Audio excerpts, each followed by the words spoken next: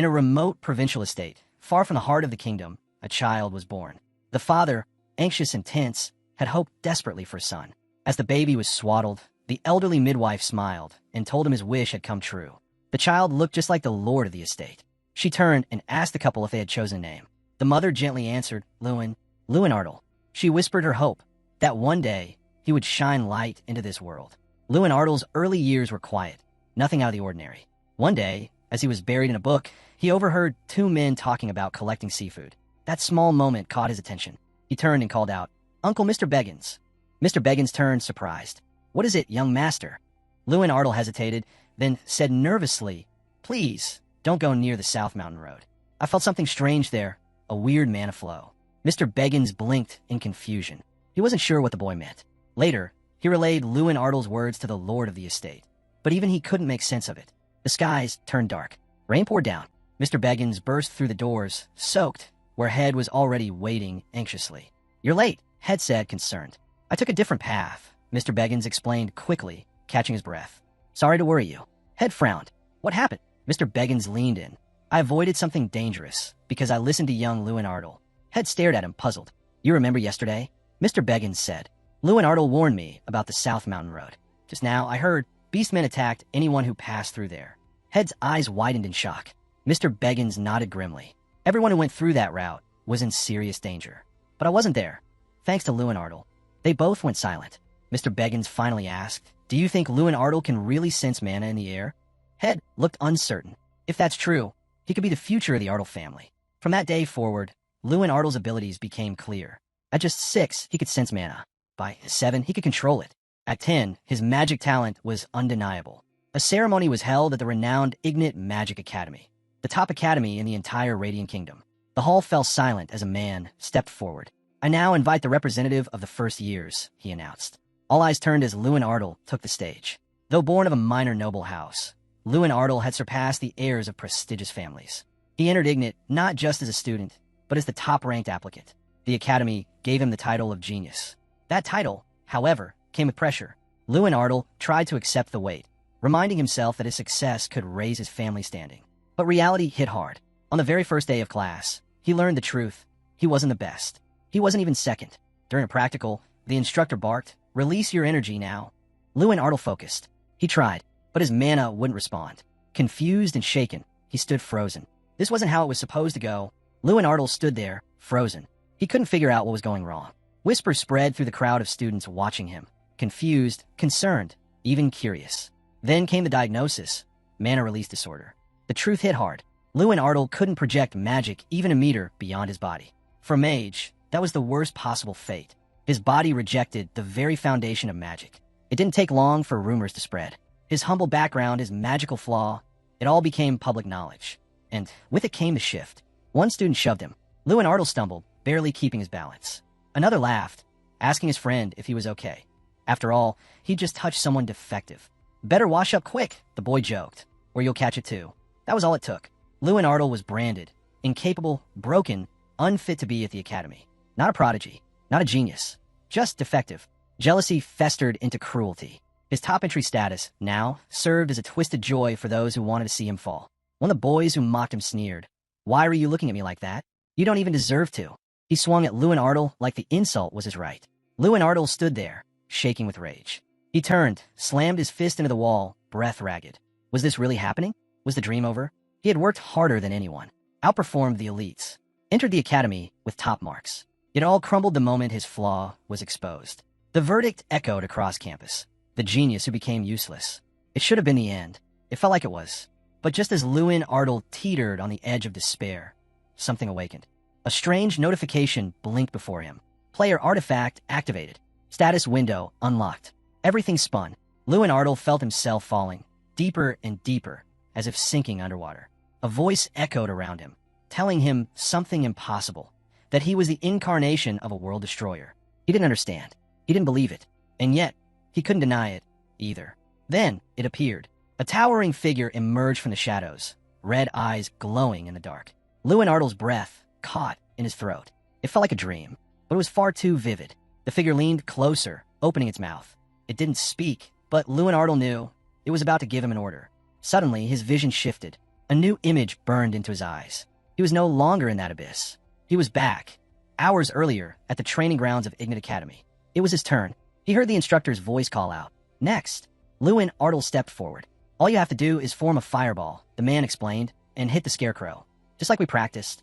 Simple enough for any average student. But for someone who couldn't use magic, it might as well have been impossible.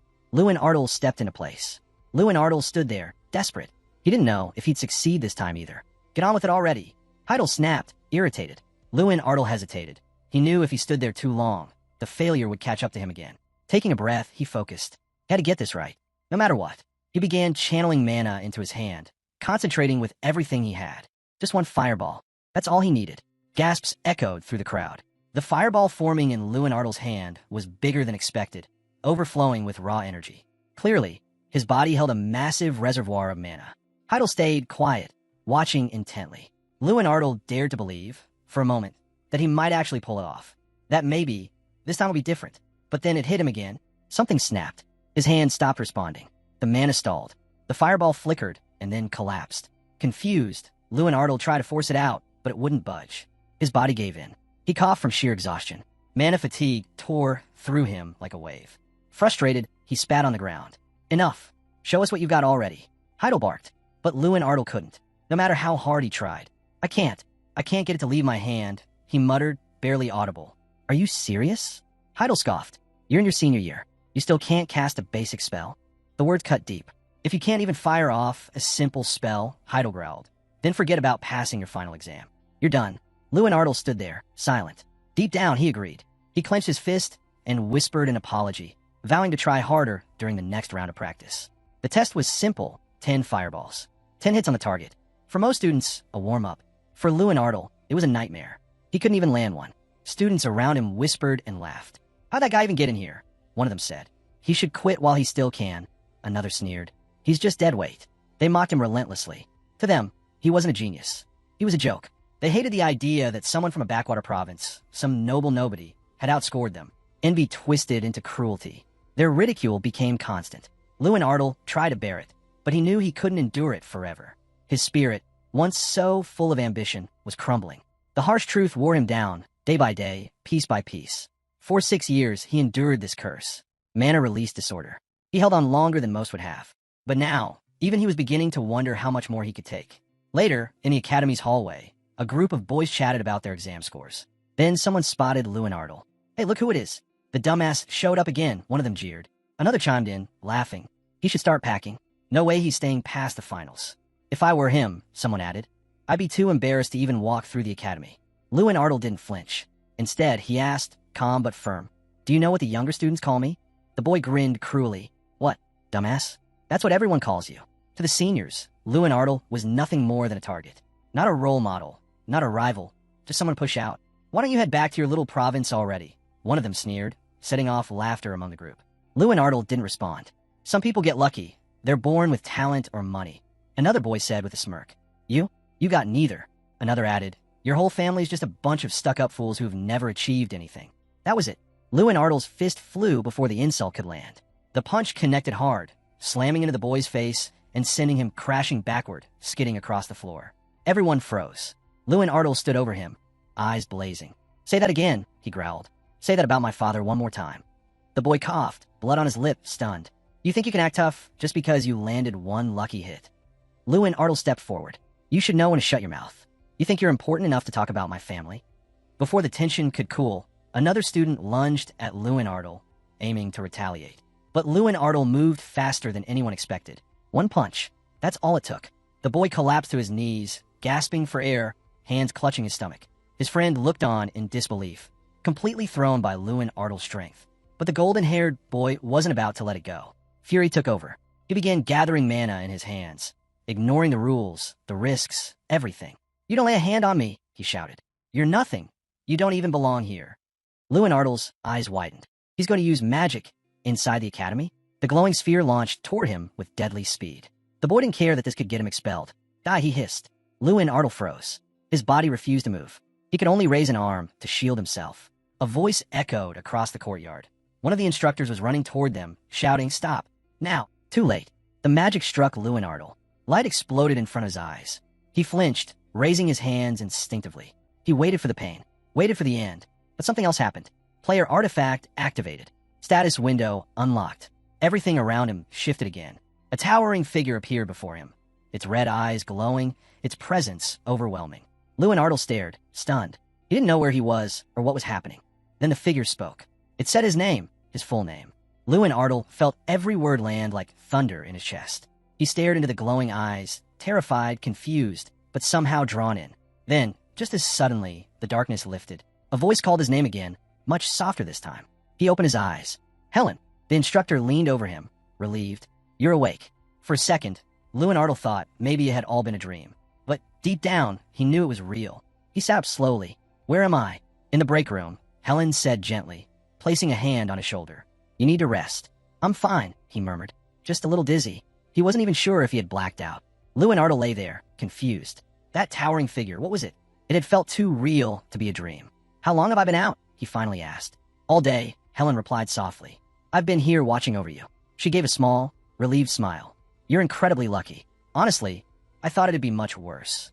Luen Ardle sat up a little. So, I'm okay. Helen nodded. We still need to run a few tests, but considering what happened, you're doing great. No burns, no wounds, no internal damage. It's unbelievable.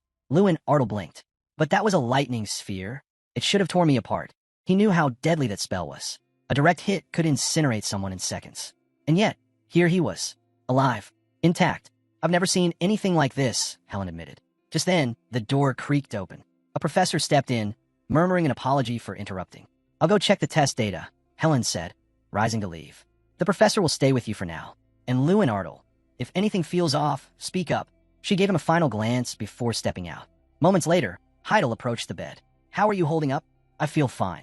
Luen Ardle said honestly, still unsure if he was dreaming. Heidel nodded. Good, because this incident, there's a whole faculty council convening over it. Luen Ardle looked up, startled. The guy who attacked you? Heidel continued. He's getting expelled. Without question. Expelled, Luen Ardle echoed. Heidel's tone hardened. He used deadly combat magic. That alone would have been enough. But he also spread lies about your family and bullied you repeatedly. The decision was unanimous. Luen Ardle dropped his gaze. I hit him too. You did, Heidel agreed. And you'll face the consequences. 1 month of volunteer service. That's all. Luen Ardle nodded quietly. But before I go, Heidel added, there's one thing I've got to ask. He paused, studying the boy's face. Do you have an artifact? Luen Ardle's eyes widened. What? No, of course not. If I had something like that, why would I let myself be treated like garbage this whole time? Heidel folded his arms. It's just, right before the lightning hit you, I saw something. A red glow surrounding your body, like a high-tier artifact was shielding you. Luen Ardle stared at him in disbelief. He knew what an artifact was. Powerful. Ancient relics used by top mages and noble houses. There was no way he had one. But that figure in his dream, the glowing eyes, the voice calling his name, was it connected? I don't know what happened, Luen Ardle said slowly. But if I had an artifact, I'd know it. Heidel frowned, clearly still unsure. All right, just rest up. He turned toward the door. We'll leave it there for now. Luen Ardle leaned back, staring at the ceiling. His mind raced. What was that red light? What was that dream? One thing was certain, whatever had saved him, it wasn't normal. It felt just like a dream, but Luen Ardle knew it wasn't. That strange voice, the one that had called to him. It had said the artifact was unlocked. Something about a player. He tried to remember what else the statue had said, but his memory was fuzzy. Then it hit him. There had been a status window. And just like that, it appeared, right in front of him, floating in the air. Luen Ardle froze. Helen was walking over with a stack of papers. He blinked, trying to process what he was seeing. It was real. Is something wrong? Helen asked, noticing his expression. You're not feeling sick, are you? It's not that, Luen Ardle replied slowly. I'm seeing something. Right here, in front of me. Helen frowned. Seeing what? It's like a blue screen. With information. She glanced at the empty air where he was staring and gave him a puzzled look. There's nothing there, Luen Ardle. He could tell. She wasn't joking. She really couldn't see it. He looked back at the screen, realizing the truth. Only he could see it. Thinking fast, he shook his head. Must have been my eyes playing tricks. I probably squinted or something. Helen wasn't amused. That's not funny. Anyway, your tests look good. You're clear to go back to the dorms. Luen Ardle smiled with relief. Thanks. As he walked away, he ran through everything that had happened in his mind. He survived a lightning strike. He met a red-eyed figure in another dimension. He now had a status window that no one else could see. And then, another notification popped up. A new task. The window instructed him to train his body to increase strength. Luen Ardle squinted at it, confused.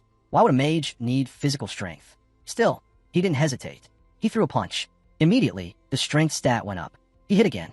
The number rose further. Luen Ardle's eyes lit up. It was working. With every correct hit, his strength grew. But then nothing. He looked at the screen again. The last hit hadn't counted. Even the slightest mistake canceled the progress. He narrowed his eyes. Fine, I'll do it properly. Hours passed. Night had fallen. His body ached and sweat poured down his face, but he kept going. Finally, a message appeared. Task complete. Strength increased. Luen Ardle panted, exhausted. But something was different. He felt it. A strange sensation flowed through him, subtle, deep in his blood. Stronger than mana. It was power. He clenched his fist, testing it, and felt the change instantly.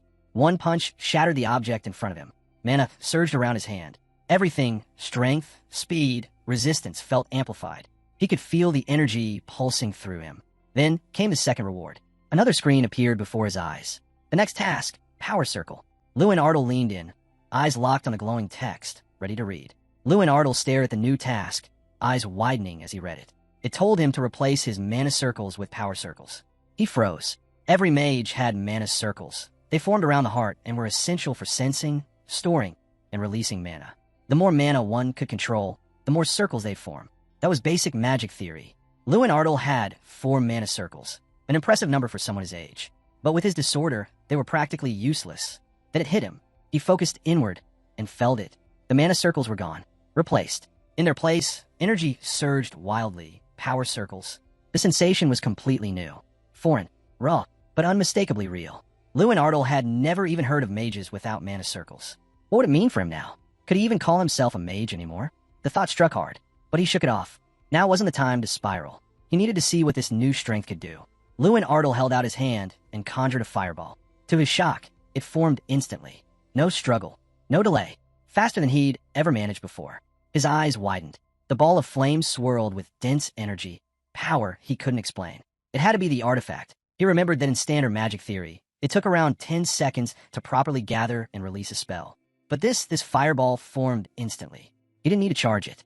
He didn't even need focus. The power surged up from within, directly tied to his physical strength. This was no ordinary magic. This was the artifact's doing. After another round of intense training, another window appeared beside him. Luen Ardle tensed, unsure what to expect. The task, channel magic through your body and strike.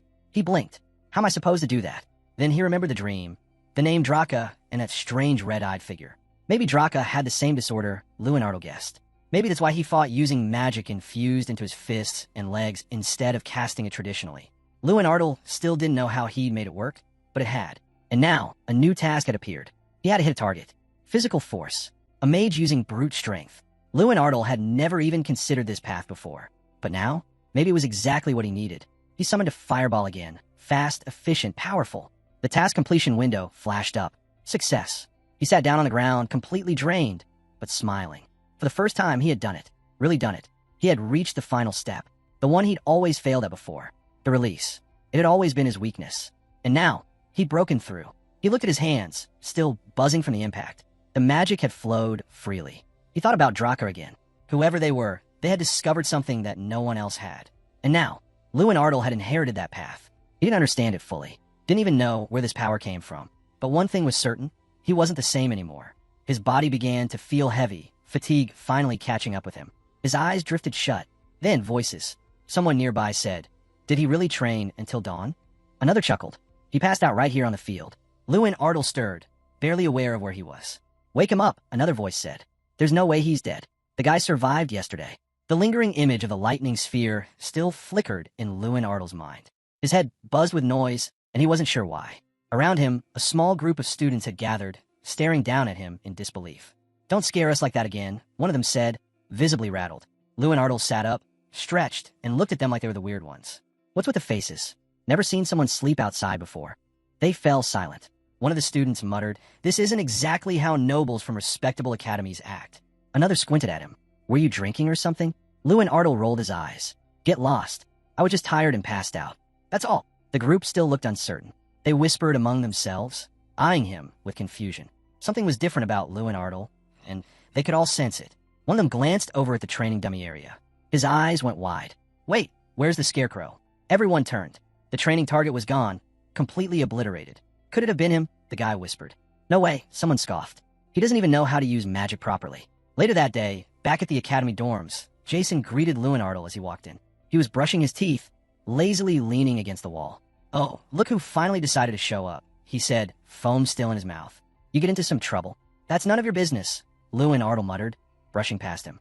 Jason wasn't offended. He wasn't hostile, just nosy. Despite being the eldest son of a prestigious family, Jason was more obsessed with drinking and chasing girls than studying.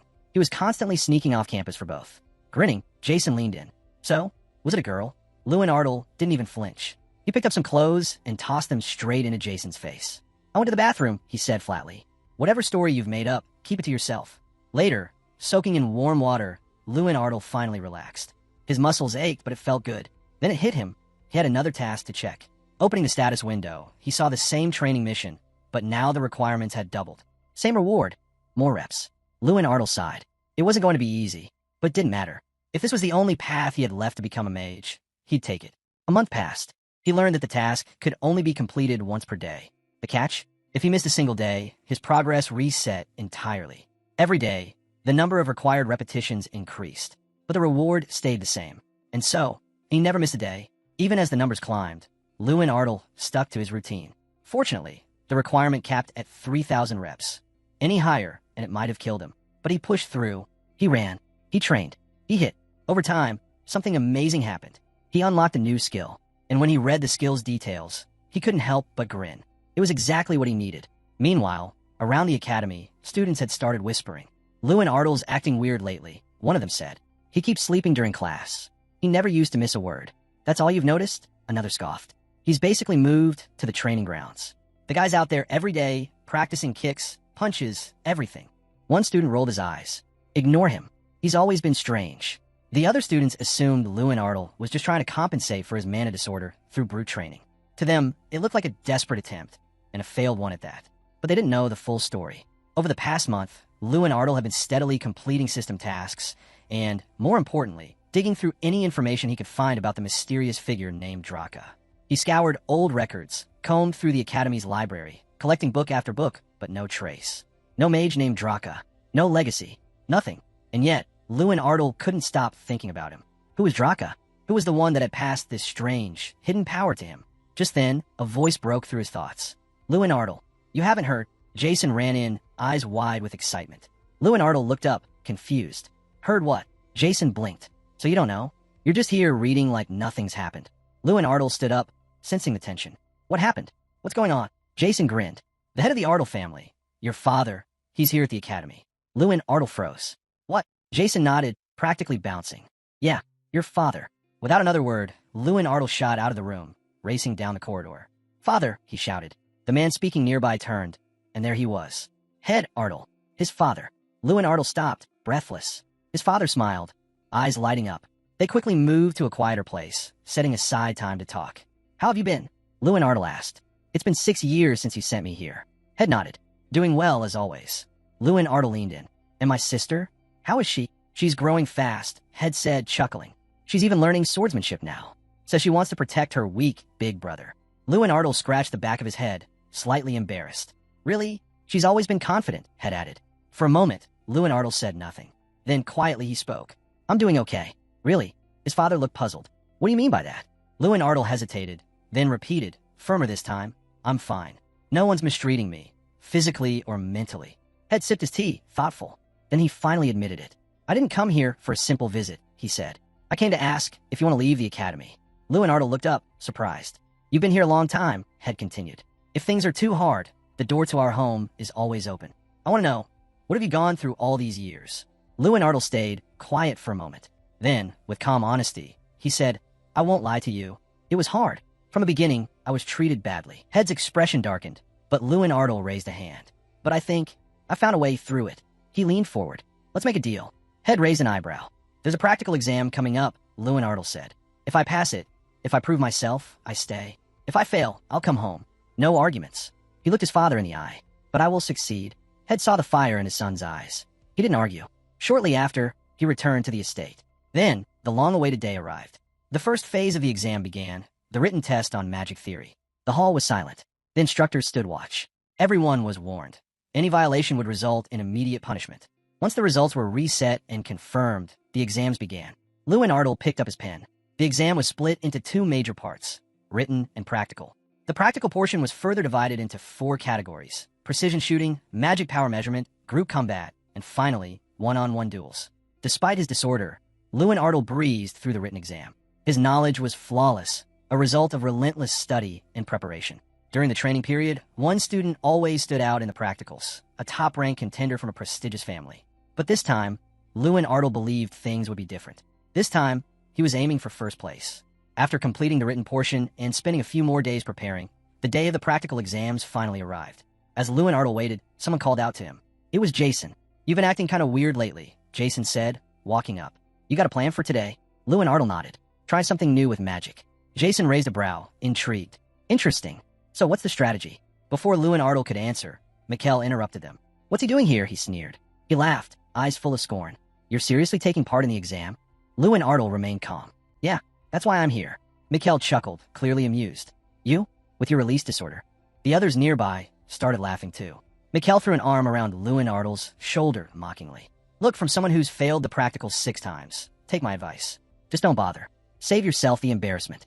Luen Ardle brushed off his hand. "Thanks, but I'm good. Your advice won't help me." Michael's smile faded into a glare. "You think someone like you can pass this? You seriously believe that?" he snapped. "You're not even worth my time." Luen Ardle didn't reply, but he realized something. Mikkel hadn't always acted this bold. This confidence, it felt forced. Like Mikkel saw him as a threat and didn't know how to deal with it. "I'll handle you in the duel," Mikkel muttered before walking away. The first practical test was up, precision shooting. Officially known as the multi-target shooting test, this part measured how many moving targets a mage could hit at once. This year, the difficulty had been increased. All the targets were now in motion, darting unpredictably across the field. The room grew quiet. Everyone watched intently, counting each hit. Angelia, once considered promising, couldn't hit a single target. Past failures had shaken her confidence. The average result? Abysmal. Most students hit 3, maybe 4 targets at best. Just a slight increase in difficulty had crushed the entire group's performance. From the stands, murmurs rippled through the audience. Is this really the quality of this year's graduates? Even the professors looked disappointed, though they tried to hide it. That's when Professor Elric announced the next participant. "Mikkel, you're up." Finally, someone they could count on. Mikkel strutted confidently into the arena. He glanced over at Luen Ardle. Watch closely, he smirked. "I'll show you how it's done." The signal rang out. Mikkel raised his hand, his magic flaring to life. In seconds, he began firing clean, accurate shots. The students cheered. They were expecting it, but still impressed. Mikkel was back at the top. There was no question in anyone's mind. He would take first place again. One of the teachers proudly stepped forward, claiming they had trained a successor truly worthy of the family name. Professor Elric turned to the others, asking if they really believed this guy was the Academy's shining star. He was sure this student would represent them at the upcoming Grand Festival. Before things got too carried away, Tyrion Ignat cut in, urging the professor to stop. He said they'd seen more than enough to judge this year's graduating class. But Heidel was curious. Why not stay a little longer and see what Luen Ardle had in store? Tyrion Ignat raised an eyebrow, surprised to hear Luen Ardle's name. Based on what he'd seen, Luen Ardle's skill level shouldn't have been enough to pass the exam. Still, out of respect for the kids' determination, they agreed to stay and watch. Down in the arena, Luen Ardle stepped forward, seeing this as his moment to finally prove himself. The examiner gave him the go-ahead. Without hesitation, Luen Ardle raised his hand, summoning a fireball. Then, with his other hand, he added more. Soon, multiple fireballs were swirling around him. The professor stared, stunned by how fast he conjured them. The other students were just as baffled. Only Mikkel looked angry. He scoffed and told the others not to be fooled. Sure, Luen Ardle could make all the fireballs he wanted, but he couldn't actually launch them. But before Mikkel could finish his sentence, Luen Ardle moved. He activated a skill that let him accelerate unnaturally fast, a newly acquired ability called time refraction. For 30 seconds, he could move like a phantom in any direction. In a blink, Luen Ardle shot forward, slicing through every target like a raging storm. It was over in one explosive moment. The crowd sat frozen. Even the teachers couldn't believe what they'd just seen. Luen Ardle stood in the center, breathless. He had done it. Every single target obliterated. Behind him, an official slowly scribbled the number 27, his hand trembling. The audience gasped. Luen Ardle had used magic from his own hands to hit every single target. No one could figure out how he managed to strike all 27. It was the highest score in the Academy's history. Confusion spread. How'd he move that fast? Was it really magic? Then Tyrion Ignat rose from his seat and began to applaud. He called the performance extraordinary. The students followed, cheering and congratulating Luen Ardle. But not Mikkel. He was fuming. He couldn't understand how Luen Ardle had pulled this off. Luen Ardle himself was overwhelmed. For 6 long years, he hadn't heard a single word of praise. Now, as applause filled the arena, a warm feeling stirred in his chest. Maybe this was what he'd been chasing all along. Professor Elric, though, wasn't convinced. He questioned why Luen Ardle used hand-based magic, claiming it didn't even qualify as proper spellcasting. Heidel calmly replied that magic's true nature lies in its limitless potential. If it always followed the rules, he said, it wouldn't be magic, it'd be math. Professor Elric tried to argue, but Tyrion Ignatz silenced him. The old man smiled and said what they had just witnessed was nothing short of a miracle. A student had done something flawless. As the others nodded in agreement, Professor Elric seethed. To him, it felt like everything had just unraveled because of this one boy. No one could have predicted things would flip so fast. Jason cheerfully dragged Luen Ardle into the building, acting like they'd been best friends forever. Luen Ardle asked him to chill, but before he could say more, the others swarmed him. Everyone wanted to know, how'd he pull off that insane move during yesterday's exam? Just like that, they were all trying to get on his good side. Luen Ardle saw right through it. Just yesterday, he was nothing but an outcast. And now, everything had changed overnight. Turning to Jason, Luen Ardle simply said he was moving forward from here on.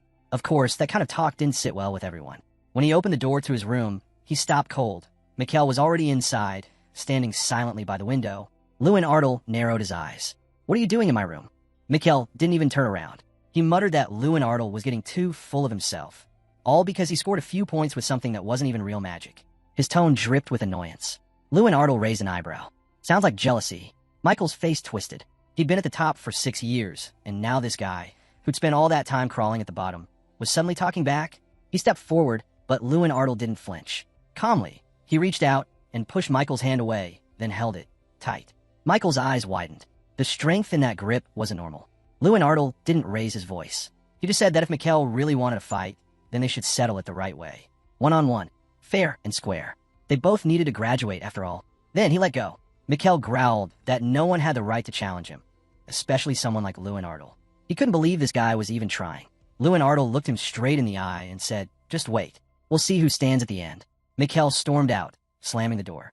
In the hallway, his frustration boiled over.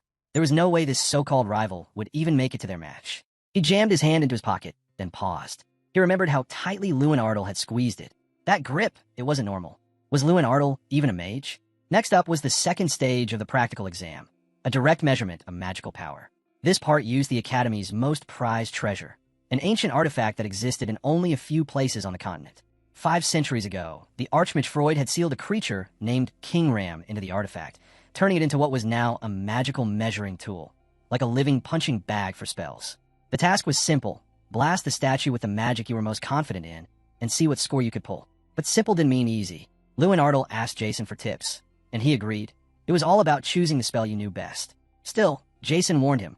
This thing was ruthless. Scoring anything over 20 was considered amazing. Some poor guy stepped up and tried using a thunderstorm spell. The statue didn't even blink. Instead, it demanded the guy step aside, calling his magic laughably weak. Then it even told him to quit magic altogether. Disappointment rippled through the crowd. Same old results, someone muttered.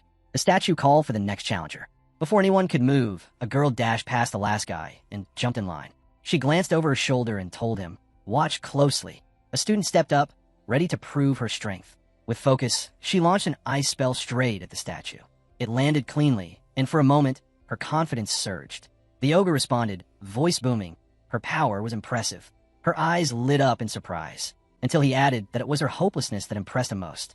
Stunned, the girl's expression fell apart. She'd only scored 2 points. Tears welled up as she muttered that it had been her strongest spell. One by one, more students gave it their best, only to fail. The air grew heavy with disappointment. Then the lead examiner stepped forward. "Hold it together," he said. "Don't bring the whole room down. Let the next ones have their shot." Next up was Mikkel. He walked up with confidence, casting a strong spell to draw attention. But the statue didn't react with awe. Instead, it sounded bored. "Is that it?" the ogre grumbled. "How disappointing." Mikkel scowled. "I'm the 3rd son of Josh Gary Hill," he said, proudly dropping the name like it should change everything. But the statue just laughed. "Oh, that idiot? The one who begged me to boost his kid's score? You got even less talent than him." Mikkel froze. "What are you talking about? You gave me 27 points. "Yeah," the statue said with a yawn. "And I regret every one of them." Without waiting for a reply, It called for the next student. Luen Ardle stepped forward. His chest tightened. He took a breath, calmed himself, and stepped into position. "I'm Luen Ardle," he said, announcing his name. The statue tilted its head. "Never heard of you." Luen Ardle blinked. "I just said my name." "Not important," the statue muttered. "Begin." A murmur spread through the students as they saw his mana begin to surge. It wasn't normal. His aura flared with explosive energy. Was that class for magic? That kind of power shouldn't have even been possible for someone their level.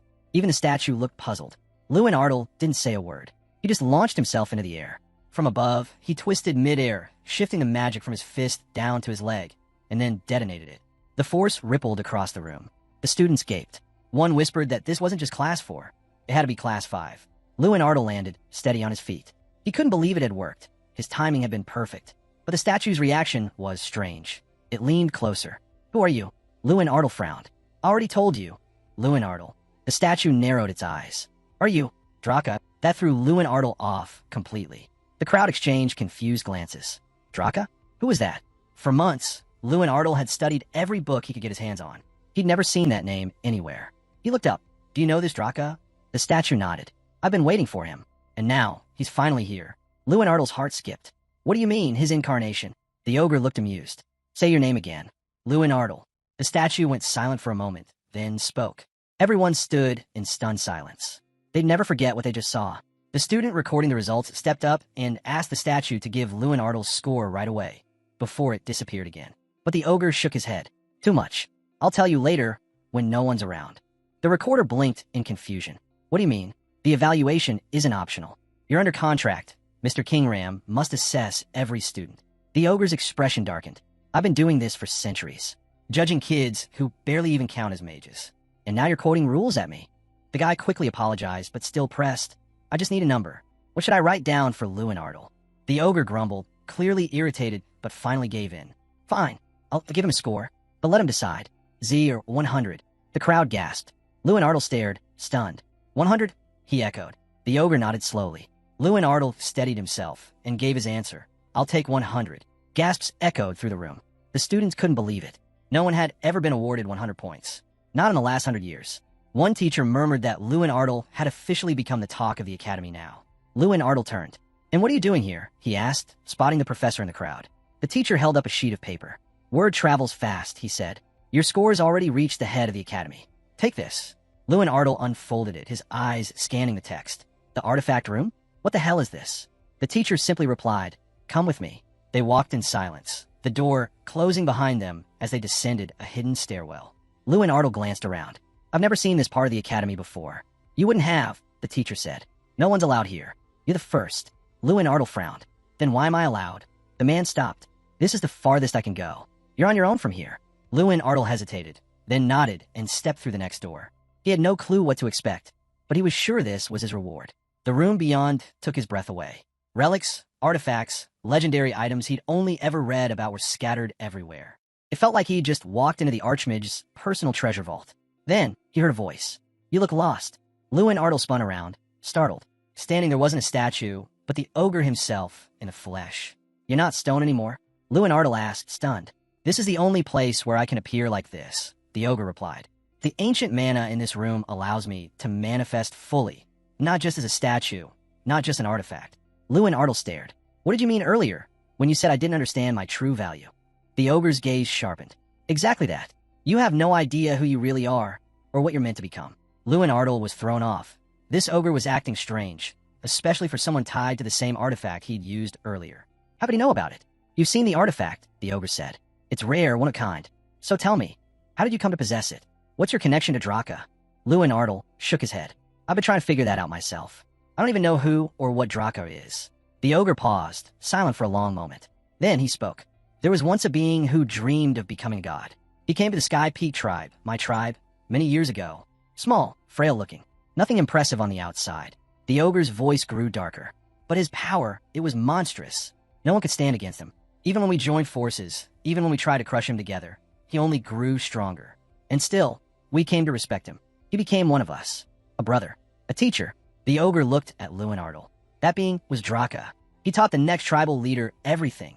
Language, magic, wisdom. For nearly a century. Luen Ardle's eyes widened. He lived that long. He wasn't human, the ogre replied. His true form was the black dragon, Dragonia. Luen Ardle staggered back, completely shaken. Dragons are real? You've heard the stories, haven't you? The ogre said. But they're more than just legends. Tell me, do you know where magic truly comes from?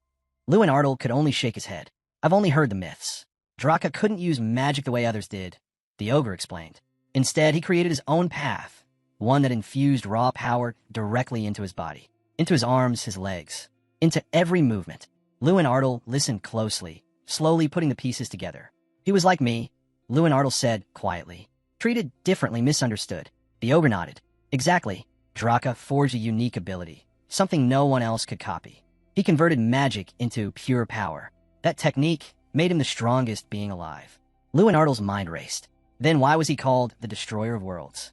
Because even that power wasn't enough for him, the ogre answered. He pushed it further and further until he destroyed everything. And finally, even himself. Luen Ardle stood frozen, the weight of that truth sinking in. To wield such strength and lose everything. Suddenly, a notification blinked into view. He'd unlocked a new achievement, Friend of the Ogre. He blinked. A reward? Now, he figured there had to be more to it. Talking with characters like this wasn't just for lore. Another message popped up. Skill acquired, Ogre's Rage. 30 minutes of enhanced strength, Luen Ardle read aloud. He glanced down and realized he was holding a strange white orb, an eerie, glowing sphere pulsing with energy. The ogre noticed. Ah, a reward for reaching this point. Luen Ardle turned the orb in his hands. What is this thing? The ogre squinted, taking a step closer. Let me see it. Luen Ardle handed it over. The ogre studied it carefully. This isn't an item, he finally said. It's an embodiment. An embodiment? Luen Ardle echoed. What does that even mean? I don't fully know, the ogre admitted. I was always close to Draa, but never brave enough to ask. If I had to guess. He looked at the orb, his tone turning solemn. This is part of him. When he died, I believe he sealed himself inside a spirit stone. And what you're holding is what's left of him. This is the embodiment of his power, the ogre said. Though it's called a spirit, it's nothing like the usual kind. Luen Ardle studied the glowing orb in his hand. Bear, the ogre continued, has a difficult personality. He craves endless power, always demanding more. But in return, he promises something even greater, unlimited strength to the one who awakens him. Luen Ardle looked up. So this bear, he came from this stone. The ogre nodded. Exactly. But don't worry. You should be waking up any minute now. Just as the words left his mouth, the orb began to crack. Luen Ardle stared in horror as something inside began to stir. Suddenly there it was, in his hands, a small, furry creature. A bear, he muttered in disbelief. The little beast glared at him. I'm not a bear. Luen Ardle jumped. Did you just talk? I said. The creature growled. Don't call me that again. Luen Ardle blinked, still stunned. Okay, then what are you? I am an incarnation, unbound by form. I can be whatever I want. The creature puffed itself up, trying to look grand. And now, I'll show you my power. Luen Ardle leaned in curiously. Nothing happened. Bear blinked. Wait, where's my power? Why can't I transform? Luen Ardle tilted his head. What exactly are you doing? The creature huffed. I'm reconstructing. Obviously, the problem is that I'm doing it on an empty stomach. Feed me. Luen Ardle frowned. You're being kind of rude. And besides, there's no food here. What would you even eat? Bear scoffed. My owner can't even feed me? How pathetic. Wait, owner. Luen Ardle repeated. You mean I'm your... Bear turned away with a dramatic sigh and curled up. Wake me when something interesting happens. Still baffled, Luen Ardle looked over at the ogre. The old warrior chuckled warmly. It's been 1,000 years, and his attitude hasn't changed one bit. He leaned back on his throne. Seeing you two together, it takes me back. Reminds me of the days when Bear and Draa lived among us in the Sky Peak tribe. Then his gaze sharpened. Now tell me, what will you do next? Luen Ardle hesitated. What do you mean? I'm talking about power, the ogre said. The kind that changes a person, guides them, or breaks them. Why do you seek strength? Luen Ardle thought for a moment. To protect my people, to restore the Ardle family name, to show those who looked down on me that they were wrong. He clenched his fists. That's enough for now. I'll live for my family, my people, and myself. The ogre smiled. Then I'll be watching. I want to see where your path leads. Luen Ardle nodded. Though he just scratched the surface of Draa's mystery, his everyday life hadn't changed much. Well, except for one thing. From then on, he had someone new to call out to. Whenever Luen Ardle called out to Bear, the bear-like creature would instantly appear and ask the same thing. Got food? That was the only real change in Luen Ardle's life. Bear constantly needed feeding. And not just normal food. His appetite was special. He fed on power earned through quests. Once satisfied, Bear always said the same thing. Much better. As Luen Ardle progressed, Bear grew alongside him. Their bond allowed Luen Ardle access to a unique skill, Onir. This ability accelerated his growth rate, giving him a massive edge. For every level Luen Ardle gained, he received 100 extra power. And the best part? It doubled once he reached 2 stars. Bear bragged that, back in his prime, before being sealed, he had 31 stars. Luen Ardle's jaw nearly dropped. That's 3,100 power. He didn't even have 1,000 yet, and still, he already felt insanely strong. Just how powerful had Draa become?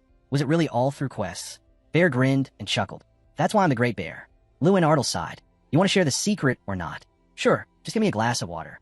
Luen Ardle shot him a glare. Say that again, and I'm cutting off your food supply. Bear immediately straightened up. Okay, I'll tell you for free. According to Bear, there were many paths to power. Harder quests, crafting items, discovering rare artifacts, even brewing bizarre things like ogre tendon elixirs. But then, he casually added, none of that suits you, though. Luen Ardle raised an eyebrow. There's so many options, and none work for me. Bear nodded. Not yet. First, you need to reach at least 1,000 strength. Any more before that, and your body won't keep up. That hit Luen Ardle hard. He felt like he'd come so far, but now it was clear this was still just the beginning. So, he set his next goal, 1,000 strength. Every day after that, Luen Ardle pushed his limits, grinding through intense training sessions to raise his physical power. When he finally reached 930, the third stage of the exam began, real combat. Bear floated beside him. Wait, today's the day.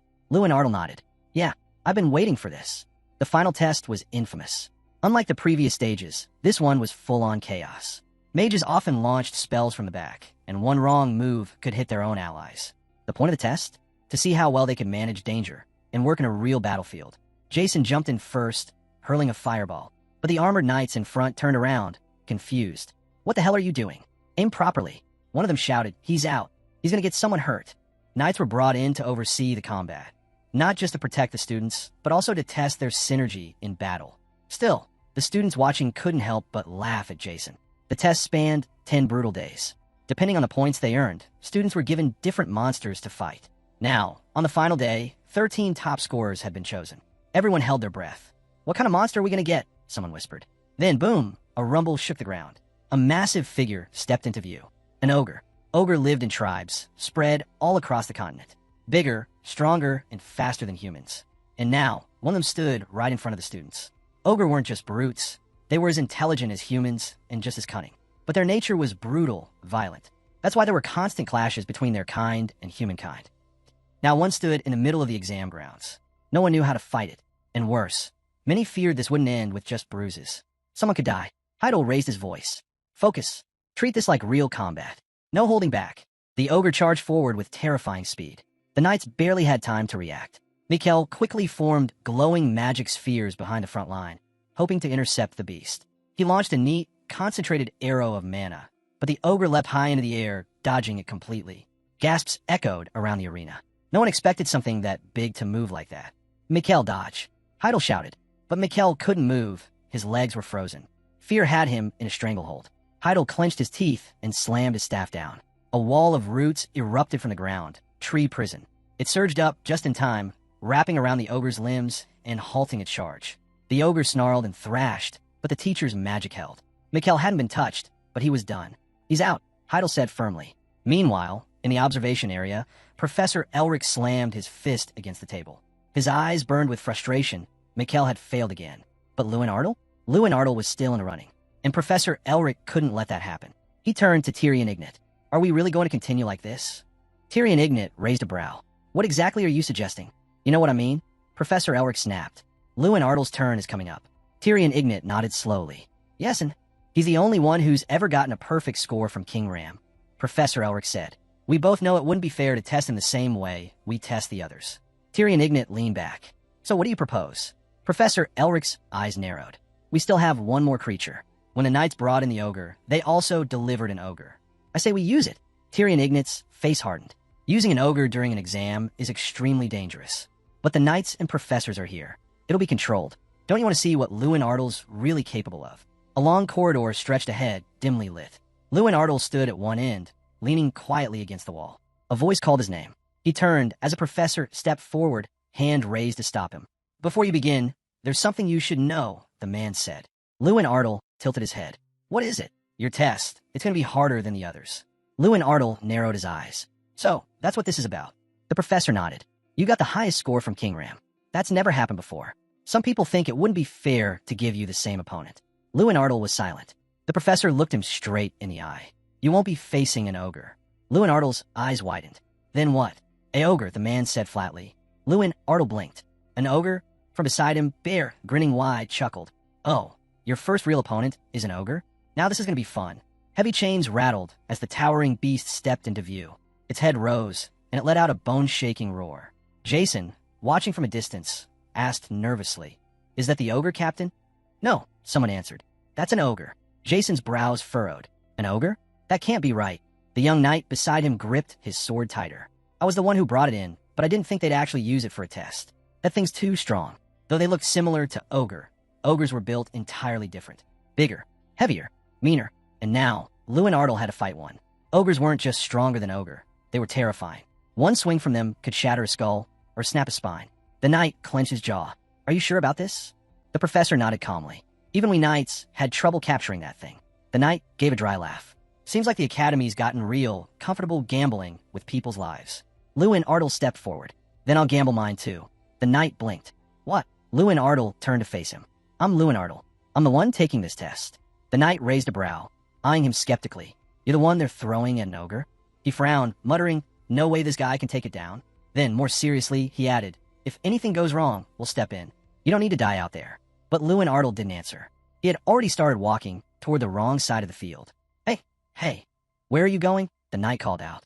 Luen Ardle turned slightly, getting into position. That's not your spot, the knight said, confused. You're supposed to stand behind me, not in front. Luen Ardle replied without flinching. My spells work a bit differently. The knight's eyes widened. You stand there, and we can't protect you. That's not an ogre. That's an ogre. I know, Luen Ardle said firmly. Then why take that risk? Luen Ardle threw off his cloak, eyes locked forward. Because I've made up my mind. The knight stared at him, trying to read his face. No fear. None. He was different, truly different. The professor stepped forward. Luen Ardle, get ready. With a snap of his fingers, the chains binding the ogre dropped to the ground with a clang. The beast roared and charged. And so did Luen Ardle. Wait, what are you doing? The knight shouted in shock. He's running straight at it. Is he crazy? The ogre raised its massive arm and swung with full force. The ground trembled. Two bursts of light flashed in the air as Luen Ardle shot forward, hand extended. Fireball, he yelled. The spell exploded point blank. Flames erupted around them as the two forces collided. The knights ducked as the shockwave hit. Smoke billowed, hiding everything. Golter Pirani crouched behind a shield. He cast it in close range. He shielded his face from the fire. All around, students squinted through the thick smoke. Is he alive? Someone whispered. Then, through the haze, Luen Ardle's figure emerged. The knight's eyes widened. He's still standing. How? The professor's mouth curled into a subtle smile. The knight stepped up and placed a hand on Luen Ardle's shoulder. You gotta give me a heads up next time, he scolded. I thought you were dead. Luen Ardle gave a short nod. Sorry about that. The knight shook his head in disbelief. Would you have even listened if I told you not to? Luen Ardle glanced to the side. Probably not. This isn't the time for talking, Luen Ardle muttered. First, I finished the test. Smoke puffed from the ogre's nostrils as it growled, lifting its arm with a low, threatening rumble. Get back, one of the knights shouted. We get it, you're strong. But this is too dangerous. Golter Pirani grinned. Let us handle it from here, at least until we figure out what we're dealing with. But before anyone could move, Luen Ardle stepped forward again. The knight's eyes widened. What are you doing? This is my test, Luen Ardle said sharply. You're serious? He didn't answer, just narrowed his eyes and added, Let me finish it. Luen Ardle allowed a slight grin. A system message appeared. Task complete. Objective, strike down the enemy. Reward, player's eye skill plus 30 strength. Luen Ardle blinked, stunned. Wait, the player's eye? The passive skill hit Terran level. With it, Luen Ardle gained the ability to perceive the true nature of anything. He could now analyze, track, and even sense hidden observers or magical concealments. He turned toward the bear. Player's eye. So now I'm a true player, he realized. You know this skill? He asked. The bear grinned. Of course. That's something only real players can unlock. Perched on Luen Ardle's shoulder, the bear added. From now on, even those using stealth or invisibility magic will show up to you. You'll see a faint outline. They can't hide anymore. Luen Ardle nodded. That'll come in handy. Then something else hit him. Another surprise was waiting. Suddenly, a new notification popped up. Minimap unlocked. Luen Ardle raised an eyebrow. A map? He asked. A glowing map appeared in front of him. The bear nodded. With this, you can now see everything within a 500-meter radius. Luen Ardle blinked. Seriously? Another message followed. Target status window available. He can now view detailed stats of any target, depending on its level. Bear crossed his arms, a slight smirk on his face. There's still more. Try looking at that defeated ogre using the player's eye. Luen Ardle turned to the monster. Look at what exactly?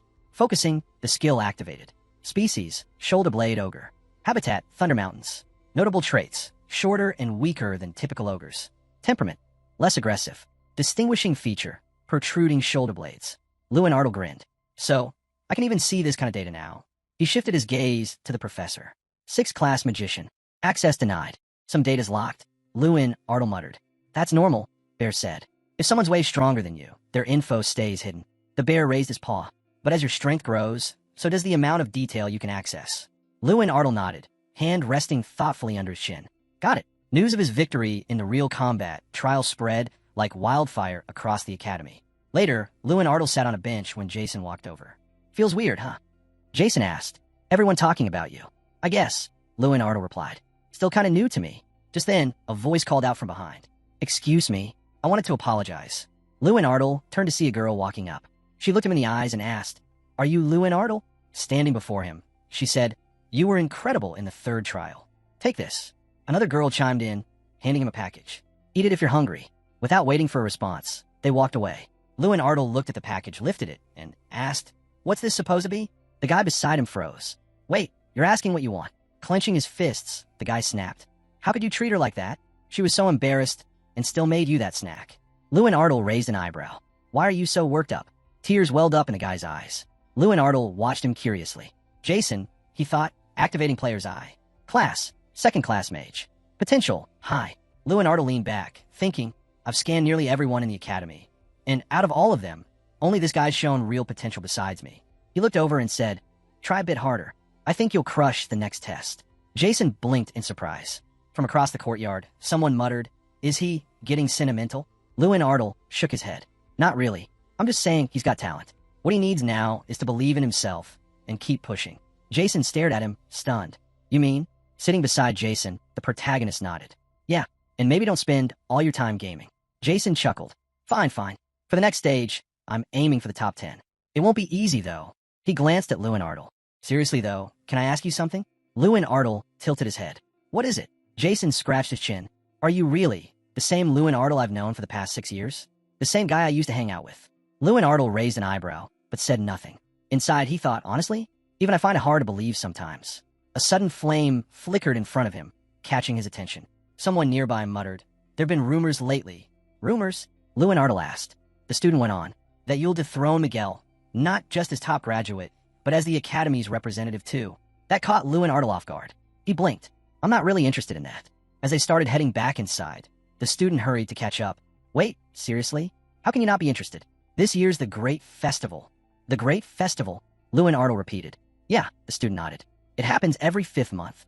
The top academies gather to crown the best of the best in magic. And every 8 years, it aligns with the Olympiad, the ultimate showdown. This year, both events collide.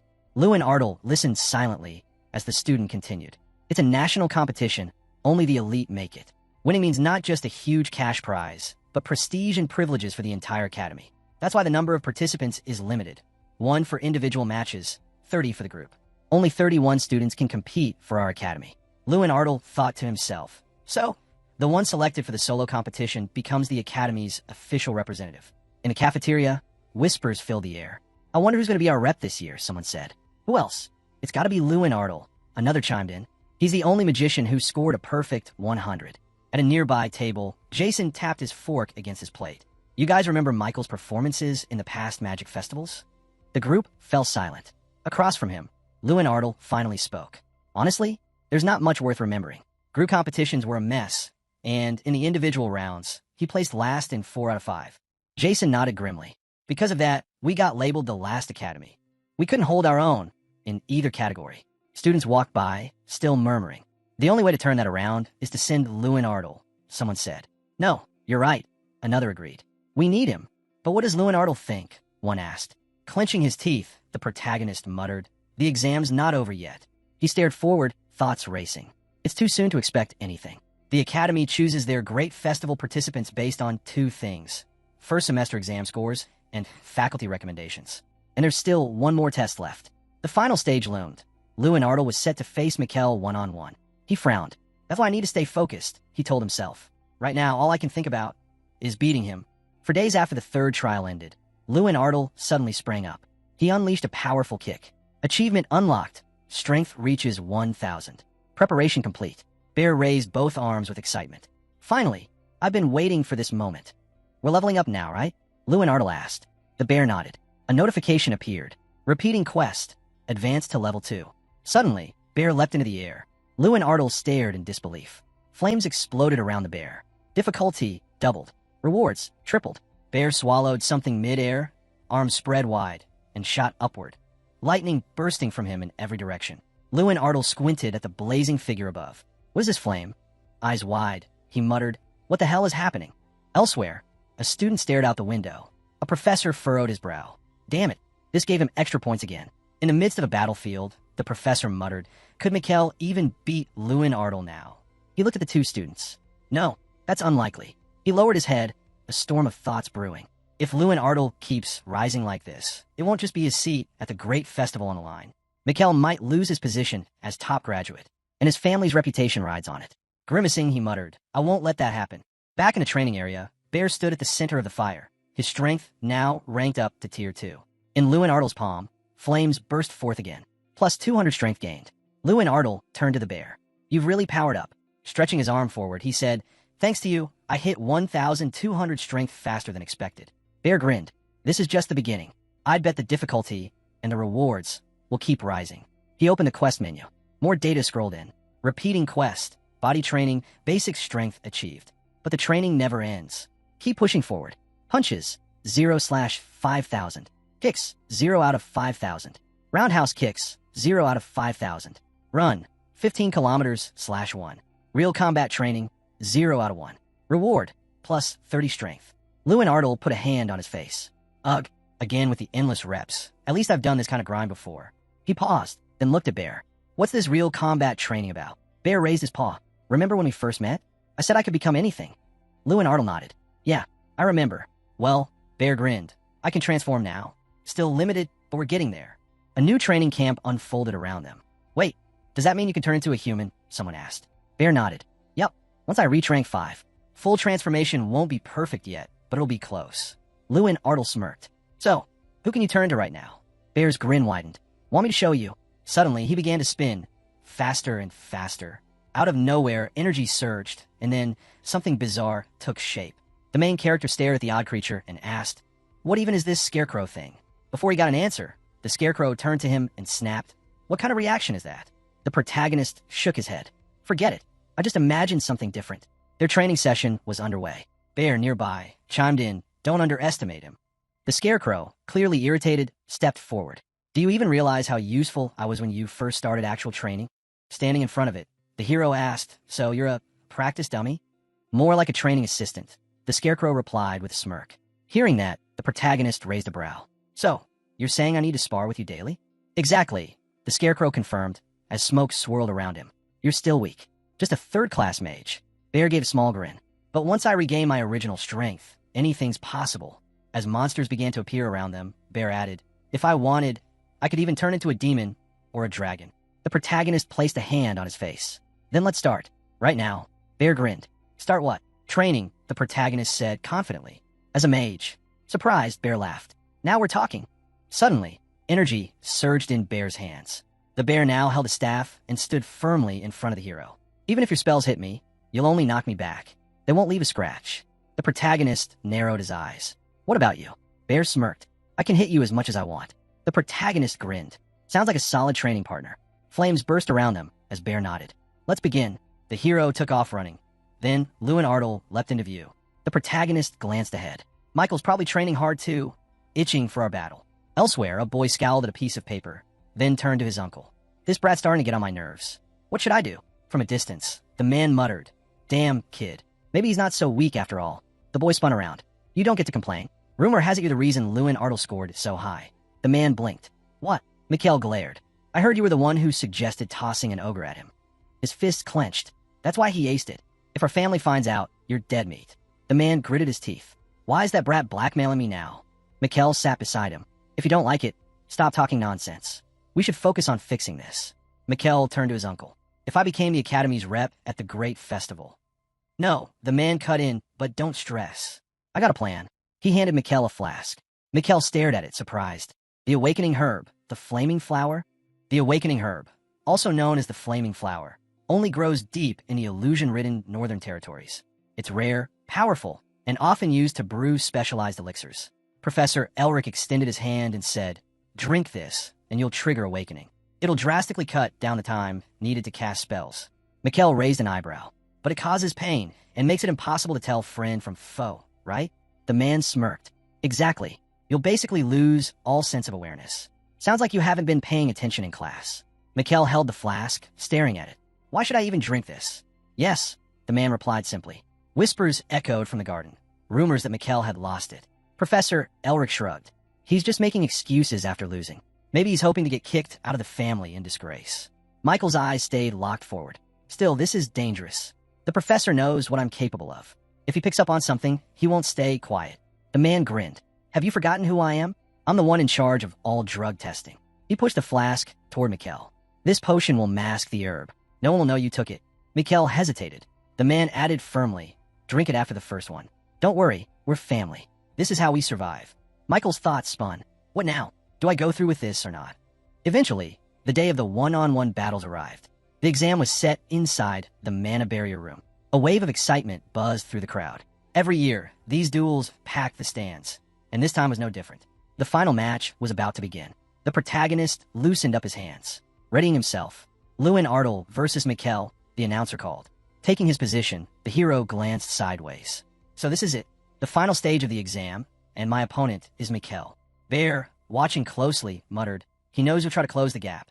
If he's prepared for that, you're in for a tough fight. The protagonist thought, even so, if I can just reach him, then answered his own thought. One hit. That's all I need. They locked eyes. Since this test was designed to mimic a real battlefield, the arena was filled with terrain, hills, rocks, obstacles. Everything you'd expect in a live combat zone. Down below, the referee asked, "Are you both ready?" Both combatants nodded. As the match was about to begin, the protagonist noticed something strange. He's not acting like himself. Luen Ardle narrowed his eyes. What's with this guy? Mikkel stood tense, fists clenched, radiating fury. The hero observed something's definitely off. He's way too quiet. Wanting answers, the protagonist activated player's eye. The data flashed across his vision. Name, Mikkel. Class, 3rd class mage. Traits, high potential, dual summoner. Special status, hidden berserk mode. The protagonist gritted his teeth. Berserk mode? Never seen that label before. It's hidden too. Mikkel had clearly taken something designed to mask the effects of a drug. No one would suspect a thing. The man stood with arms crossed as the protagonist pieced it together. Drug screenings were done before the exam, and Professor Elric was in charge. If he's Michael's uncle, could he have helped him hide the evidence? Arms outstretched, the man addressed the room. Let me make this clear. The only type of magic banned during these duels is black magic. Anything using the 4 elements is fair game. Your scores will depend on the quality and strength of the magic that lands. He glanced away before continuing. No need to stress about the power levels either. You're inside the mana barrier hall. Magic output here is cut down by 99%. Then he looked around. Any questions? The protagonist raised his hand. What is it? The man asked. Looking him in the eye, the protagonist said, what happens if someone is caught using a forbidden potion? Without hesitation, the man replied, immediate disqualification. And, depending on how serious it is, it could lead to suspension or even expulsion. The examiner decides the punishment. Then he narrowed his eyes. Why are you asking? The protagonist quickly looked away. No reason. Just wondering. The man clapped his hands. All right then, everyone in position. Luen Ardle stood with his head lowered.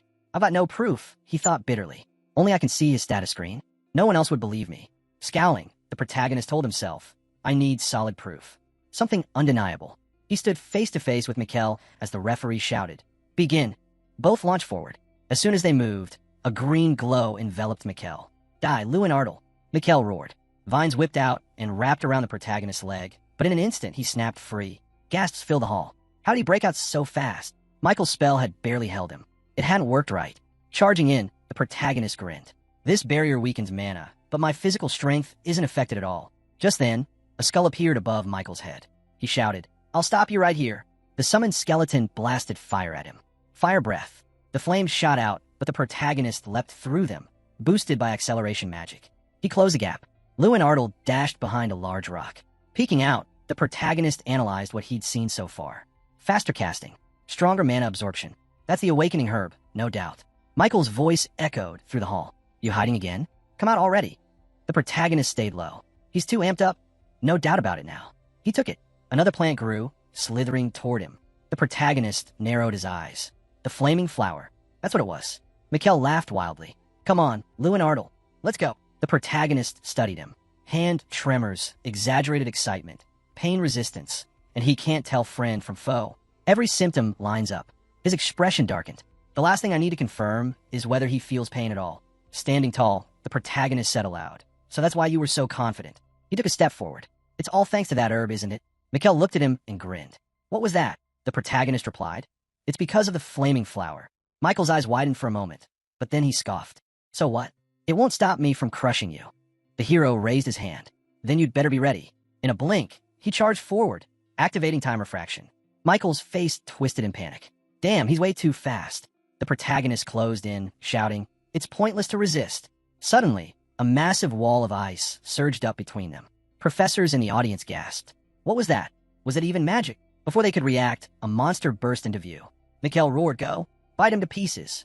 Third class summoning magic, a fire lizard. But the protagonist didn't flinch. He clenched his fist and roared back. Earthquake. A deafening boom tore across the battlefield. The ground split. The fire lizard was hurled into the air by the blast. Gasps rang out through the crowd. He countered a fire element with an earth spell. Mikkel stumbled back, screaming no. Then, raising his head with glowing red eyes, he locked onto the hero. Don't come near me. The protagonist smirked. Come on, don't act so fragile. Take this. Michael's eyes flicked to the hero's hand just before it struck him. Outside the barrier, the students watched with wide-eyed wonder as a storm of fire exploded in the arena. Thick smoke curled into the air. When it cleared, the protagonist stood firm.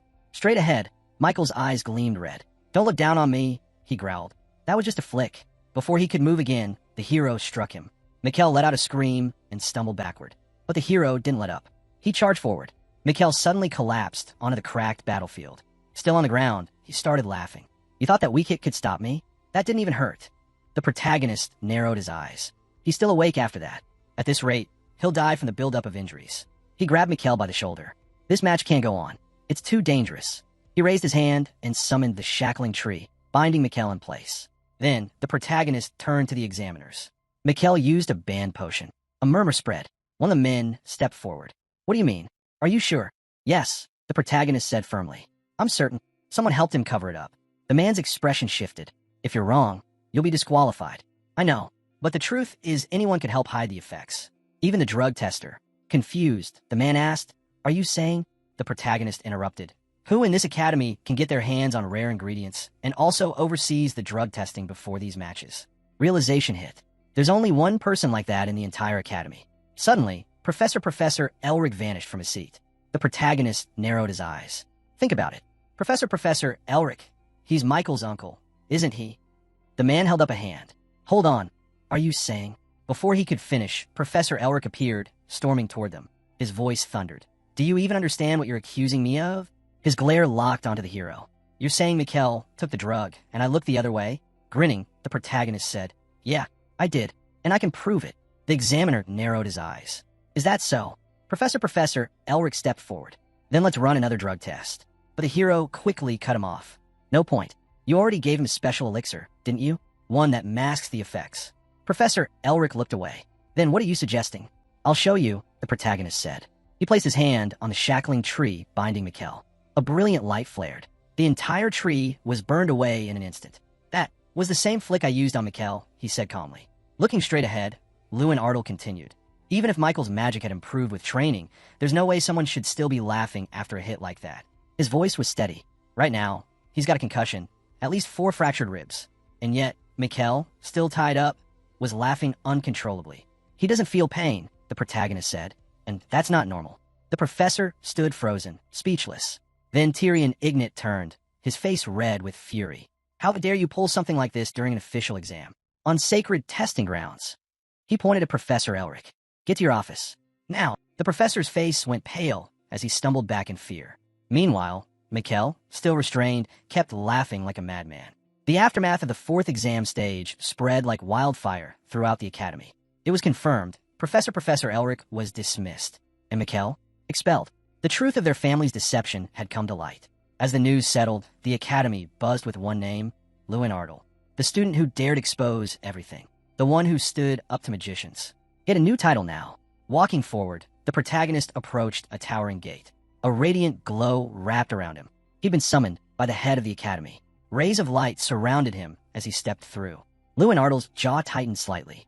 Then his eyes widened. Beyond the gate stretched a magnificent garden, larger than anything he'd seen. This is the head's domain, he thought, but something felt off. No, it's different somehow. Then, something flickered in front of him. He paused. This too. Ahead of him sat a grand chair. Is that Tyrion Ignat's throne? He wondered, with a king of magicians' rules. Before he could think further, a voice spoke behind him. What do you see? Luen Ardle turned. A man stood there, walking calmly along a forest path. The scenery, the man said, was crafted using Maloroc's eye. He glanced at Luen Ardle. Do you know what that is? I've heard of it, Luen Ardle replied. Maloroc. That name belonged to the demon king who once invaded the continent of Frelia. They say he had the power to show people whatever they desired most. The man continued. After Maloroc's defeat, pieces of his body were transformed into powerful artifacts. He turned his gaze to the garden. Maloroc's eye. It shows you the world you wish to see. Luen Ardle looked around. Everything surrounding him reflected his inner hopes. Lowering his head, he thought, what I want is to see the Ardle territory flourish and to become the strongest magician. Tyrion Ignat turned back to him. So, tell me, what do you find interesting about what you see? Luen Ardle replied. You mean in this vision? The leader nodded. Yes, a world where students act like students and magicians behave like magicians. Standing before the grand gate, the man nodded. Of course, I understand. The kind of world won't be easy to create. The protagonist gave a slight nod of agreement. Then, with a quiet groan, the massive gate creaked open. Luen Ardle turned his head, just in time to hear the cheers. Students swarmed around him, lifting him into the air. You did it, Luen Ardle. You're the top graduate. He glanced forward, letting their voices wash over him. A small smile tugged at the corner of his lips. The scene shifted. A quiet room, a polished table, a warm cup placed gently in front of him. Help yourself, the man said calmly. Thank you, Luen Ardle replied. Tyrion Ignat, the head of the academy, watched him in silence for a moment. Then he spoke. I called you here because I wanted to ask you something. Luen Ardle nodded. I'll answer whatever I can. Arms folded, the man leaned forward. How did you know Mikkel had used the flaming flower? Looking down at the cup, Luen Ardle replied. He wasn't acting like himself. He was aggressive, but anxious too. The way his mana flowed, its rhythm and force, it wasn't normal. It was amplified. Tyrion Ignat leaned against the desk. But still, with all that, you didn't just suspect he used the herb. You were sure. What? Luen Ardle looked up. Because I didn't rely on magic, I relied on my own strength. And in the mana barrier room, only magic is suppressed. Physical abilities stay untouched. And there's no need to mention the player's eye, he thought to himself. Even if Mikkel was in shock, his reaction didn't match his injuries. Laughing through pain like that. It only made sense if he'd taken the flaming flower. Tyrion Ignat went quiet for a moment, studying him. At 16, he thought this kid noticed all that in an instant, stayed calm under pressure. And his magical aptitude is already exceptional. Finally, he placed a firm hand on the desk. As head of the academy, I deeply regret what happened. I'll make sure their family won't lay a finger on you again. He raised his hand. And I also have a proposal. Luen Ardle blinked. A proposal? The head of the academy smiled. I'd like you to represent our academy at the Grand Festival this coming 7th month. Luen Ardle's eyes widened. The Grand Festival, the highest honor. A dream for every student. He had already suspected something when he was summoned here, but still. He closed his eyes for a moment, silent. Then, looking at the headmaster, he said quietly, I appreciate your offer, but I'm not sure I deserve it. Tyrion Ignat looked puzzled. Why? I haven't participated in a real battle in 5 years, Luen Ardle said, his voice low. I've struggled with controlling my mana. Everything's fell out of reach. I don't know if I'm ready to face the best from other academies. To his surprise, the headmaster chuckled. That's not an issue at all. He raised a finger. As a judge of the Grand Festival myself, I say you're more than worthy of being chosen. A real candidate for victory. Luen Ardle blinked. Wait, what? Sitting across from him, the headmaster leaned in slightly. You heard me. I'm confident. You have a real shot at winning. But what's even more significant? Luen Ardle's eyes widened at what came next. You'll be our secret weapon. The surprise no one saw coming. The man sighed and continued. From your opponent's perspective, you're a total mystery. a dark horse. No one knows your abilities, your style, or your limits. They won't be able to prepare countermeasures. A smirk tugged at Luen Ardle's lips. So that's the angle. Because I was always at the bottom, no one paid attention. Not like Mikkel. They got no data on me at all. Which means catching them off guard will be easy. He clenched his fists. The headmaster asked calmly, so will you accept? Luen Ardle looked straight ahead. I'll give it everything I've got. I won't let you down. Just then, a knock echoed at the door. Perfect timing, the headmaster said. Come in. The door opened, and a tall man stepped into the room in full armor. The headmaster gestured toward him. Since you'll benefit more from physical training than magic right now, I brought in a special instructor, a master of body arts. Luen Ardle turned and froze. That's Golter Pirani? The knight looked him up and down. What's with the face? Not happy to see me. Luen Ardle could hardly believe it. Golter Pirani, leader of the Foldren Territories Knight Order, one of the 5 knights of the 6th rank, the only one in all of Radiant. And I fought him during the 3rd phase of the practical exam. Sitting across from him now, Luen Ardle was stunned. To think I'd get the chance to learn directly from him. Golter Pirani crossed his arms. Before we start, I need to confirm something. He looked Luen Ardle in the eyes. Professor Heidel told me you're a special kind of magician. One who has no choice but to fight at close range. Is that true? Luen Ardle nodded. Yeah, it is. A replay of Luen Ardle's last battle flickered on the screen nearby. Golter Pirani watched intently. From what I saw, your strikes were solid, clean, efficient, no wasted motion. Luen Ardle was a little taken aback by the compliment. But Golter Pirani continued. I'll be honest, your lack of formal training is obvious. He leaned forward. What worked against an ogre won't fly against a real warrior. A skilled knight could read you like a book, no matter how strong you are. Just by watching your shoulders, your hips, they'll know your next move. Luen Ardle looked down, hands resting on his knees. He's right. All my movements were just repeated patterns from practice drills. They don't hold up in a real fight. Golter Pirani stood up. But don't worry. With my training, you'll go beyond the basics. He looked down at Luen Ardle and smirked. So, what do you say? Ready to get started? Suddenly, the image of a castle wall formed behind them. Golter Pirani's voice echoed. A knight's greatest weapon is his legs. They give your sword power and let you read your enemy's moves. He planted his feet. So we'll start there. You need to learn how to walk properly first. Luen Ardle stepped forward, focused. Only after that, Golter Pirani continued. Can you begin mastering body arts? Luen Ardle swung his arm, striking through the air. Golter Pirani nodded. At the academy, we usually start with celestial martial arts. Luen Ardle kept slashing, sweat flying from his movements. Excluding sword techniques, Golter Pirani added from behind. Celestial martial arts consists of 36 core combat techniques. Luen Ardle gritted his teeth, swinging again, then again. He repeated the motion, fists cutting through air. Golter Pirani watched in silence. Why? He wondered, eyes narrowed. A memory surfaced. Luen Ardle's voice echoed. This training won't benefit me. I'll have to come here every day, so why? The answer had been simple. If you need a reason, someone had told him, think of it as an investment. Luen Ardle had blinked. Investment. Let's say you met someone who might become a great magician. Wouldn't helping them, just a little, be worth it? Luen Ardle had bowed his head. If that's how it is, then I'm at your service. Golter Pirani groaned, covering his face. Enough. I can't listen to this. It's way too awkward. He waved a hand. Just call me Hyung. I'm not even 30 yet. Luen Ardle blinked. Wait, seriously? He threw a punch with a surprised grin. From that moment on, the training began in earnest. Hyung watched him carefully. Not bad. The kid's got stamina. Nearby, an ogre lay slumped against a tree, its jaw shattered. This kid's a melee mage, and he's physically stronger than an ogre. What a find. 3 weeks passed, and the results were staggering. Body art skill increased to level 10. New achievement, body as a weapon. Madness mage effect, enhanced. Now allows magic to circulate through every part of the body. Luen Ardle looked down at his hands, stunned. This is insane.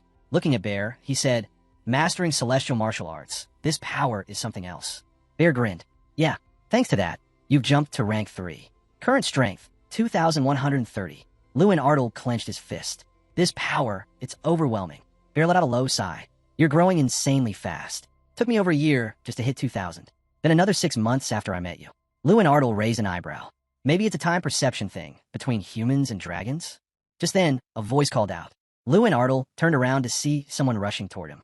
It was Jason, panting heavily. What's going on? Luen Ardle asked. Jason caught his breath. You haven't seen it yet? Luen Ardle tilted his head. Seen what? The participant list for the Great Festival, Jason said. It's posted at the Academy gate. Luen Ardle's eyes sharpened. The Great Festival? His mind drifted to the entrance ceremony. Standing on that stage, as a new student, the stares full of envy, suspicion. They all looked at me with doubt. For years, their silent expectations and judgment followed him. Back then, all Luen Ardle could do was watch, powerless, as Mikkel basked in the spotlight. He'd only ever shown his weakest side, but now he was running full speed. Luen Ardle and Jason sprinted up the academy steps. Luen Ardle clenched his fist, excitement rising in his chest. He shouted, "I made it!" Eyes scanning the posted list, his heart pounded. There was his name. I'm the representative. I really became the representative. Students nearby turned in surprise. Then, suddenly, cheers erupted. Luen Ardle, congratulations! You're the Academy's representative. You'll be speaking for us at the great festival. A crowd gathered around him, voices filled with admiration and awe. Luen Ardle smiled. It took a long time, but I'm finally standing where I was meant to be. Later, a professor looked at him thoughtfully. I heard from Sir Hyung that you've already mastered celestial martial arts. It was Professor Heidel. Facing Luen Ardle, he added with a smirk, and to reach 5th class mage at just 16, sometimes your talent scares even me. He laughed lightly. Still, I'm confident you can handle what's ahead. Preparation for the grand festival moved smoothly. Soon, it was time to depart for Altain, the city that would host the event. Among the buzzing crowd, someone mentioned they'd be taking the mono train. It's his first time riding it, someone said. They say it's insanely fast. Luen Ardle closed his eyes, listening to the chatter around him. In the entire kingdom of Radian, there are only 2 transit points for the mono train. But in the Imperial Federation of Reen, more than 100. Well, it is an empire. Radian's a much smaller kingdom, after all. A few boys nearby chuckled at the sight of Luen Ardle's curious gaze. What's with the look? Never seen a train before. Redneck? Jason blinked. Huh? What did you just say? The other guy crossed his arms. I said shut it. You're embarrassing yourselves. Luen Ardle glanced sideways at the loudmouth. Hankies, one of Michael's old lapdogs. They both competed in last year's magic festival. Hankies looked at Jason and sneered. If you really think Luen Ardle's gonna pull off a miracle at the festival, you're dreaming. So what if he got good grades for one semester? He leaned in, smug. Other academies aren't full of amateurs. They're monsters. Mikkel already fought against them. You think Luen Ardle has a better chance? His tone darkened. Whatever. He's not our representative. So let him fend for himself. Luen Ardle looked away. People like him, always trying to climb by kissing up to Michael's family. Still, it doesn't matter. Even if not everyone accepts me, I'll make sure our team performs. Hanky suddenly chuckled. Mikkel will be flattered, you know. His little mutt's still loyal to him, even after he got kicked out. Luen Ardle grinned. Well, at least his dogs know how to stay loyal. Hanky's face twisted. What did you just call us? I'm glad it clicked, Luen Ardle said coolly. I chose my words carefully, so even someone with your brain power could understand them. Hanky stepped in close, growling. You might be our academy's representative, but Luen Ardle cut him off. Then listened closely. He lowered his head, voice calm and razor sharp. This festival is way beyond anything we've seen before. He raised his gaze and continued. If I do well here, I'll gain opportunities that even Michael's family connections can't offer. Yeah, sure, the boy shouted furiously. But only if you actually accomplish something. He scowled. You think the people chosen for the festival are just students? They're monsters. Be real. Our destiny is to stay trapped in the Radiant Kingdom, working under some noble family. So how about you come down from the clouds? Luen Ardle turned slowly. Actually, that is possible. Hanky stared at him, caught off guard. Luen Ardle kept walking. The Grand Festival is built on teamwork. Cooperation matters. So, if anyone's going to drag the team down, they probably shouldn't be on it. Hanky's jaw tightened. Are you saying we should compete without you? Luen Ardle looked over his shoulder. I'm saying, maybe it's time you reconsider who your representative really is. Hanky's fist clenched, his face red with anger. Luen Ardle added, Oh, and there's no one from Michael's family here to grade your loyalty anymore. That stung. Hanky shouted back, Fine, just make sure you don't lose your first solo match, or I'm done listening to anything you say at the festival. The train rocketed forward. Students glanced out the windows in amazement. It's so fast. Bear, perched on Luen Ardle's shoulder, looked around. The world's changed. In my time, nothing like this even existed. Suddenly, the door to their train car slammed open. Luen Ardle turned. A sneering voice rang out. TCH, smells like losers in here. A boy stood at the far end of the cabin, arms crossed. Well, he grinned. Who do we have here? A bunch of countryside nobodies from the academy. Luen Ardle's eyes dropped to the symbol on the boy's uniform. That crest. Iota, National Magic Institute. The only academy in the desert kingdom of Iota, famed for its ancient traditions, fierce sword schools, and extreme physical training. What are they doing here? Luen Ardle wondered. The boy smirked. Where's your golden boy? Mikkel, was it? What? He didn't run away crying or something. He laughed, stepping further into the car. I was hoping you'd be here again this year. You know, to serve us. Like last time. He cackled. So, aiming for last place again? He gave a mocking grin. Let's get along, yeah? Bear smiled faintly. You're surprisingly calm, he said to Luen Ardle. Didn't even blink at that. I didn't know these festivals were this openly hostile, Luen Ardle thought. They treat us like punching bags. He glanced at the professor nearby, still reading quietly, ignoring everything. He's not going to interfere. This is a student competition. Right now, he's just here as an escort. Luen Ardle looked down. That means the weight of the team, the responsibility, it's all mine now. The boy from Iota leaned on the seat. Yo, Henkies, where's your real representative? Where's Mikkel? At least he was entertaining. Henkies replied coldly, Mikkel, but the boy turned with a smug grin. Oh, right. He's probably in bed right now, praying his shattered ribs heal right. Luen Ardle stood up sharply. Henkies gestured toward him. This guy, this is our representative now. The boy from Iota turned, blinking in surprise.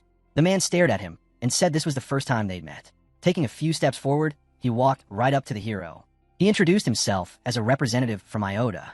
Sita Malkiri raised an eyebrow. And your name? Luen Ardle, the guy replied coolly. Then he added, that's enough for a first meeting. If you're done poking around for trouble, get out of our car. Sita Malkiri smirked. Oh yeah. Luen Ardle held his ground. But before you go, you owe us an apology for every insult you threw our way. Politely. Sita Malkiri's grin faded. What did you just say? Luen Ardle repeated it calmly. You'll apologize for everything, and you'll do it with manners. That's what I said, am I wrong? Sita Malkiri turned to the brunette nearby, confused and fuming. Did I ever tell him to apologize? Did you say anything about me? The brunette had no answer. Sita Malkiri snapped. Can you do anything right? I swear, I'll knock some sense into you so hard you'll remember it for life. Luen Ardle started to see what was going on. He glanced around. The students who had taken part in the magic festival were clearly on edge, shaken just by being near him. Then it clicked. They were hit hard by the Mali's set. And now, this was their tactic, crush morale before the fight even starts. Luen Ardle looked away, muttering, so, the great festival's already begun. He turned back to Sita Malkiri. In that case, want to settle this right here? Sita Malkiri clenched his fists. Are you insane? You think I'll back off just because you throw some words at me? Fine. Don't regret this later. A man in a cloak stepped in. That's enough. Sita Malkiri froze. He recognized the man, his professor. Sit down and cool it, the professor said sharply. What's the point of causing a scene and making enemies already? He turned to the man in glasses. I apologize for my student's behavior. Let me handle it. The man in glasses nodded. Without hesitation, the professor grabbed Sita Malkiri by the hair and dragged him toward the car. Sita Malkiri struggled. I'm not done with him. Luen Ardle watched as Sita Malkiri was hauled away.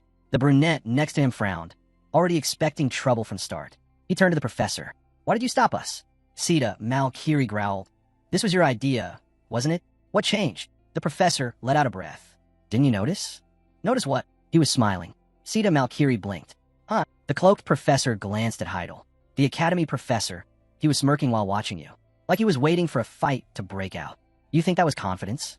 Heidel asked. I don't know, the man replied. But that guy, Luen Ardle, he's hiding something. And I'm sure of one thing, whatever it is, we don't have it. Unlike his last opponent, the bald guy didn't charge in. He just stared at Luen Ardle, clearly sizing him up. The narrator cuts in. After that brief clash, the vibe in the car completely shifted. Everyone now huddled around Luen Ardle, curious and buzzing with energy. So, what's the plan for the first battle? Someone asked. It's a group match, right? No reps allowed. Yeah. Is Luen Ardle joining us? Another added. A voice in the crowd asked. Can we even handle it? The brunette didn't hesitate. Of course we can. We have to win. That's right, someone agreed. There's no way we're losing to those freaks. Luen Ardle watched them, something lighting up in his eyes. Somewhere along the way, all these ego-driven rivals had started standing together. Everything okay? Someone asked. The brunette scratched his head. I was too impulsive. Those guys were up against warriors raised on the battlefield. Another chimed in. He's right. If we'd actually started a brawl back there. Luen Ardle interrupted. So you're angry? Of course we're angry, the brunette said, voice rising. They look down on us. They don't respect us, or you, our rep, and they're not even trying to hide it. He gestured toward the window. If we'd stayed quiet, they'd be loving it. They'd mock us even more. He looked around at the group. If we just let them walk all over us, if we don't speak up, then we deserve that stupid nickname they gave us.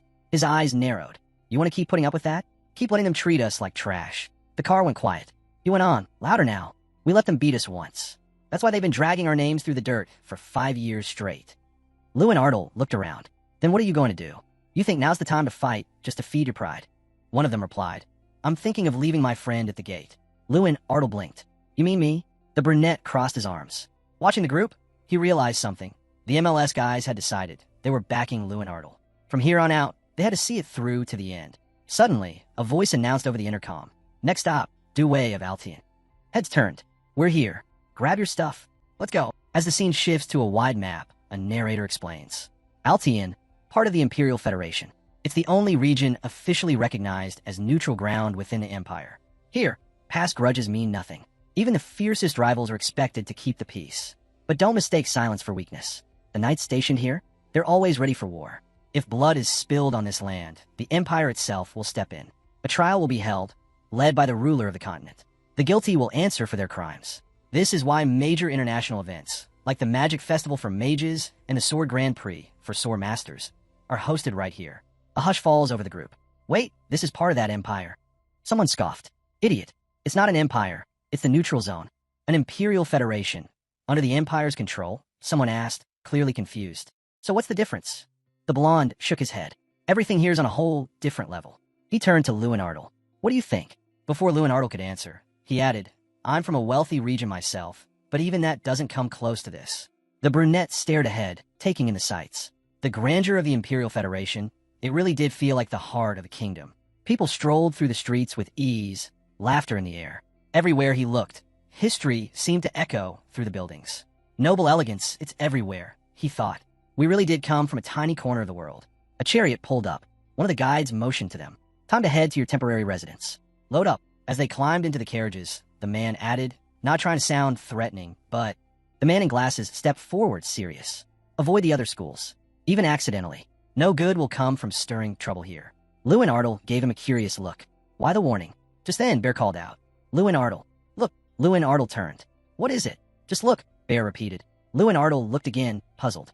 The bear beside Bear sniffed the air. Something's interesting over there. Bear jumped out and squinted into the distance. Try to place it. The bear nodded, thoughtful. There's a relic here. Something from a Draa. Cut to the next day, at Ignat Academy. The blonde rubbed his eyes and saw Luen Ardle rushing out the door. Where are you going? Off on a date. Luen Ardle didn't answer. He was already gone. Outside, he found Bear. Are you sure about what you sensed yesterday? Bear nodded, holding up a mini-map. You'll see it for yourself soon. Even for someone like you, this is rare. He pointed toward their destination. It's called Touching Memories. A workshop.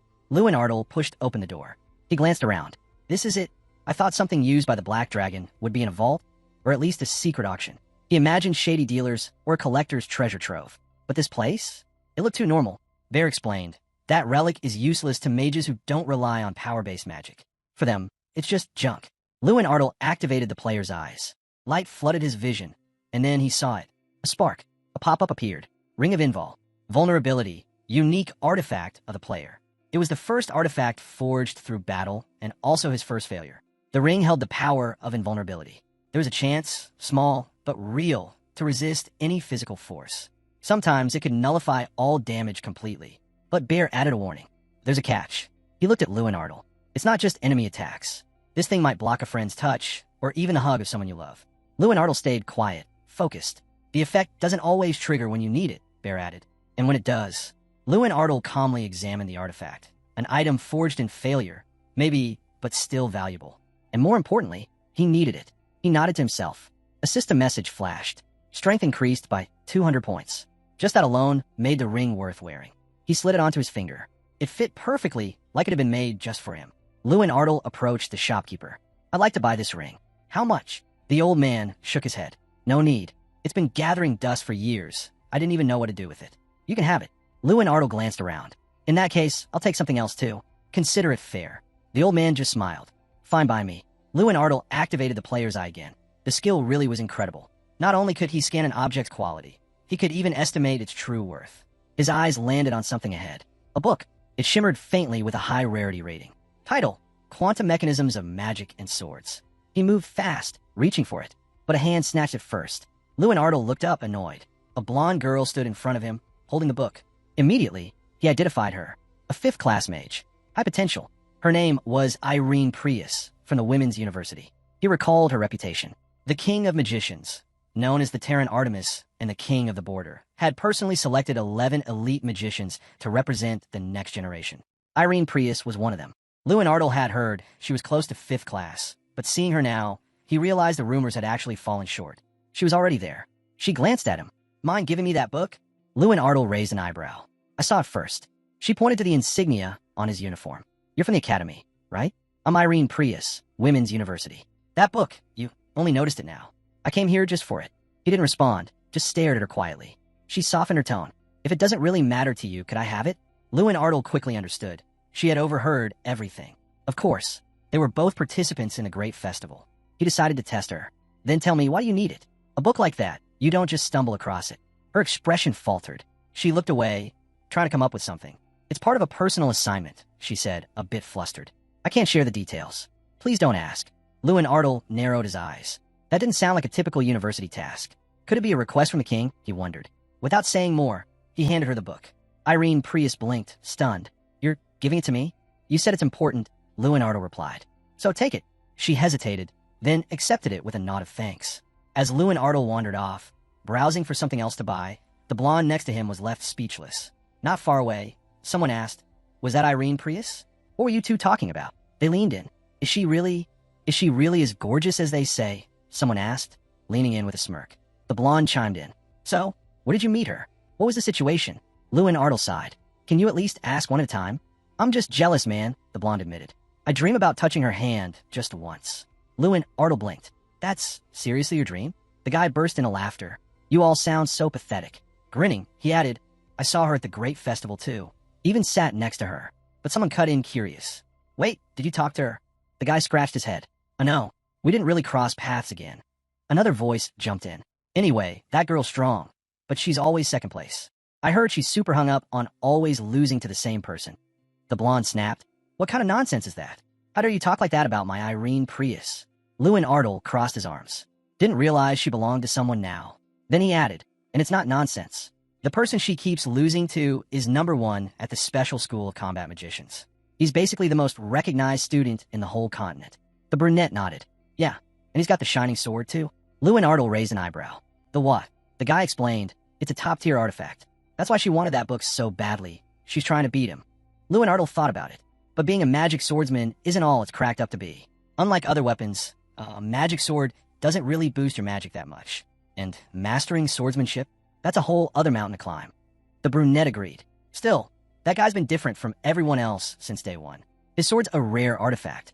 And his sword skills? At least on par with an average knight. Maybe better. The blonde groaned. Artifact, swordsmanship, insane magical talent. And he's from a rich family too. Handsome, popular, ugh, it's just unfair. Guys like that shouldn't exist. Luen Ardle stayed silent, deep in thought. A girl who reached 5th class by 16, and a rival who beat her every year. A magical swordsman. And here he was wondering, could I ever beat someone like that? He remembered the train ride. Back then, no one saw him as a real threat. But Grandpa's words echoed in his mind. You're more than worthy of being called a contender. Luen Ardle frowned. Then I'll make sure those words come true. Suddenly, someone burst into the room.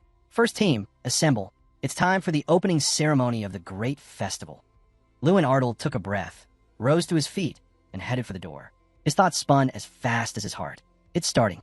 The opening matches of the great festival had begun. Luen Ardle glanced out ahead, thinking about the battles to come, and the opponents waiting on the other side. No one could figure out why their first match after the academy had ended so easily. But Luen Ardle just smiled. Guess I got lucky, he said. They knew right away. These were the worst opponents they could have faced. Known for their underhanded tactics, these guys had a reputation, and it wasn't a good one. Luen Ardle couldn't figure out why they were picked. He pointed out how many students at the academy were still shaken from past encounters with them. But the so-called heroes just laughed it off.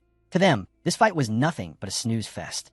Then Luen Ardle heard them mocking his team, saying they were too scared to do anything. That's when he saw his chance to step up and prove himself. With a confident grin, Luen Ardle looked ahead. Someone glanced at him, confused by his sudden boldness. Luen Ardle smiled back and said he'd noticed a crowd forming. Other great festival participants were gathering. He stepped forward and called out loud and clear. My name's Luen Ardle. I represent the After Academy. The one everyone's been whispering about. That line didn't sit well with one of the guys. Don't call us that, he said, annoyed. Luen Ardle met the glare, but didn't flinch. He laughed and said, I've been stuck at the bottom long enough. I'm done with that. Now, he was aiming for the top. The other students scoffed. And who are you to say that? That's when the name Tyrion Ignat came to mind. Luen Ardle replied calmly, I'm the hidden ace, and I'm not backing down. Whispers spread fast. One student spoke up, saying he'd looked into Luen Ardle's past and found failure after failure.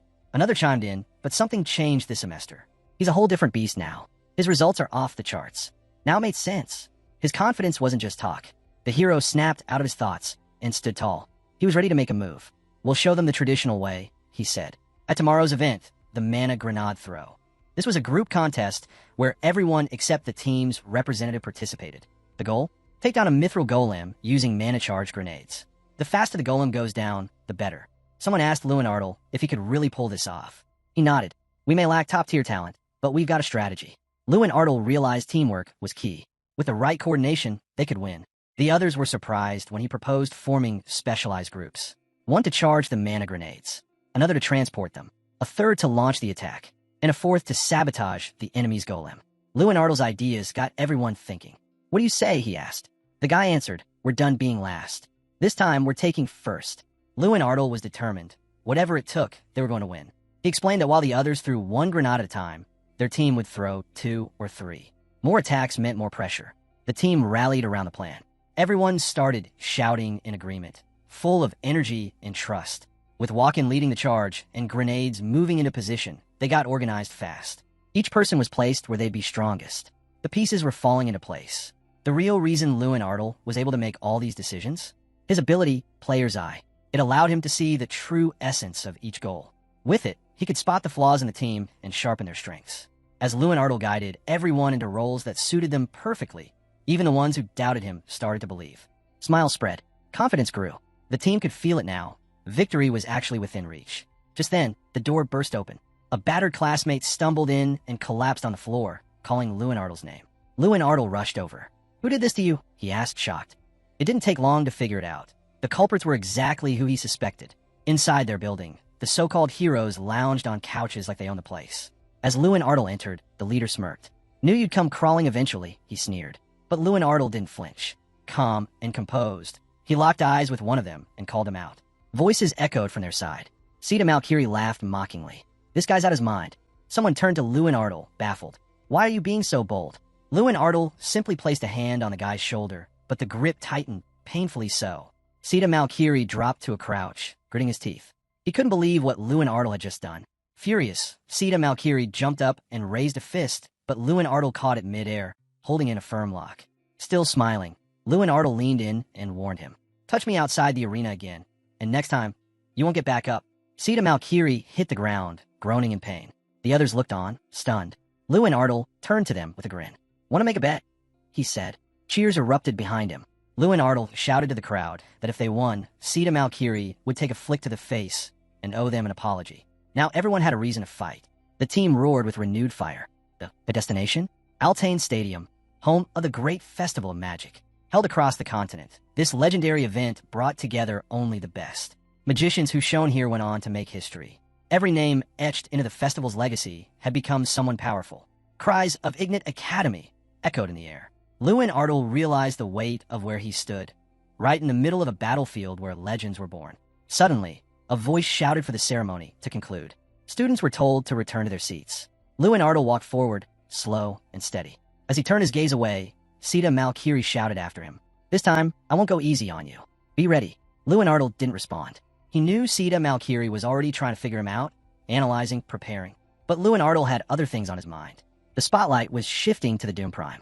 He started thinking about the top contender, the one who always won, the unmatched leader from the Special Combat Magician School. That's who they'd face if they kept winning. Someone called his name. Luen Ardle turned. Irene Prius stood there, smiling. You really stirred things up, she said with a laugh. Luen Ardle raised a brow. He hadn't expected that reaction. She grinned. You even marched right into their den and made it out.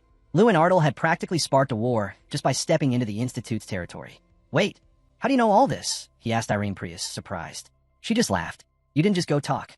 That was an open challenge. But Luen Ardle shrugged it off, insisting he wasn't trying to start anything. Just a little chat, that's all. Irene Prius gave him a calm warning. You'd be better off not drawing too much attention. She glanced at him again, curious. You're hiding something, aren't you? Your real ability. Luen Ardle didn't answer. He just grinned and bolted. I'm up in the first match. Gotta run. She kept watching him, eyebrows raised. He was full of surprises. The first event, Throw Mana Grenades, was about to begin. Ignite Academy was facing off against the National Institute. Everyone ready? One of the teammates asked. This time, they weren't just participating. They were out to prove something. Moments later, the team took off. Confusion rippled through the crowd. People didn't know what to make of what they were seeing. Team matches usually leaned on standout individuals. But this team had done the unexpected, split themselves into specialized groups. Heaters, movers, throwers. This kind of structure was unheard of in magical competitions. Spectators shouted at them, sure they'd end up dead last. Even one of the girls looked away, unable to make sense of what was happening. But then, it happened. The golem from Ignite Academy lost its right arm. The crowd roared. Luen Ardle barked out orders, loud and clear. Another hit landed. The golem's other arm was gone. Sita Malkiri, fuming, turned his team. What are you idiots doing? But no one had answers. The After Academy team was acting totally out of the ordinary. Some were even healing the enemy golem, keeping it from collapsing, stalling it. Irene Prius was stunned. Now, it was clear, this wasn't just magic. It was strategy. Every part of the plan was built on knowing the team's strengths and using them perfectly. She remembered how quickly Luen Ardle had found the book she needed, how smoothly he'd sorted everyone into roles based on what they were good at. She stared at the field, wondering, who is this guy? And how have I never seen him compete before? Then happened. The mana ball in Luen Ardle's hand glowed like a rising star. This is it, he shouted. With a blast of light, the golem shattered. Sita Malkiri froze, his face a mix of rage and disbelief. The giant figure crashed to the ground, defeated. Cheers erupted. They'd done it. After Academy had taken the win. What was supposed to be a guaranteed victory for the Institute had flipped on its head. The first contest of the great festival, throw mana grenades, belonged to them. Now it was time for the next stage, grab the flag. No one could believe it. After Academy wasn't at the bottom anymore. The Institute had taken their place. The first match would be between two representatives, Luen Ardle of Ignite Academy and Sita Malkiri of the National Magic Institute. They stood face to face, tension rising. Feeling nervous? Bear asked with a sly grin. Luen Ardle simply looked away calm. We're ranked 20th now, out of 32. For him, that was perfect. After what they just pulled off, people were starting to pay attention. Even with their recent win, it wasn't enough to erase the label that had followed Luen Ardle for years, the failure from After Academy. But to Luen Ardle, this was a huge breakthrough. Beating the Institute so decisively meant something. It meant the tide could turn. If we pull off another overwhelming win, he thought, they'll have no choice but to see us differently. Bear kept smiling beside him, but Luen Ardle's eyes were set on something beyond, the one they had to prove themselves to the King of Wizards. Elsewhere, a group sat around a glowing orb, watching the unfolding match through a magical projection. In the image, Sita Malkiri and Luen Ardle faced off. Terran stared silently. Tyrion Ignat, seated nearby, finally spoke. I used to think that guy had potential, thought he could be one of the next generation. Terran smirked. He was born gifted, could use magic instinctively when he was still a child. But the man beside him cut in, voice turning grim. That all changed when we found out he had mana-release disorder. Tyrion Ignat looked surprised. Wasn't he considered a lost cause after that? Terran stayed calm. And yet, here he is, representing the Academy. Which means, maybe he's still got something hidden. The hero let out a slow sigh. Tyrion Ignat kept his eyes on Luen Ardle. Watch this, he said. Bear leaned in. If he needs to close the distance, what's the plan? Luen Ardle's answer was simple, confident. I'll charge and head first. The match was about to begin. A voice rang out, announcing the start. Sita Malkiri exploded forward, unleashing a massive burst of power. You're paying for what happened last time, he shouted. He summoned his combat protector, a fully armored knight that landed with a heavy crash. But Luen Ardle was already moving. Time reversal activated. He sprinted to the side, fast and unpredictable. Sita Malkiri's eyes darted around, confused. Suddenly, Luen Ardle appeared right next to him, fist clenched. Sita Malkiri laughed nervously. You're really going through with this? Luen Ardle stayed calm. You think I came here just to chat? The knight raised its weapon, aimed right at them. Wait, stop! Sita Malkiri cried out. Frozen in place, panic set in. He tried to move, but couldn't. Luen Ardle smiled. Go on, try getting out of it. That's when Sita Malkiri realized this wasn't a bluff. This power wasn't about catching him off guard. It was real.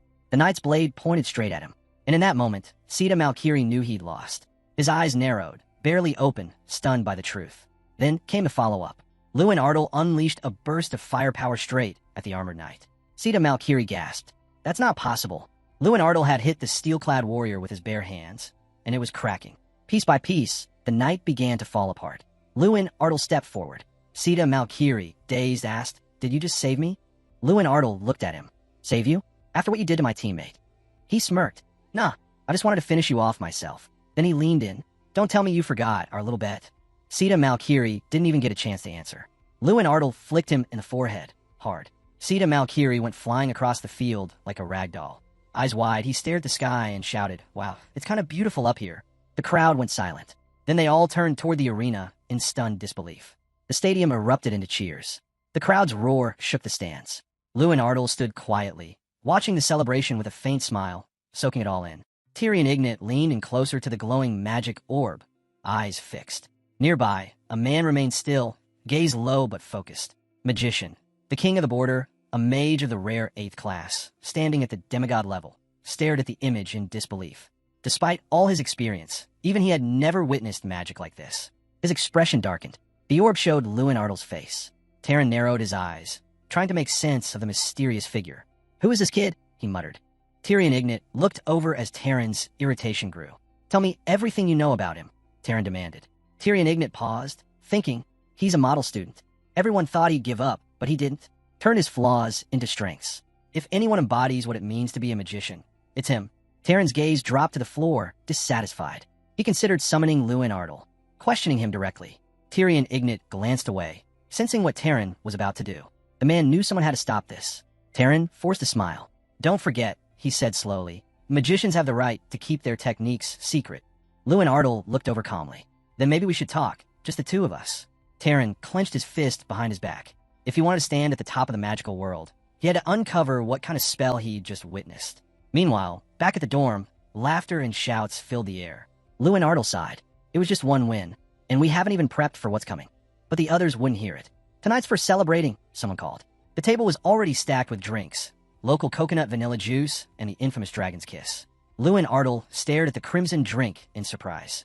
The others burst into laughter. "That one's from your homeland, Luen Ardle," someone said. "One sip, and it'll feel like you kissed a dragon. Best stuff around."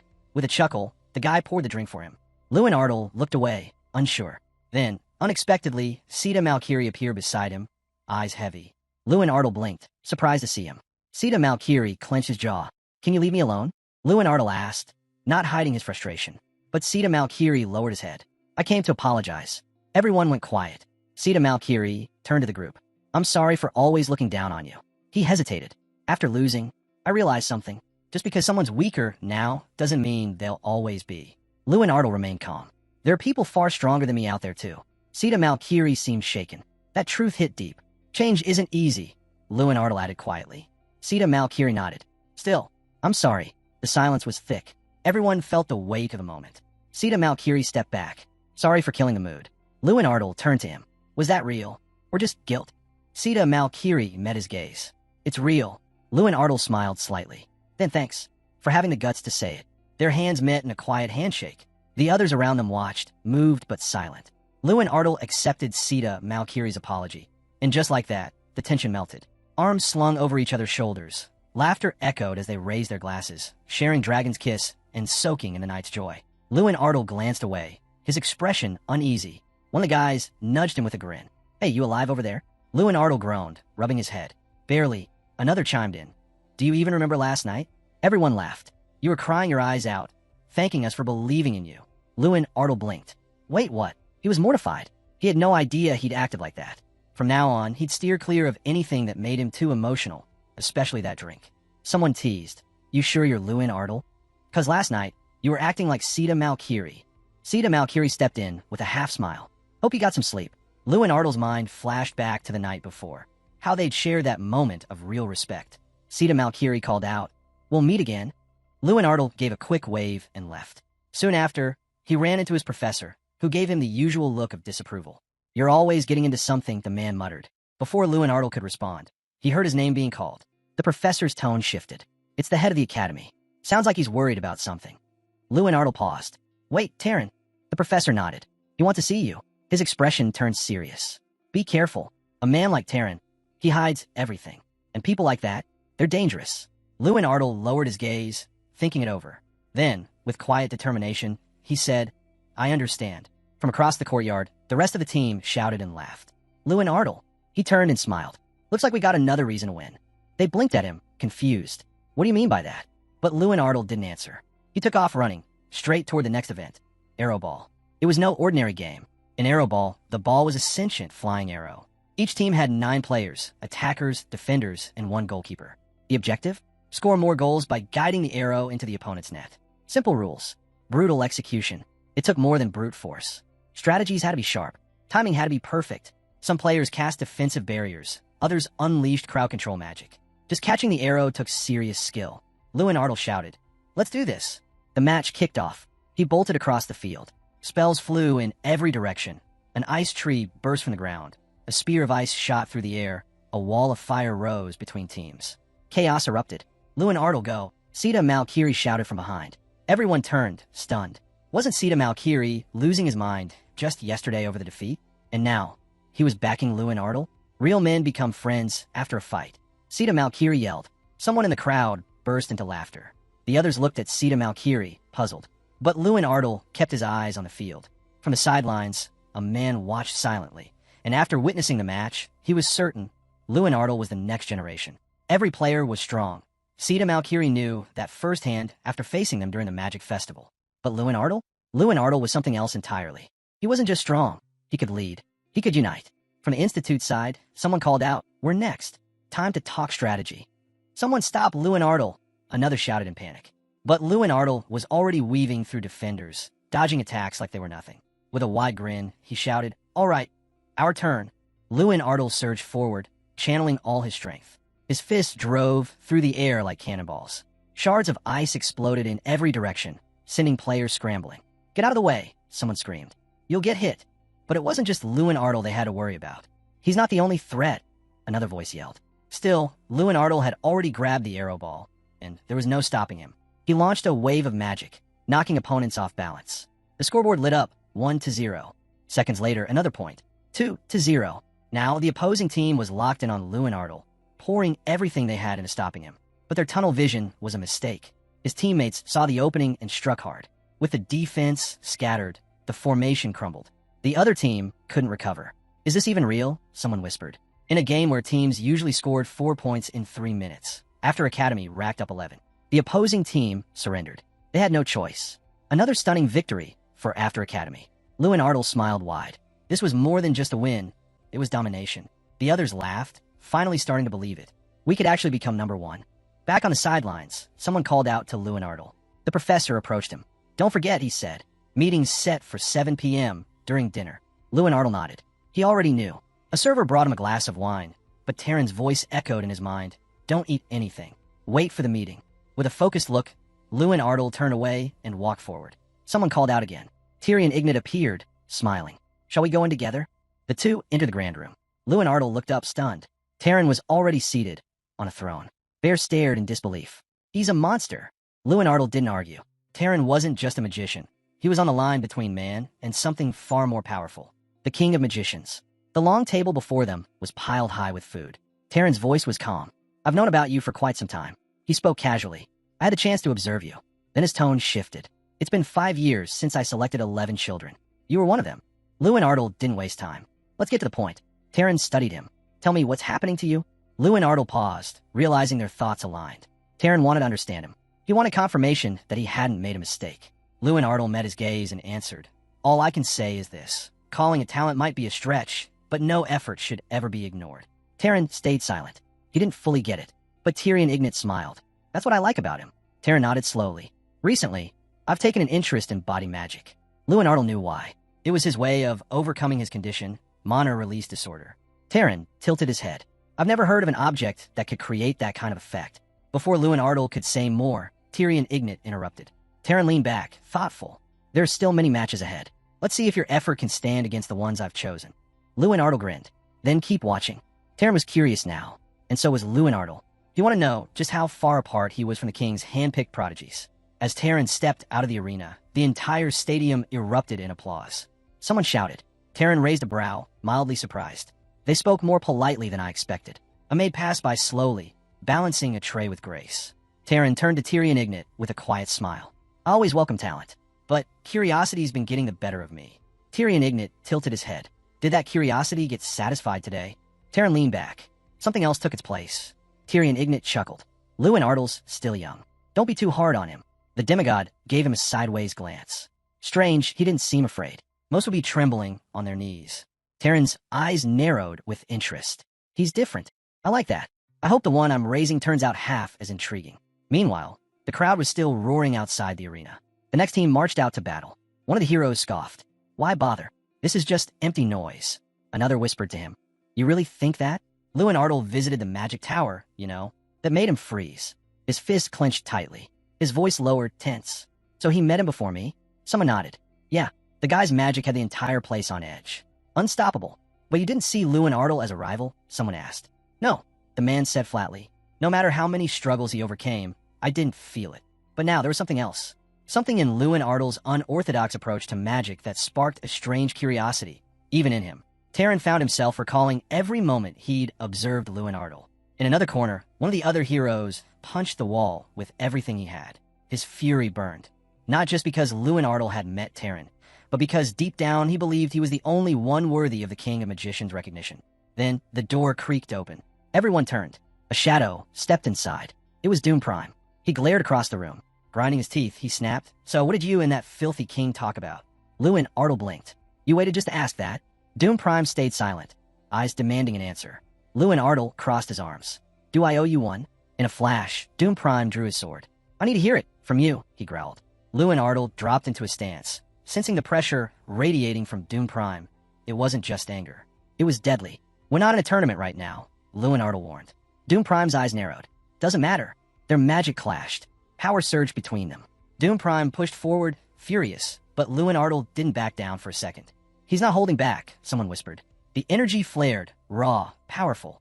No sign of weakness on either side. Doom Prime's hand tightened around his blade. Just as things were about to spiral, someone's voice cut through. Stop! A girl stepped between them. Another bystander smiled. Look at this.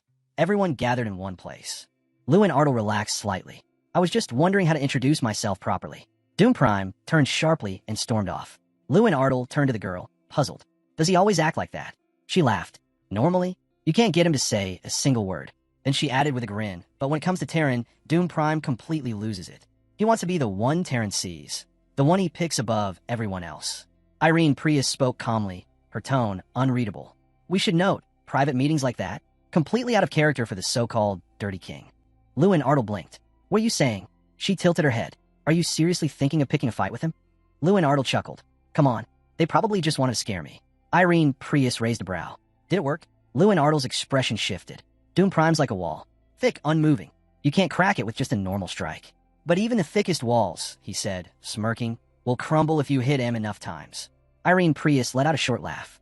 You really are strange. As Luen Ardle walked off, she watched him go. He's a spirit Prime, she muttered. One who doesn't believe in mercy. Everyone around her understood. Doom Prime wasn't going to take his eyes off Luen Ardle from now on. Back at the academy dorms, excitement buzzed through the air. Man, this is a total letdown, someone muttered. Luen Ardle laughed. Are you kidding? You all did great. Everyone gave it their all. One of the students nodded. We still placed fourth in the team competition. Still, the sting of having their winning streak broke and lingered. Soon, attention shifted. So, what's the plan for the individual matches? Someone asked. Luen Ardle gave a small smile. Win, obviously. Laughter followed. You better stay on top, then, one of the heroes joked. Luen Ardle was aiming high. First place in the individual rankings. And right now, he was standing shoulder to shoulder with the competition's strongest. Next up, the battle for survival. A massive free-for-all between reps from 32 different schools. It would start from the peak of a massive man-made island. First place earned 32 points. Last place, just 1. Points would also be awarded based on skill and performance, so rankings could shift fast. Luen Ardle was deep in thought when someone commented, you still need to form alliances like the others. He looked up surprised. The Amore students are already building teams. If you go solo, you won't last. Strategizing was key. Alliances, shared plans, identifying threats early. Moving as a unit was the smartest move. Luen Ardle's eyes flicked away. He figured Irene Prius wouldn't team up with him. But then, let's do this. Sita Malkiri shouted from behind, grinning. You and me. Luen Ardle grinned back. With Sita Malkiri by his side, he had someone he could count on. Come on, Luen Ardle called. We've got one more person to bring in. Sita Malkiri followed him, confused. Wait, you're serious? You want Irene Prius? Eyes narrowed. Sita Malkiri glanced at the group ahead. Intense, focused, intimidating. You mean Irene Prius? As in, one of the strongest contenders here. Luen Ardle nodded. And what if she says no? Sita Malkiri asked. Luen Ardle didn't respond. He paused. His name had just been called. Irene Prius stood there, smiling. Shall we start by going over the plan? She said coolly. Around the table, they gathered. Luen Ardle glanced at the layout. So the biggest alliance, 14 people. Irene Prius nodded confidently. They're all rallying under the magic school. Irene Prius explained calmly. He mostly relies on holy and light magic. Sita Malkiri nodded. Then they won't overwhelm us with numbers. His squad? They'll just be the most annoying to deal with. But Luen Ardle wasn't only thinking about that. There was one guy, and Luen Ardle knew the entire course of the competition could change depending on him. Someone called out, "Everyone ready?" "Gear check." One of the guys grinned. "If it breaks, you're done. Auto-teleport off the island. No second chances." Far offshore, a ship glided across the sea. One by one, the competitors began to disembark. Sita Malkiri muttered nervously. "Everyone's on edge." They all knew the rules. Survive for 72 hours. That's it. But the tension was already thick in the air. Eyes scanned the island ahead. Luen Ardle could feel it. Someone out there was already on the move. "We gotta hurry," he said. "Head for the island now." The boat crept forward. Sita Malkiri walked close beside Luen Ardle, holding his arm. Irene Prius raised her hand, releasing a pulse of magic. "This zone's safe. For now." The team exchanged glances. First come, first serve. The good positions wouldn't wait. The moment they hit the shore, they sprinted into the dense forest. Sita Malkiri groaned, holding his stomach. "Can we even get food?" Luen Ardle turned and shouted, "We're a team. Stick together." Sita Malkiri grumbled, but followed. Then, an explosion shook the trees. "What was that?" Sita Malkiri whispered. Luen Ardle's eyes narrowed. "It's already started. Let's go." They pushed through the brush, moving in silence. Their target was close. Behind a tree, they waited, watching, listening. Voices in the distance shouted in panic. No food, no cover. Then, a surge of magic tore across the clearing. An ambush. Sita Malkiri grinned. "Finally, I've been waiting for this." An iron sphere zipped past. Irene Prius stepped forward, unleashing her spell. Luen Ardle caught it immediately. 5th grade ice magic. A blizzard roared to life. Sita Malkiri blinked. She didn't even flinch. A new wave of magic surged toward them. Luen Ardle tensed, eyes scanning the field. Their opponents shouted, "There are 3 of them." "That's Irene Prius." Realizing they were up against serious firepower, the enemy dug in. Luen Ardle stayed calm. These were skilled magicians, but it was his turn now. Suddenly, a strange crack echoed across the clearing. "What was that?" one of the attackers shouted. Luen Ardle turned. "Did he just—" Magic flew at him, fast and precise, right into his face. Luen Ardle reeled. Time distortion. Everything around them twisted and fractured. "Where are we?" someone screamed. The battlefield was chaos. Sita Malkiri dove aside, calling out, "Luen Ardle, hurry, end this." Flames erupted in Luen Ardle's hand. A massive fireball, glowing with explosive mana. "Move," someone shouted. "It's gonna blow." Luen Ardle dashed forward, targeting one of the mages directly. Boom! The forest shook with the explosion. Flames spread across the trees. Luen Ardle lay in the wreckage, unmoving for a moment, staring into the inferno around him. The forest burned. Light danced across the battlefield. And through it all, Luen Ardle watched in silence, still calm. Then, his teammates came running. Just as the hero tried to speak, Luen Ardle cut in confidently, pointing out that the numbers were now 3 against 4. The opposing team clenched their jaws, clearly frustrated. With a grin, Luen Ardle turned to his group and asked, "So, did we bring enough food?" A bundle tumbled from a backpack. Food spilled everywhere. "There's even meat," the girl shouted in surprise. Everyone began unloading their supplies. Sita Malkiri did a quick estimate and figured the food could last them 3 full days. They'd really stocked up. Luen Ardle nodded in agreement, and one of the players gave a quick thanks. Finally, they could eat properly. But just as things started to settle, a sudden, violent explosion rocked the area. Everyone's heads snapped around. Sita Malkiri asked if David's group had gone that way. Whoever launched that attack clearly had guts. Going after a squad of more than 10 people wasn't something just anyone would dare. Irene Prius crossed her arms and muttered, "It's Doom Prime." Not many mages have mana at that level. The guy beside her lit up, clearly impressed. "In just 1 year, he's gotten that strong? Gives me goosebumps." Luen Ardle's expression turned serious. "Yeah, Doom Prime's no joke." Sunlight streamed through the open doorway of the room. Inside, there were a few beds and some storage closets. Irene Prius stepped in first. "No sign the others made it here before us." Luen Ardle suggested they rest up and maybe grab a quick bite. Sita Malkiri lit up. "Just give me 1 minute, and you'll all taste real iota steak." But the hero stepped in, warning him that smell could get us caught. "Hold off on the meat for now." Sita Malkiri paused, then looked back. The girl asked how he could be so sure. He stared ahead, silent for a moment. "Everything you've predicted so far, it's all happening," she said quietly. Luen Ardle explained, "The central settlement's the only place big enough to shelter a large group. David will head there for sure. Doom Prime will too." Irene Prius raised an eyebrow. "He'd go alone? Against the biggest team? That's insane." "He'll go," the guy replied. Because it's the best way to win solo. She frowned. Ow! She flinched when she heard the answer. Kill points. The hero explained. Doom Prime earns points for every enemy he takes down. That kind of thinking? That's very him. He paused, looking a bit awkward. I mean, I was just thinking what I'd do in his shoes. He really has no choice. It's the only way to get the king's attention. Irene Prius leaned in, hand on her chin. You're acting suspicious. All right, he said, brushing it off. Let's just set up a duty schedule. I'll take first shift, she volunteered. The moon rose high in the night sky. The guy opened his eyes and turned. Irene Prius nudged him awake. We've got company. He sat up as she pulled back the curtain. Luen Ardle looked out and saw a lone figure in a hooded robe. He turned to Irene Prius. Did you count them? Just one, she replied. And I've disabled the light magic. No way they'll detect us. The hero narrowed his eyes. The figure was heading straight toward them. He's coming, he said. The hero was jolted awake. His shift to guard the entrance had come, just in case the stranger made a move toward the house. Sure enough, someone approached the door. The hero pressed his back to the wall, crouched low. Just one could it be him? He wondered. The stranger reached for the door handle. Before he could step inside, Luen Ardle lunged, grabbed the hood of the robe, and yanked the man forward with force.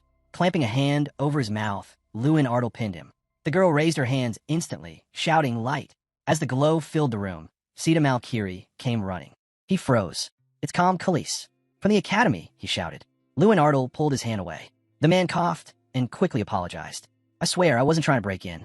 I just needed somewhere to rest. If I'd known anyone was here, I wouldn't have come near the place. Luen Ardle narrowed his eyes. You alone? Yes, Calm Khalees nodded. Sita Malkiri glanced out the window, scanning for others. The hero continued the questioning. And your team? Where are they? Calm Khalees hesitated. Doom Prime, he muttered. He got them. He explained that early in the trial, their alliance was feeling confident. They had the numbers. The plan was to ambush David's team and rack up some kill points. Then Doom Prime showed up. They had split up the search for food. Big mistake.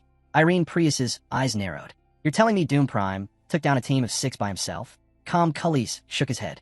Not exactly. He only managed to kill one, at first. We switched to defense right away. He went on. After the explosion, David's team came charging in. Overwhelmed, they fought desperately. Only 2 of them escaped, Calm Khalees included. But it wasn't over. Just as they were catching their breath, Doom Prime showed up again. Calm Khalees clenched his teeth. He fought us head on. Then, when the fight got chaotic, he slipped away, waited for the survivors, and picked us off one by one. Luen Ardle listened carefully. Doom Prime didn't just attack, he planned. Waited, moved when it made the most sense. He respected that. Calm Khalees glanced at them sheepishly. I know it's asking a lot, but would you let me join your team?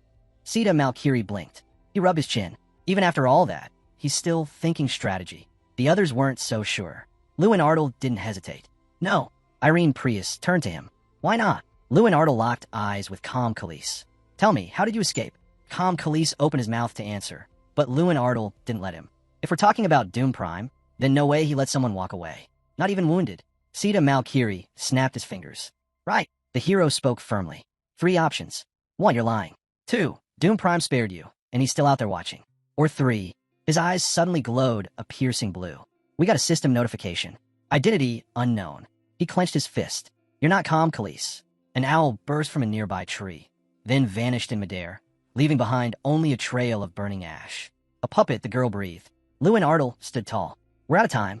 Move. The team rushed toward the door. The sun dipped low behind the mountain, casting long shadows as they vanished into the fading light. The group moved swiftly through the dense forest, weaving between trees and branches. Luen Ardle figured that if Callus had really been taken out, then whoever created that puppet was likely the one behind it, which meant the rest of Callus's team was probably gone too. Irene Prius, deep in thought, suddenly spoke up. But what the puppet said, it might have been true. Everyone turned to her. A memory clicked in her mind, and she frowned.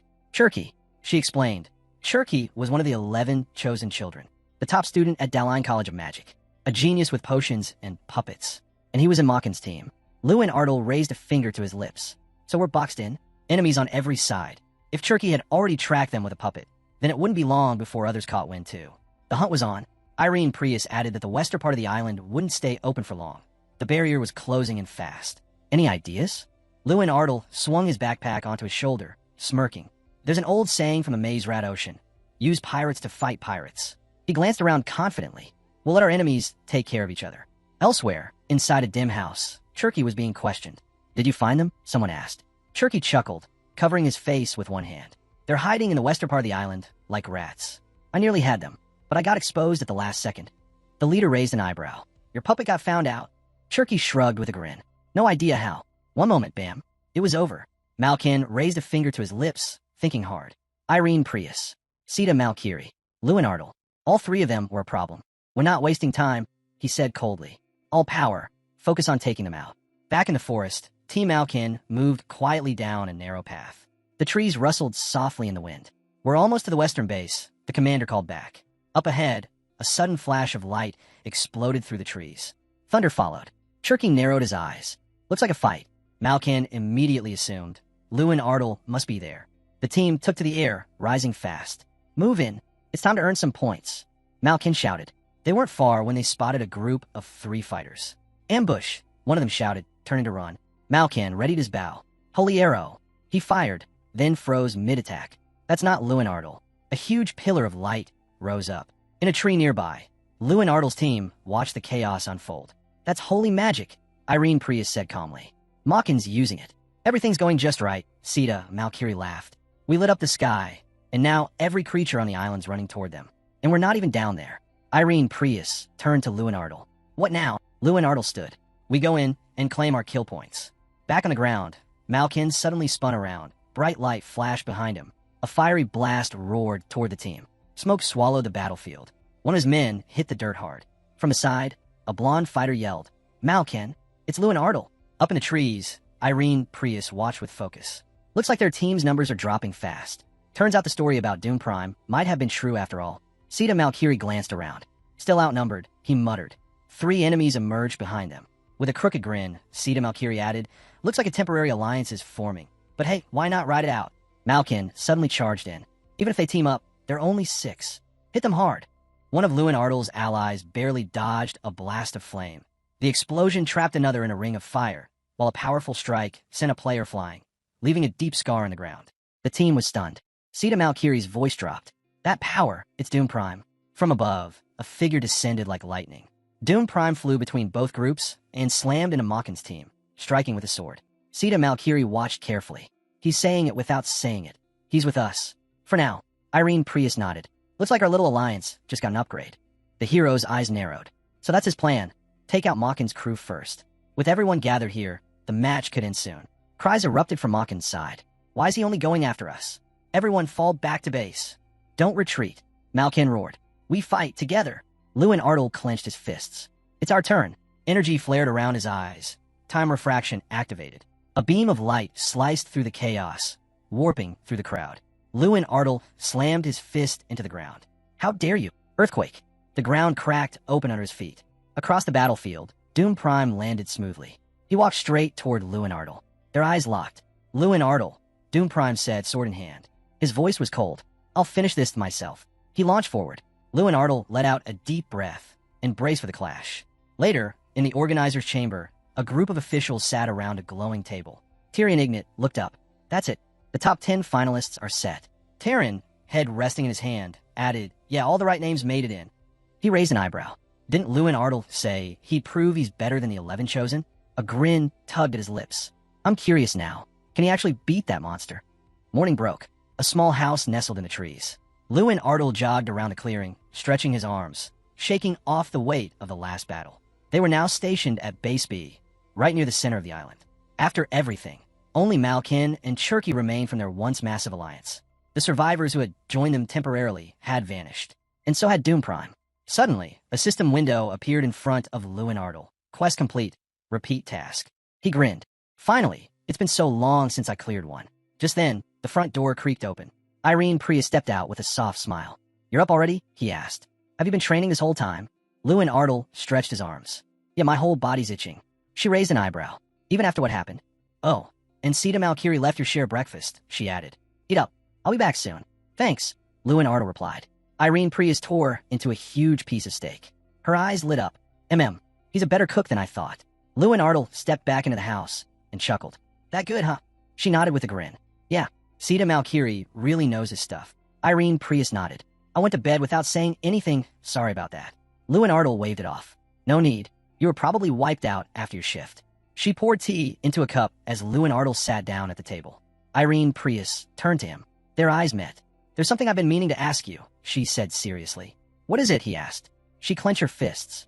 What are you planning to do after graduation? Luen Ardle blinked. Why do you want to know? Just curious, she replied. Your whole approach to things, it's different. I figured you wouldn't take the usual path. She explained that most mages who passed through this competition followed certain expected routes, joining the Knight Order back home, serving in the Empire's army, entering the Mage Tower, or taking jobs with special guilds to earn a living. All of them with the traditional choices. Luen Ardle stared into his tea. Then what about me? He crossed his arms. Honestly, I've got no clue.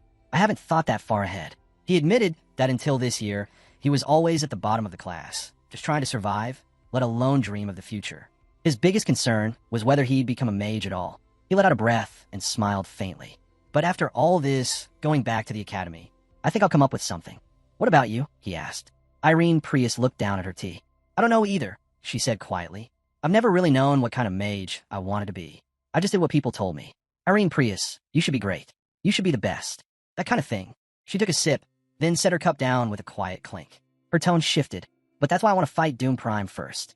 Her gaze sharpened. I think once I face him, I'll finally understand the kind of mage I want to become. Luen Ardle thought about that. For someone like Irene Prius, always second best, fighting Doom Prime wasn't just a challenge. It was her mountain to climb, her final assignment. He smiled gently. All right, go for it. He respected that fire in her. Everyone had their own battles to face. Thanks, she said.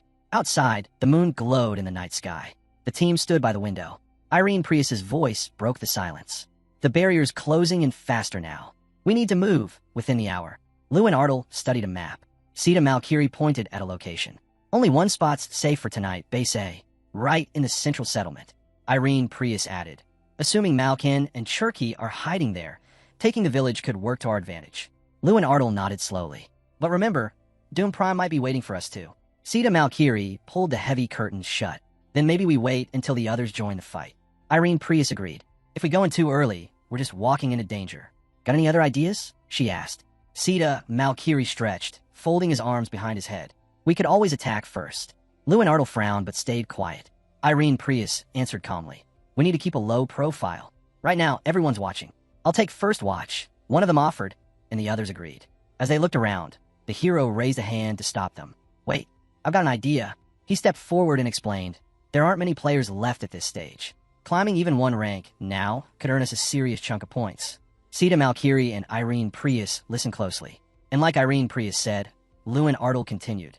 Everyone's being careful. Playing it safe. But since we already made a ruckus earlier, most of the others probably won't respond to every sound. Irene Prius tilted her head. So then what's the plan? Luen Ardle's eyes lit up. This is our shot to catch Doom Prime. He explained that Malkin and Cherky had already lost teammates. The weaker survivors would go into hiding. But Doom Prime? He wouldn't. He was too confident. If we ignore him, he'll become a serious threat later. Irene Prius hesitated. But where do we even find him? Luen Ardle placed a hand over his heart. Leave that to me. I'll draw him out. A pulse of light spun around a glowing star. Bear, perched on Luen Ardle's shoulder, looked up and asked, How are you going to find Doom Prime? Luen Ardle studied the mini-map. We could scan the base layout. If there are 3 signals, some survivors are hiding there. But if it's just 2, that's Malkin and Cherky. And if Doom Prime's nearby, he'll show. A red dot blinked on the screen. There! Luen Ardle shouted. He sprinted toward the signal. A glowing blue screen shimmered in the distance. He skidded to a stop in front of a house and marched up to the door. Doom Prime, he shouted. Get out here. Now! An explosion ripped through the entrance. Smoke billowed out, and a shadow stepped through the haze. Doom Prime emerged, eyes glowing red. Luen Ardle, he growled. Luen Ardle stared him down.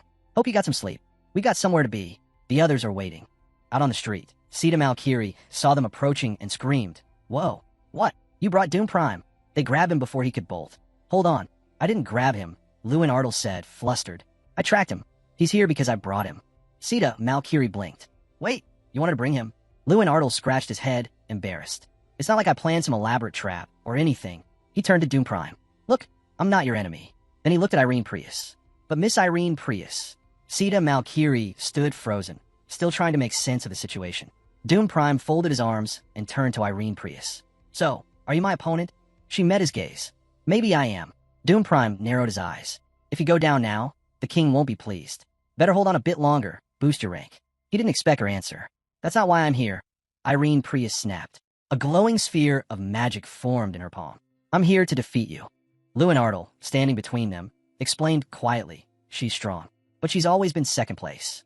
He had heard the stories, how much it ate at her. How much losing to first place again and again had worn her down. This is part of her own path, something she needs to face. I can't go into the details. Please don't ask. Irene Prius's gaze didn't waver. She said, softly, I think, after this fight, I'll finally know who I really am.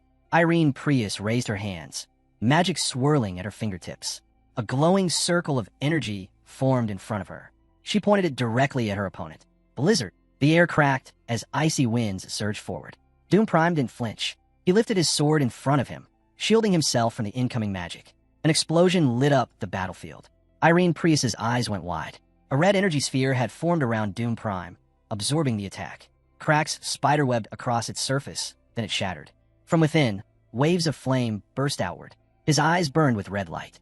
Irene Prius gritted her teeth, sweat sliding down her face.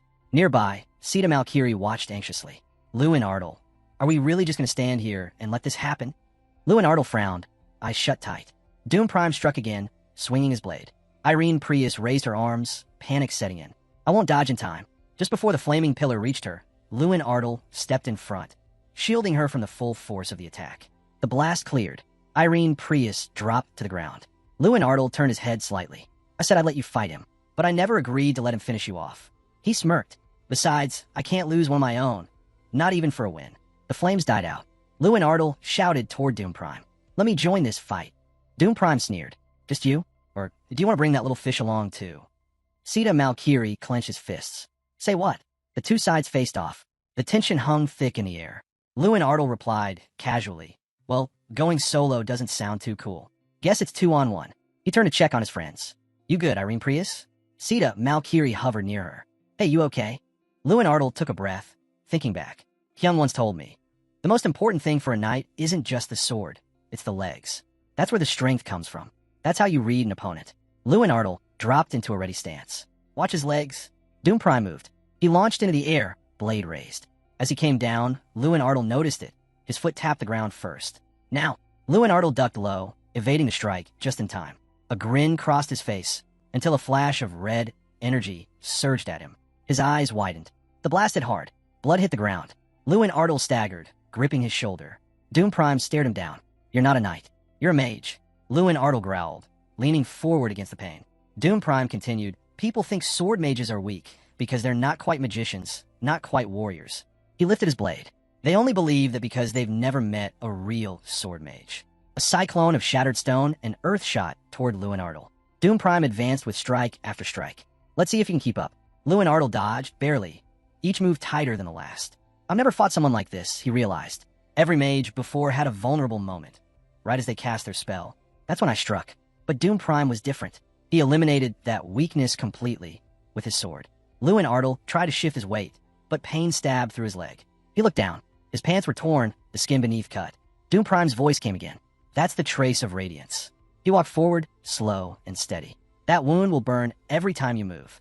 And soon, like Irene Prius. He narrowed his eyes. You won't even be able to lift a finger. He raised his sword high. Time to end this.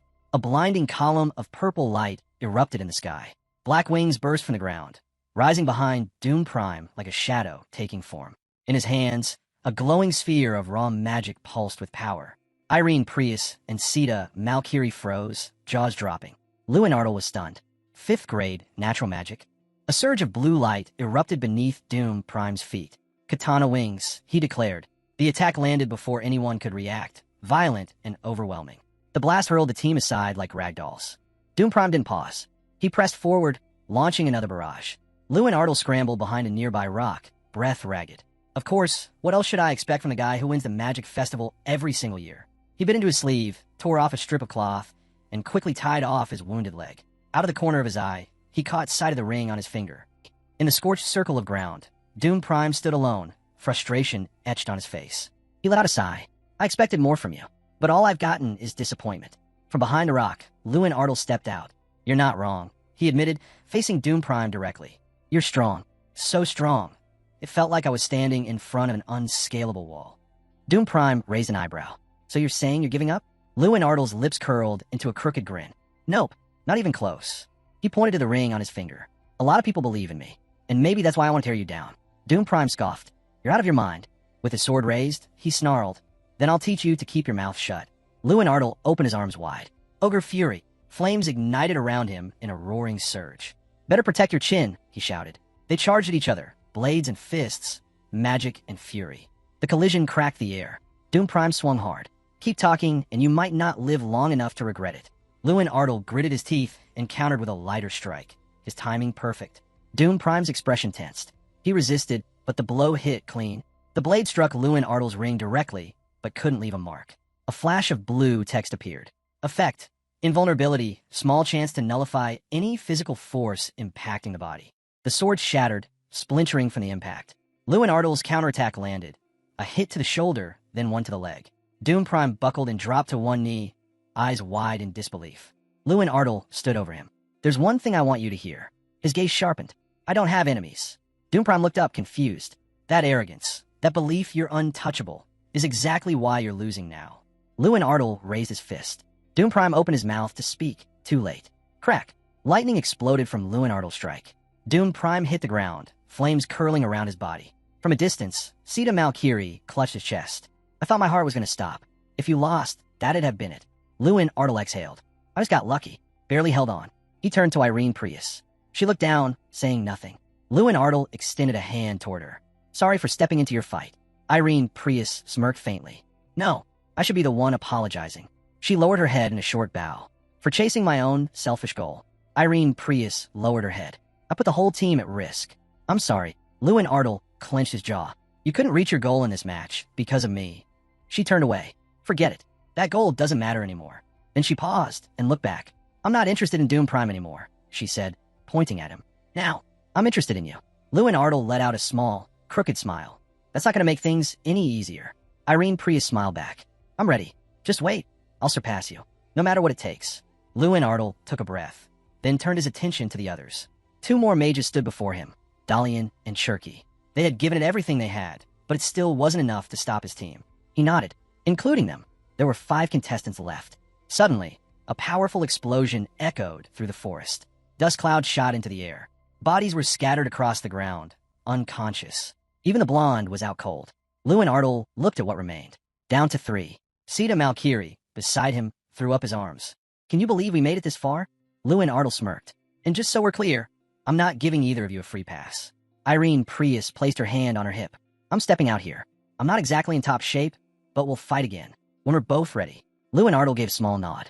"I'll hold you to that." It made sense. She was spent. Sita Malkiri cracked his knuckles. "Then it's my turn." Luen Ardle grinned. "Leader or not, I'm not backing down.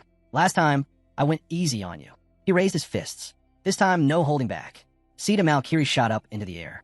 Wait, let's not rush this." Luen Ardle blinked in confusion as Sita Malkiri suddenly threw his arms up and shouted, "Long live the champions, representing our academy." Around them, the warriors raised their circles in triumph.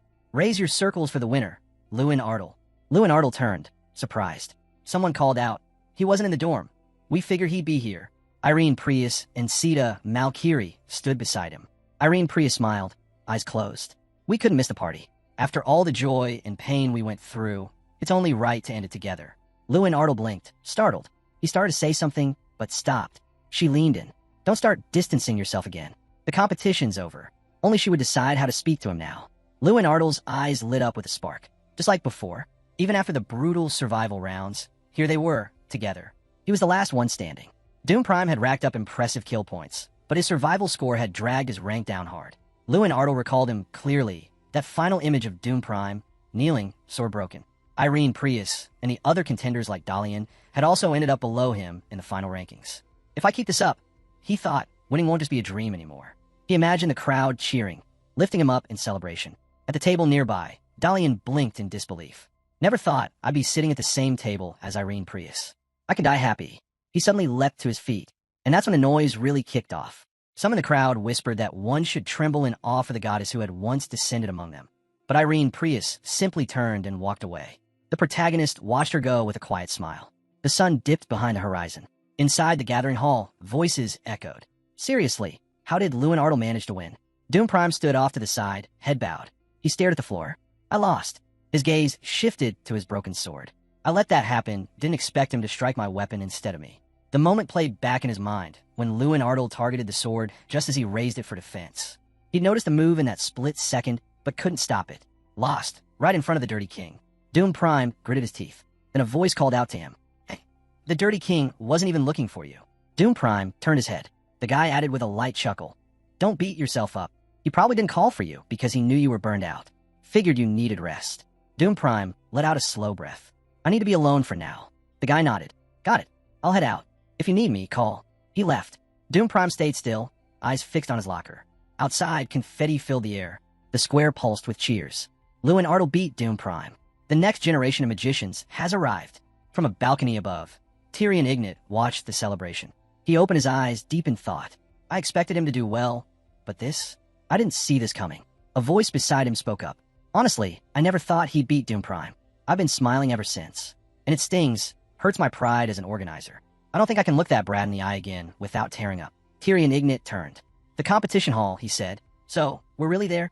The man nodded. Yeah, the grand festival's almost over. The stand were packed. The crowd roared. Luen Ardle stood among them. It's been several days since the survival match ended, he thought. In the group tournament, his team secured 4th place, 5 wins, 2 losses. They'd fallen short in the battle for 3rd, but for a squad named after their academy, this was nothing short of a miracle. Now, only one event remained. The final individual match.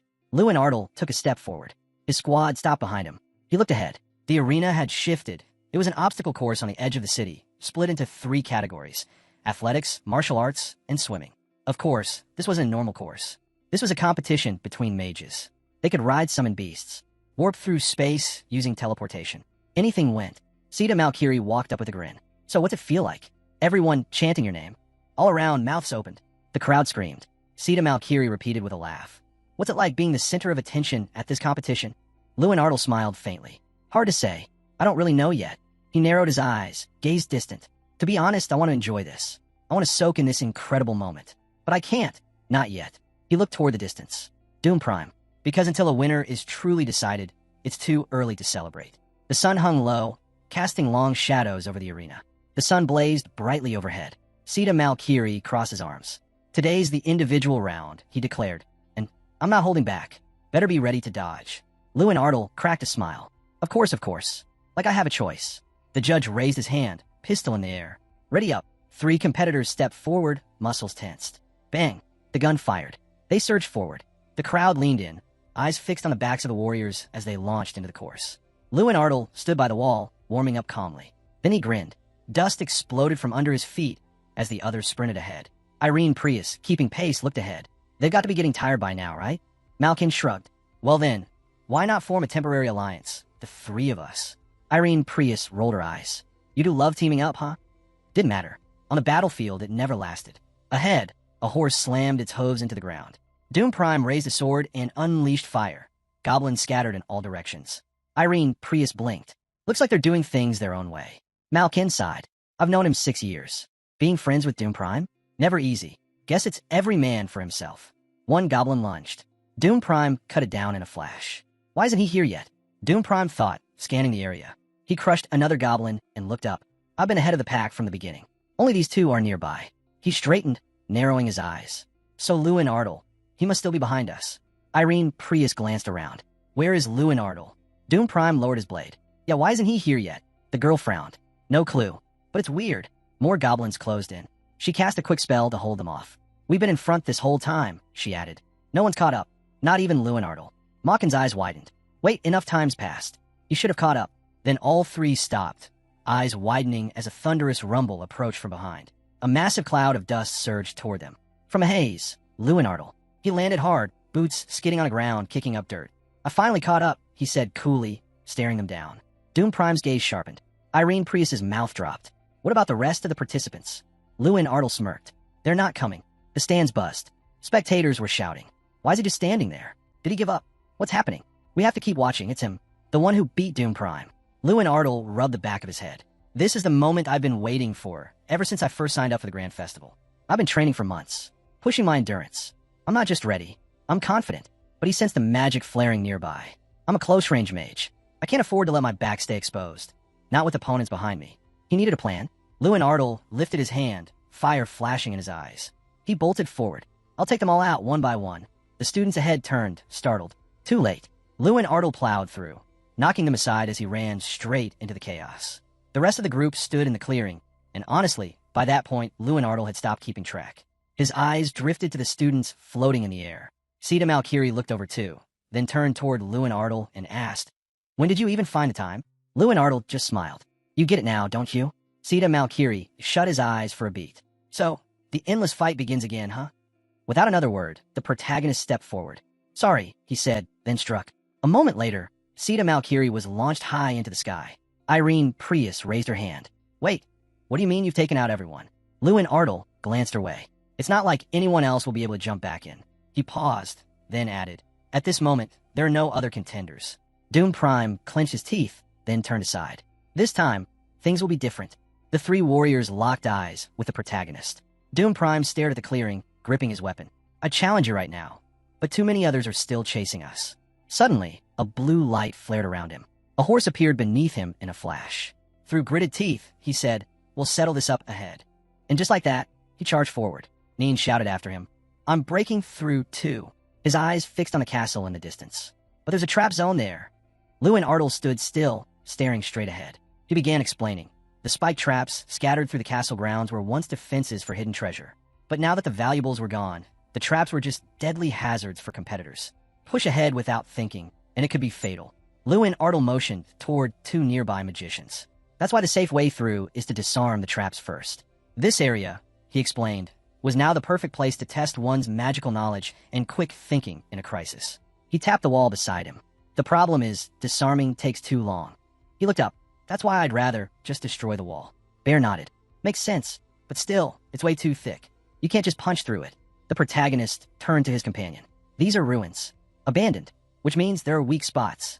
Bear narrowed his eyes, then focused. "So you're going for the worn-down sections." Looking down, Luen Ardle spotted a crumbling section.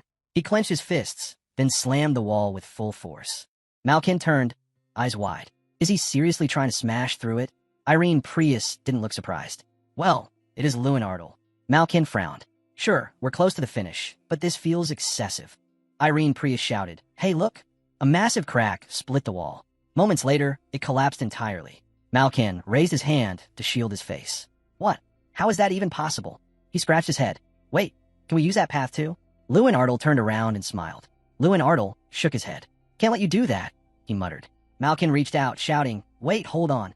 But the boulder came crashing down. Someone in the crowd yelled, "Greedy," as Luen Ardle dashed ahead.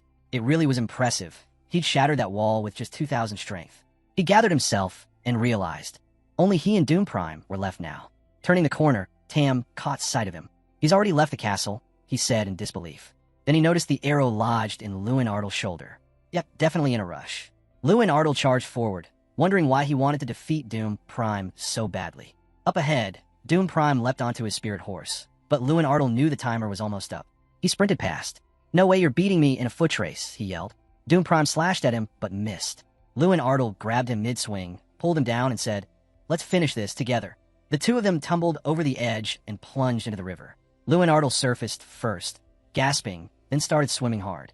If he'd used magic to descend, he'd be at a disadvantage now. He picked up speed, then stopped. "And I?" Doom Prime summoned a glowing sphere, just as the river turned icy cold. "What the? Why is the water freezing?"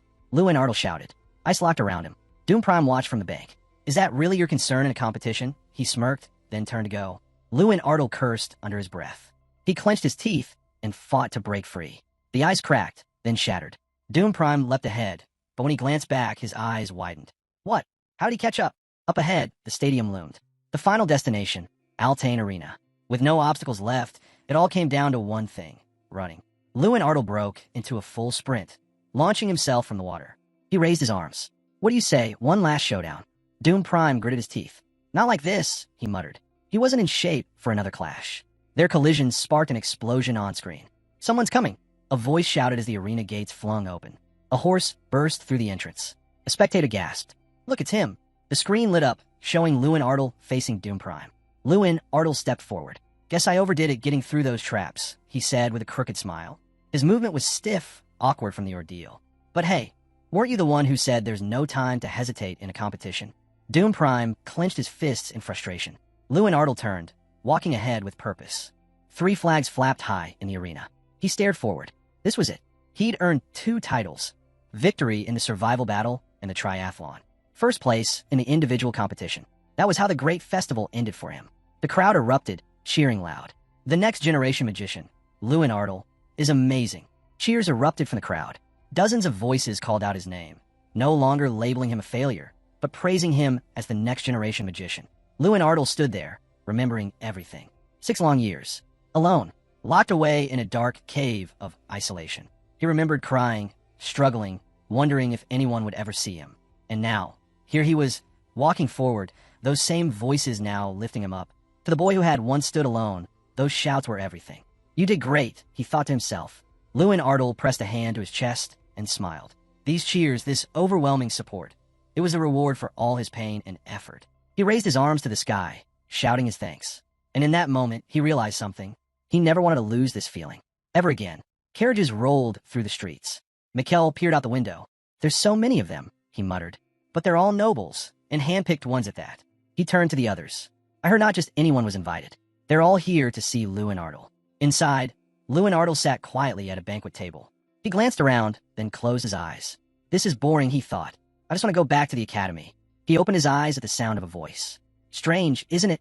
Irene Priya smiled as she took a seat beside him. In what way? He asked. I mean the people, she said. No one's trying to talk to you. Luen Ardle closed his eyes again. Probably because I look like some arrogant show-off who doesn't want to be here. Irene Prius rested her chin on her hand. Well, sure, that's part of it, but not the whole reason. He opened his eyes again. Then what? She looked around the banquet hall. Most of these nobles came here just to meet you, and yet no one's dared to approach. She leaned in slightly. Rumor has it someone already claimed your place. Someone so powerful, no noble would even dare to speak to you. Luen Ardle stared at her. Ooh, before she could answer, a loud voice echoed through the hall. Let the evening banquet begin. A hush fell over the crowd. Representatives from 32 institutions, follow me, the announcer declared. Lavish dishes and the finest wines covered the tables. Luen Ardle eyed the extravagant spread.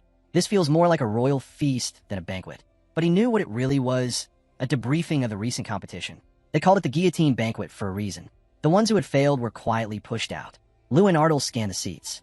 He'd assumed only the Dirty King would be here, but 2 seats of honor had been prepared. He tensed. Then someone said, they're coming. Everyone at the table rose to their feet. Luen Ardle stood, bowing as the Dirty King entered. But something felt off. Who is that? Luen Ardle thought. His fingers twitched nervously. The king stepped aside, then addressed someone else, his voice respectful. Luen Ardle's eyes widened. The Dirty King, showing respect? The king extended a hand and said politely, I hope we haven't interrupted your meal. A man stepped forward. Crown Prince. Luen Ardle's mouth opened slightly in shock.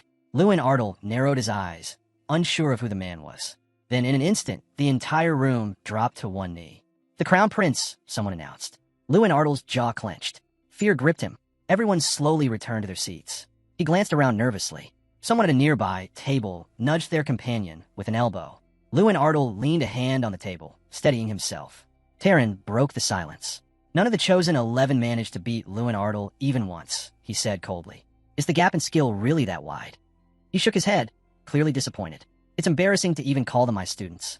Doom Prime trembled, his fists clenched beneath the table. He shut his eyes and silently swore not to disgrace himself again. Terran continued, eyes still closed. Second place is nothing more than a lie, crafted by those who refuse to face reality. He looked around. This festival only proved one thing. A dragon can rise from the smallest stream. Luen Ardle glanced at the table, uneasy. This whole banquet felt like a staged humiliation, set up to shame the chosen 11, and he was being used as the weapon.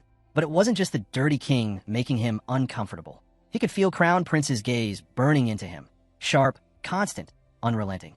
Luen Ardle's thoughts drifted to the Emperor. Despite being the third son, that man had outmaneuvered his brothers with sheer intellect and ruthless strategy, securing the title of Crown Prince. Luen Ardle studied Crown Prince more closely. A man with near-perfect skill in both words and combat. No wonder people feared him. Then Irene Prius's words echoed in his head. Someone staked a claim on you.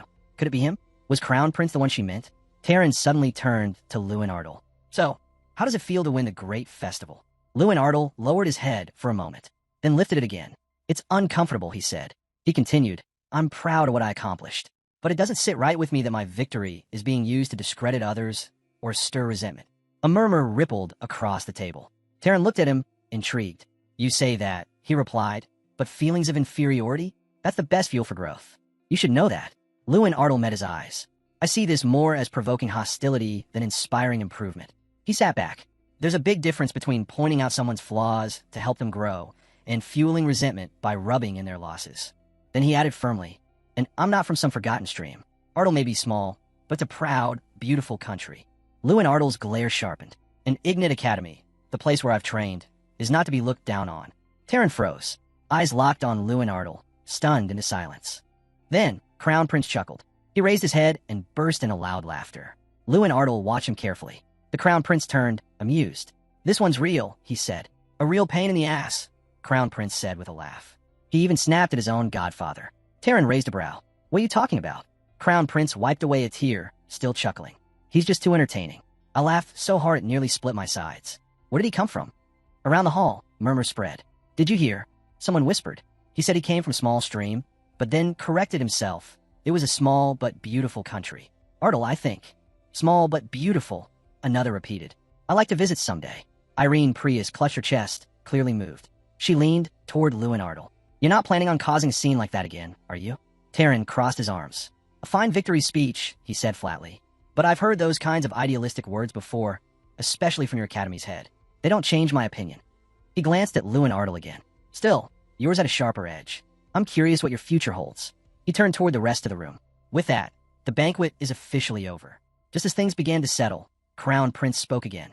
Actually, give me a moment. He stood up casually. We'll be having tea with the victor. Then he grinned. And no, refusing isn't an option. Luen Ardle found himself seated across from the Crown Prince. He braced his feet on the floor, mind racing. What did Crown Prince really want? This wasn't a friendly gesture. He wasn't here to say congrats. Then his name. Luen Ardle flinched slightly. Crown Prince smiled. I want you to work for me, he said, calm but firm. And just like before, I won't accept a no. He reached out a hand. You've got a month to wrap up your current obligations. I'll arrange your transfer to a special training school for combat mages and set up housing for you. Then, as if it were a casual afterthought, Crown Prince added, naturally, we'll need to talk about naturalization. Can't have the Crown Prince's closest ally being a foreigner, after all. Luen Ardle stared at him. Why? He asked. This empire already has so many brilliant mages. Doom Prime alone. Crown Prince closed his eyes, cutting him off. So that's how it is. He let out a quiet sigh. Try play clever. Luen Ardle dropped his gaze. Crown Prince opened his eyes again. Here's something to remember when dealing with me. I prefer a simple yes over clever comebacks. Luen Ardle glared at him silently, then lit a cigarette. We'll see, he muttered. Terran stepped in then, formally introducing himself. The first reason for this invitation, he said, was my godfather's personal recommendation. He paused. Years ago, he told me, if a truly gifted mage ever appeared, I was to let him know. Until now, he never mentioned anyone. Terran closed his eyes for a second. The second reason? Your courage. He raised a hand. You had the guts to stand before me without pandering. While others begged for favor, you stared us down. You even had the nerve to challenge your godfather, openly stating your beliefs. Crown Prince, still amused, recalled the moment with a smirk. Everyone at the table had gone silent. Luen Ardle looked down, lost in thought. Then came Crown Prince's voice again. And finally, the kind of courage that borders on recklessness. The way you kept questioning me, even after I warned you not to. He spread his hands. In politics, sometimes you need someone who isn't afraid to speak up. Someone bold. Luen Ardle looked at him and asked, So, you just want me to be your advisor? Crown Prince shook his head. No, I want you to protect me. From them. My damn brothers who still can't stand that I'm the one wearing the crown. Luen Ardle closed his eyes. Crown Prince studied him. You're not interested? Luen Ardle exhaled. No, I'm not. Crown Prince simply nodded. That's why I said, I won't take no for an answer. Luen Ardle raised his head again, thinking, this was the Crown Prince. The man with the most power in the empire. Becoming his closest ally. It was a once-in-a-lifetime offer. Hall spoke up, introducing Terran. Most mages eventually partner with the powerful. Even in the Magic Tower, where mages dedicate their lives to study, connections matter. If you pass this up, you might regret it forever. Luen Ardle gave a slight smile. There are still too many things I want to do. And in his heart, he already knew he didn't want to belong to anyone. Crown Prince smiled faintly. I thought you were a reasonable guy, but you're more idealistic than I expected. He leaned back. Offers like this don't come around often. You really won't regret it. Luen Ardle looked up. I might. It's possible. Crown Prince stretched his arms. Then let's pretend this conversation never happened. He crossed his arms again. They're calling you the brightest gem of the festival. He smirked. And collecting gems? That's my favorite hobby. His gaze sharpened. There's never been a gem I couldn't make mine. Luen Ardle narrowed his eyes. Why? Crown Prince stepped forward. Because if I can't have it, I destroy it. With that, he turned and opened the doors. Luen Ardle leaned against the column, eyes shut. That was a threat, he thought. No doubt about it. Did I make the right choice? Outside, a voice called out. A blonde figure raised his hand. Hey, Mikkel opened his mouth. What's this? Sneaking off on a date behind our backs. Inside, Crown Prince stood under the chandelier, staring up. I was curious, he admitted. You gave him such a glowing recommendation. Terran nodded. Turns out, he is remarkable. But I take it things didn't go smoothly? Terran asked. Crown Prince shrugged. I even threatened him. Didn't budge. Terran closed his eyes. So you're giving up? Crown Prince's grip tightened around his glass. Of course not. I know him now, and I know myself even better. There's nothing stronger than my obsession with collecting. His eyes burned. And Luen Ardle will be mine. Because I've decided so. Luen Ardle stretched his arms as sunlight crested the mountaintops. He planted his feet on the grass and let out a long breath. Another day finished, he said. Then he dropped down and lay on the grass. Feels like my body's getting stronger every day. He turned to the bear nearby. I don't want to hear that from another guy. Luen Ardle muttered. Bear blinked. What are you even talking about? She's a woman. Luen Ardle flew up from the ground. Wait, what? She's a woman. She was born that way, Bear replied casually. Suddenly, the bear let out a frustrated roar. Why now? Why can't I be? No one even asked me. Luen Ardle's mind raced. He remembered them sitting together in the bath. Wait, we sat in the bathroom together. Bear nodded. Yeah, and there was something to see. Luen Ardle's eyes went wide. Then that means you saw everything. He stared for a moment, then broke into a grin, got to his feet, and brushed himself off. I'm out of here. Bear chased after him. Wait for me. Luen Ardle pointed a finger back. And from now on, jokes like that are off limits. Got it. The train pulled into the station. Mikkel threw his arms around Luen Ardle. Time for me to head off. Take care of yourself, all right? Luen Ardle smirked. I'm not dying, you know. The train began to roll away. Luen Ardle stood there, watching it disappear. Then another guy approached him. We should get moving too. Later, Luen Ardle sat alone on a bench. His friends had all returned home. But as the winner of the great festival, he had one more stop. Riven. He had a packed schedule to complete. He thought back to the man who once called himself a street cat. That same man was now his escort. Luen Ardle glanced at him. A street cat, huh? Except this one was no ordinary wanderer. He was a high-level mage. So powerful, Luen Ardle couldn't read a single stat from him, not even with player's eye. That meant he was at least on par with the Academy's professors. He looked young too, maybe just shy of 30. The man turned and spoke. Let me walk you through what comes next. Luen Ardle nodded. First, you'll head to the Imperial Palace to receive your official congratulations. Luen Ardle looked over. You don't have to be so formal with me. I insist, the man replied. Even if you're only 16. Luen Ardle gave a soft smile. Incredibly precise and businesslike, he thought. The man continued. Next, we'll head to the magic tower. You'll select an artifact. He paused. Although you might not leave with one. The artifact has to choose you. Luen Ardle imagined that strange ogre again. So the artifacts of the tower have a will of their own, too? Then the man reached into his bag. Finally, he said, you'll receive your first official mission. Luen Ardle pictured a silhouette standing atop a hill. The man added, normally, as a student, you'd be disqualified from missions. But since you won the great festival, an exception was made. This is basically the Empire's way of announcing to the world, a new generation mage has arrived. Luen Ardle looked down at the paper in his hand. So, it's kind of like a declaration, he said. The man nodded. And now, we choose your mission. Luen Ardle scanned the mission list, eyes trailing over the categories. Exploration, subjugation, elimination, research, investigation. He turned toward the bear, then looked back at the sheet. Outside the window, the train sped ahead. A particular mission caught his eye. I think I'll go with this one, he murmured. Sunlight bathed the hilltop palace in gold as they approached. The man beside Luen Ardle stopped at the grand doors. This is the Pei Palace, the Crown Prince's personal residence. Everyone's waiting inside. He bowed respectfully. I'll wait out here. Luen Ardle looked at him. You're not coming in? But before he got a reply, the massive doors swung open. Crown Prince stood inside, waiting.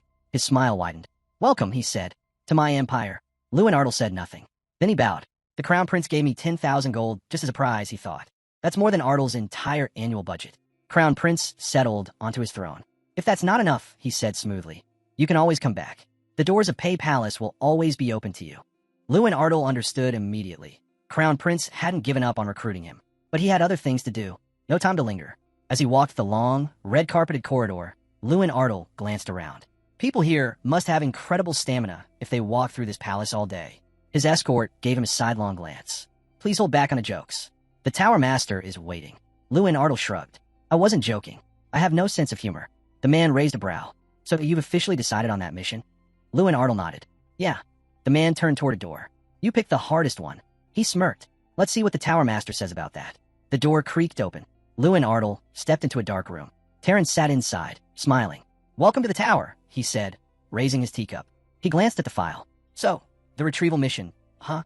Taking a sip, he added, subjugation would have been easier. Tag along with the Imperial Guard, wipe out a few bandit camps near Sisano, and boom, instant hero. Luen Ardle sank into the couch, listening quietly. But instead, Terran continued. You chose to head into a lifeless wasteland. He leaned back. Not exactly the popular choice. Luen Ardle looked down at the mission sheet. Terran's voice followed. That's why it had to be your first. Luen Ardle blinked. This place, it's King Graham's homeland? Bear chimed in. That's where the dragon lived. For 100 years. Luen Ardle pictured a massive dragon resting in a clearing. A mountain loomed in his mind's eye. A remote territory north of the kingdom of Radian. They say ancient ogre once lived there. His thoughts shifted. Images of towering ogre, brutal and proud. But now it's empty. No ogre remain. The only one left is King Ram, the living artifact at the academy. Then he imagined something darker, a demon. The rest of the ogre race gone, wiped out in the Great War. A skull flashed in his mind. Now it's nothing but a graveyard, a lifeless desert marking the extinction of an entire species. There was a reason the retrieval mission in that wasteland was ranked the highest difficulty. The barrier. Luen Ardle's thoughts drifted to a jagged, unforgiving mountain range. He pictured 3 mages standing before it, helpless. A barrier no spell had ever dispelled. To this day, no scientist, no mage, no scholar had been able to crack the mystery behind the Heavenly Mountain's barrier. And now, his mission was to uncover its true nature. Luen Ardle stared ahead in silence. Terran folded his arms. Funny, what draws a young mage like you to a barren wasteland where nothing lives? Could it be, he continued, that you believe the rumors? That the wrath of the Orcish god turned that place into a holy sanctuary? Luen Ardle remained focused. Others had no reason to go there. But for him, there was something else. Dragonia, the world destroyer, lived in that land for 100 years. A dragon's image appeared in his mind, vast and terrifying. That reason alone was enough. Luen Ardle turned to Terran. This mission's marked with the highest difficulty. What? Terran gave a short nod. If that's your concern, I'd suggest picking something easier. He held up a chainlock box. The risk isn't because of active threats or monsters. It's the unknown. The mystery. No one's been able to solve it. Luen Ardle smirked. Then if a 16-year-old mage did manage to solve it, wouldn't that make it all the more impressive? Terran leaned on one hand. Or, he said bluntly, you'd be the first ever great festival winner to fail his very first mission. Luen Ardle raised an eyebrow. Too soon to count me out. Terran said nothing, just watched him. Then finally asked, do you know why I recommended you to the Crown Prince? Luen Ardle didn't answer. Terran continued, I wanted to keep you here, in Riven, so I could watch you myself. Luen Ardle stared at him, surprised. Terran folded his hands under the table. Your unique ability is not just why the Crown Prince took an interest in this mission. His voice dropped slightly. It's why I'm watching too. Luen Ardle's hands tensed. Later that night, lying in bed, Luen Ardle stared at the ceiling. I say I'm handling it, but will this really work out? Bear's voice came from nearby. You're worried you won't find anything? Luen Ardle exhaled. That place hasn't been touched in centuries. What are the chances I'll discover anything now? Bear looked over. Up till now, no one's been able to uncover anything with normal methods. But you're different. Doom Prime chimed in. He's still human. Bear kept his eyes on the ceiling. Maybe, but his abilities go beyond what humans can usually do. A knock at the door. It's me, Debor. Luen Ardle got up. Come in. The door opened. 2 men entered. Luen Ardle greeted them casually. Bear squinted. What's with this look? Luen Ardle shrugged. They said this is the Dirty King's preference. All mages from the Magic Tower wear something like this. One of the guys smiled and stretched out a hand. Shall we?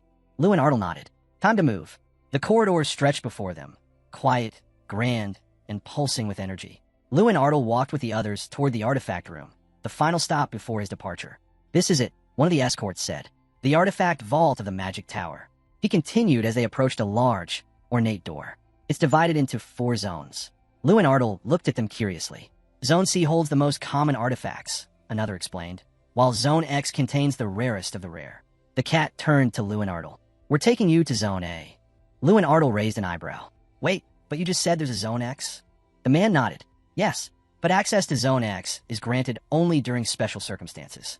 Even the Emperor can't walk in freely. Luen Ardle's eyes widened. Even the Emperor? They entered the first chamber, Zone C.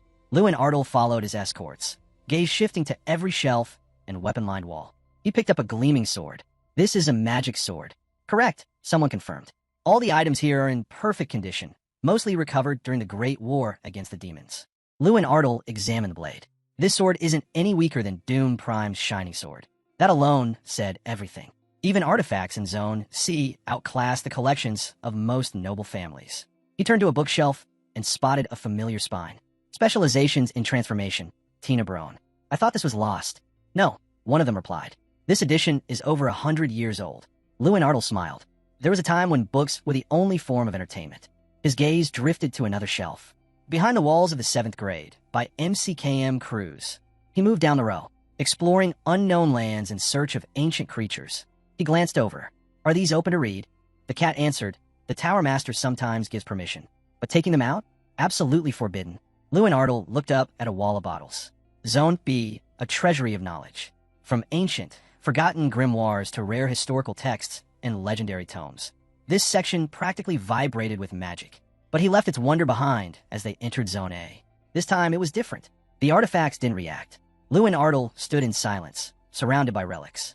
None of them moved. None of them shimmered. Nothing responded to his presence. He turned. Has this ever happened before? The man answered, rarely. But yes, it's happened. He gestured to another mage nearby, his aura crackling with electricity. Usually, anyone deemed worthy of entering Zone A can attract at least a few artifacts. That's why they're brought here in the first place. Luen Ardle frowned. But nothing chose me. It came out quieter than he intended. Almost disappointed, Bear stepped forward with a grin. Come on, don't get depressed over a pile of junk. She glanced around at the shelves. Sure, to most people these would be treasures, but the real treasures? She pointed to a door across the room. They're beyond that. Luen Ardle followed her gaze. A thick, reinforced gate pulsed with a heavy, ominous aura. Zone X. The bear looked at it, eyes narrowing. I'm telling you, she said, there has to be at least one artifact in there created by a dragon. A sharp, unwashed stench, undeniably draconic, filled the air. The man crouched down and muttered that, even if that were true, it didn't matter. Reaching that place wasn't an option yet. For now, he had to concentrate on the artifacts within his grasp. Then a flash of green caught them off guard. Both men froze. From the doorway, a stream of vibrant green energy surged out. The man raised his arms and shouted. It was happening. For the first time in 56 years, a special event had been triggered. The door had opened on its own. Terran leaned on one hand, glancing at the artifact. Did Sin's tooth react? He asked. The man bowed and confirmed it. Terran looked down, lost in thought. Could it be? Was this proof he had the talent to inherit the throne? Then the focus shifted. 3 high-level artifacts, each on a completely different scale of power, each capable of placing their wielder above all others. Luen Ardle pointed to a towering magician holding a staff. He explained that the staff, known as Alo's staff, once belonged to the first human magician, Alo himself. It had the power to amplify its owner's destructive magic endlessly. And it wasn't just a weapon. It was the emblem of the king of magicians.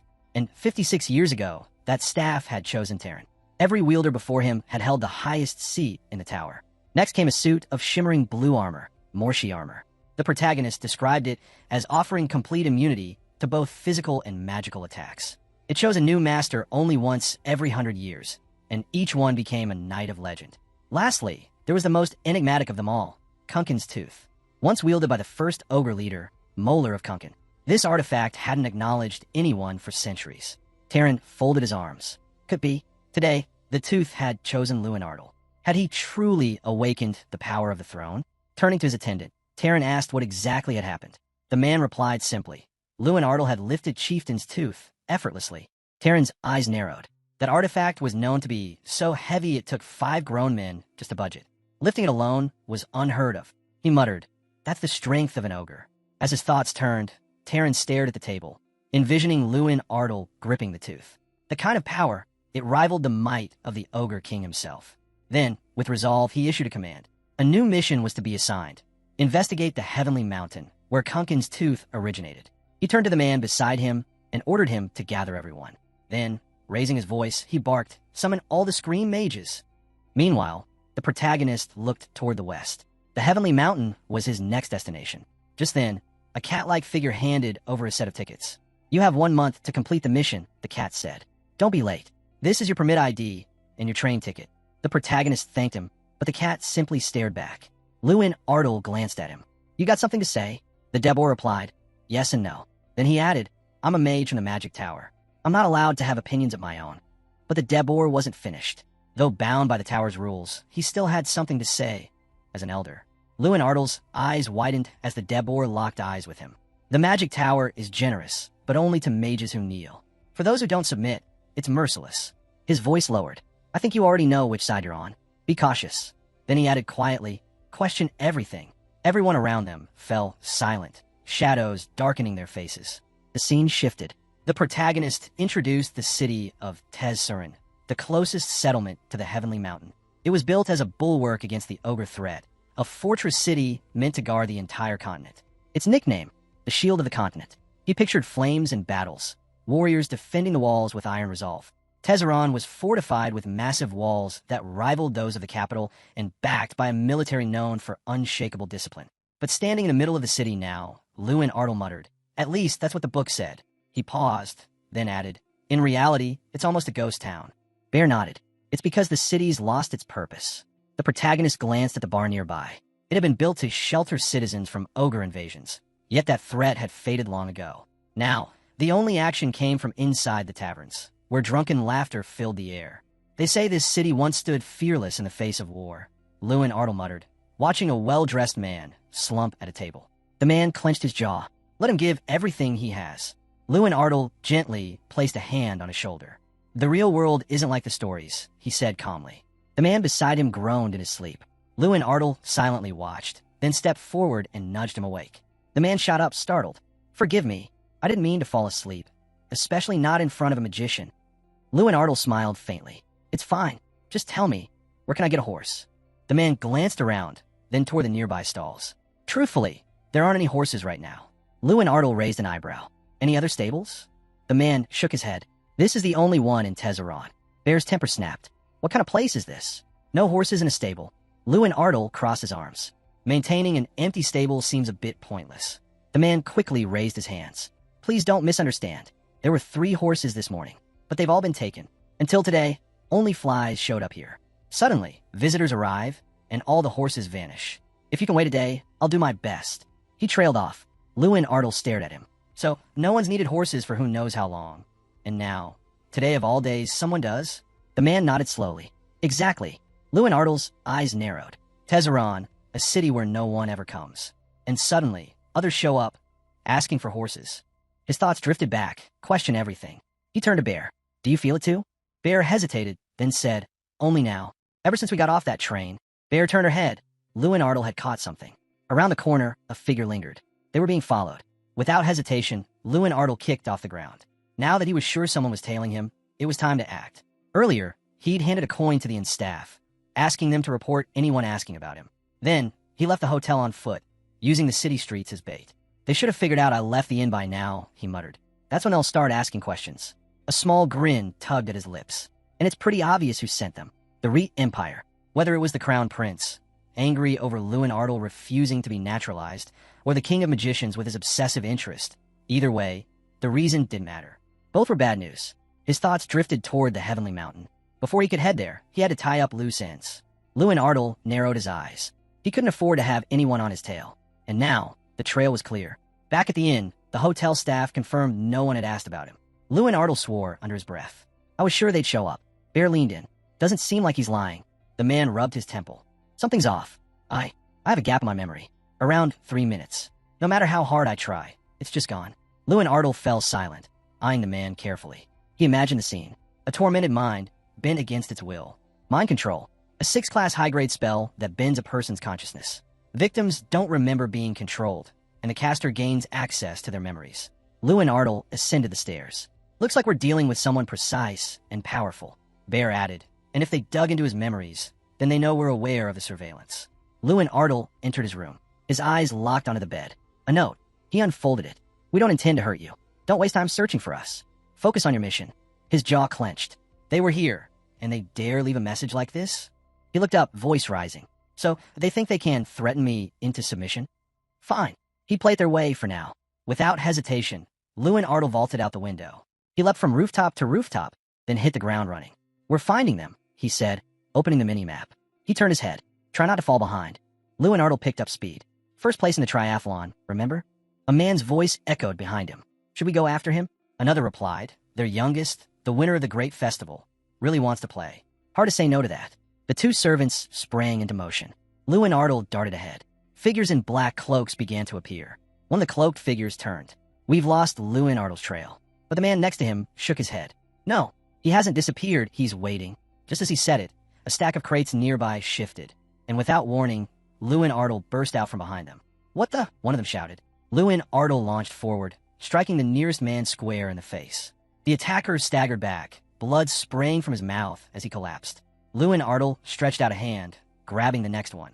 His scream echoed through the alley as Luen Ardle drove another brutal blow into his gut. The man in the black cloak crumpled to the ground. Standing over him, Luen Ardle remained silent. The cloak man coughed, then let out a bitter laugh. "So that's what you're really like. I was wondering what kind of guy you were. Turns out you're a monster." Luen Ardle lowered his head. "Who are you?" The man grinned. "You really don't know? The head of the magic tower sent us. We were ordered to observe your little journey." Luen Ardle's eyes narrowed. "Observers?" The man chuckled. "Yeah, surveillance. That's what they call it." He met Luen Ardle's glare. "Doesn't matter. Either way, it was entertaining to see what you could do." A burst of light flared, and the man vanished, his voice trailing off. "We'll meet again." Luen Ardle's gaze shifted to where the man had stood. On his neck had been a tattoo. A skull. Bear stepped closer. "A vicious magician." Luen Ardle nodded. "Yeah, a hidden group inside the magic tower. No one knows what they really do. All we have is the name and the tattoos." He continued. "They only handle the tower's dirtiest tasks. Secret ops, assassinations, espionage. No info on how strong they are or who leads them." Bear looked up. "So, what's your take after fighting one of them?" Luen Ardle paused. "Mixed feelings. Honestly, they didn't seem stronger than the great festival participants." Bear raised an eyebrow. "But we haven't seen what they're truly capable of." Luen Ardle agreed. "True. That guy cast a high-level 6th class spell. No ordinary magician could manage that." Bear crossed her arms. "And he'll be coming after you again from the shadows." From nearby, the bear looked up. "So, what's the plan now?" Luen Ardle stared forward. "Make him come to me." The next day, Luen Ardle headed straight for the Heavenly Mountain. The path was long, lifeless, barren. Nothing but wind and dust. Still, with every step, he knew he was getting closer. Suddenly, he clutched his chest, teeth clenched. "My power circle, it won't settle down." But then he grinned. He knew what that meant. Before him shimmered a vast blue barrier. "The Heavenly Mountain," he said. Bear corrected him. "More precisely, its core." Luen Ardle stepped closer. The barrier wall rippled with energy. "So Draa once lived here," he said. Bear nodded. Sitting down on the rocky ground, Luen Ardle glanced around. Not even a building in sight. "How do we get in?" He turned to the bear. "This mindset, it's not human." The bear responded calmly. "That's because passing the barrier requires more than force." Bear chimed in, perched on Luen Ardle's head. "And that's why I'm sitting here. If I were human," the bear said, "I'd probably try to destroy the barrier." Luen Ardle looked up. "Yeah, that was my first thought too." Bear hopped down, replying, "But you can't. This isn't a barrier any human can break." Luen Ardle was caught off guard. "Wait, what about the ogres?" Rubbing his forehead, he muttered, "I figured maybe I could call them, like calling on old friends to open a gate." Bear crossed her arms. "Now we're getting somewhere." Luen Ardle's eyes lit up. "But didn't the ogres of sky, mountain all die out?" The bear chuckled. "That's what humans believe." Luen Ardle turned his head sharply, surprised. "Remember," the bear said, fixing its gaze on the barrier, "your ability isn't about confirming truth or illusion." Luen Ardle stepped closer, his hand resting on the wall. "It's about breaking through." He stared straight ahead. "I know you can hear me. You're pretending you're not there, but I know the truth." Raising his voice, he said, "I came to return your leader's tooth." He stood firm in front of the barrier. "If you can hear me, open the door." Silence. Then a sudden light flared around his hand. A bright, blinding glow surged outward. Luen Ardle narrowed his eyes from the glare. Then, he vanished. On the other side, a man watching gasped. He passed through. The man dashed forward, stunned. What did that brat do? No one's ever succeeded with this mission. He reached the barrier, but it had already sealed shut. What's going on? Suddenly, a fist exploded into view. Luen Ardle landed a punch squarely into the man's face. "You're not slipping away this time," he roared. He slammed his palm to the ground. Cracks ripped outward, an earthquake erupting beneath them. The man wailed as the ground trembled. Luen Ardle thrust his hand forward. Binding tree. Thick vines burst from the earth, coiling tightly around the attacker. The man groaned, muttering something. Luen Ardle narrowed his eyes. "You thought you had me, but it was you who walked into the trap." He stepped closer. "Let's stop this game of tag." Suddenly, a shadow streaked overhead. An ogre. It came crashing down, swinging a club soaked in blood. Luen Ardle's eyes widened as the massive beast landed. The ogre stared at him, then at the man pinned to the ground. Then, turning to Luen Ardle, it spoke. "Who are you?" Bear smirked. They think like beasts. Their logic isn't human. Luen Ardle remained quiet. He'd made it through the Heavenly Mountains barrier, and now, it felt like he'd stepped into another world entirely. The ogre sniffed the air. You don't smell like a man.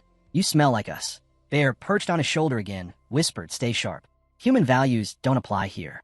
Luen Ardle nodded. I know. He looked the ogre straight in the eye. So far, I've done nothing to. Luen Ardle stayed quiet.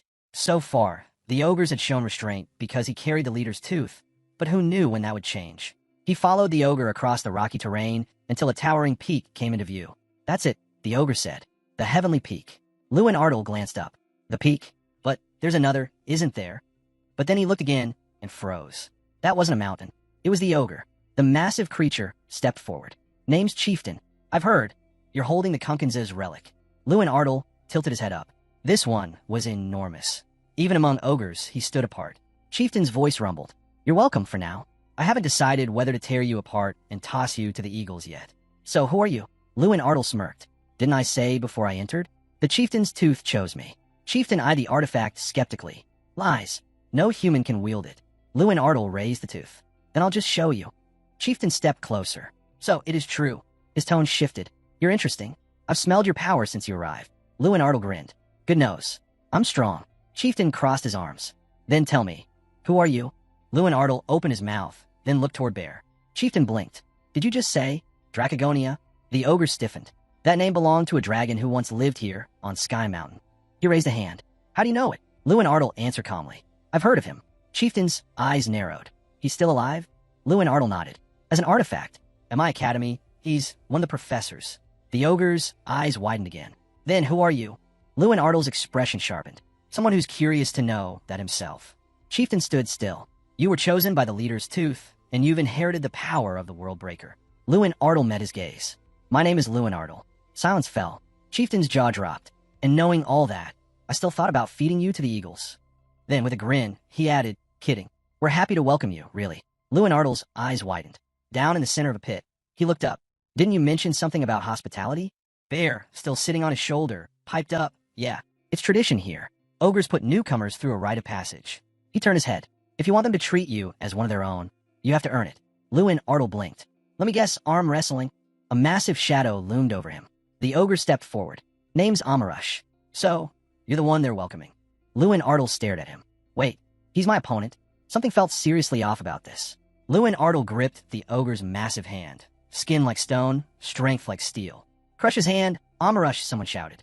Leaning against a rock, Luen Ardle muttered, just checking. If I lose, I'm not getting fed to the birds, right? Bear casually replied. Not sure, actually. The match began.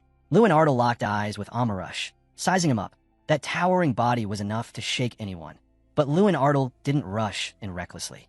An ogre versus a human. It sounded absurd. But Luen Ardle wasn't just any human. Thanks to the chieftain's tooth, he possessed strength that far exceeded normal limits. The artifact flickered faintly, and Luen Ardle thought, since I got this tooth, my strength's grown 1,000-fold. His stats had risen. 3,520, he noted. That's enough to win this. Amarush grinned. I knew you weren't an ordinary man. Your grip, it's different. But I'm Amarush, and I won't go easy on anyone. Luen Ardle smirked. Then don't. Let's end this. Amarush stretched out both arms. Get ready. Then, with a sudden roar, begin. Their arms tensed. Luen Ardle's clothes ripped at the seams from the sheer pressure. The crowd gasped. Luen Ardle grit his teeth. Not yet, but then something flared within him. A sudden, fierce burst of energy. This is it, my last push. Amarush snarled and slammed Luen Ardle's hand down against the stone. Luen Ardle blinked, stunned. The crowd erupted. Amarush wins. Flat on his back, Luen Ardle stared at the sky. I gave it everything I had and still lost. His arms trembled. So what now, he asked. I get thrown to the birds? A shadow loomed. Amarush stood above him.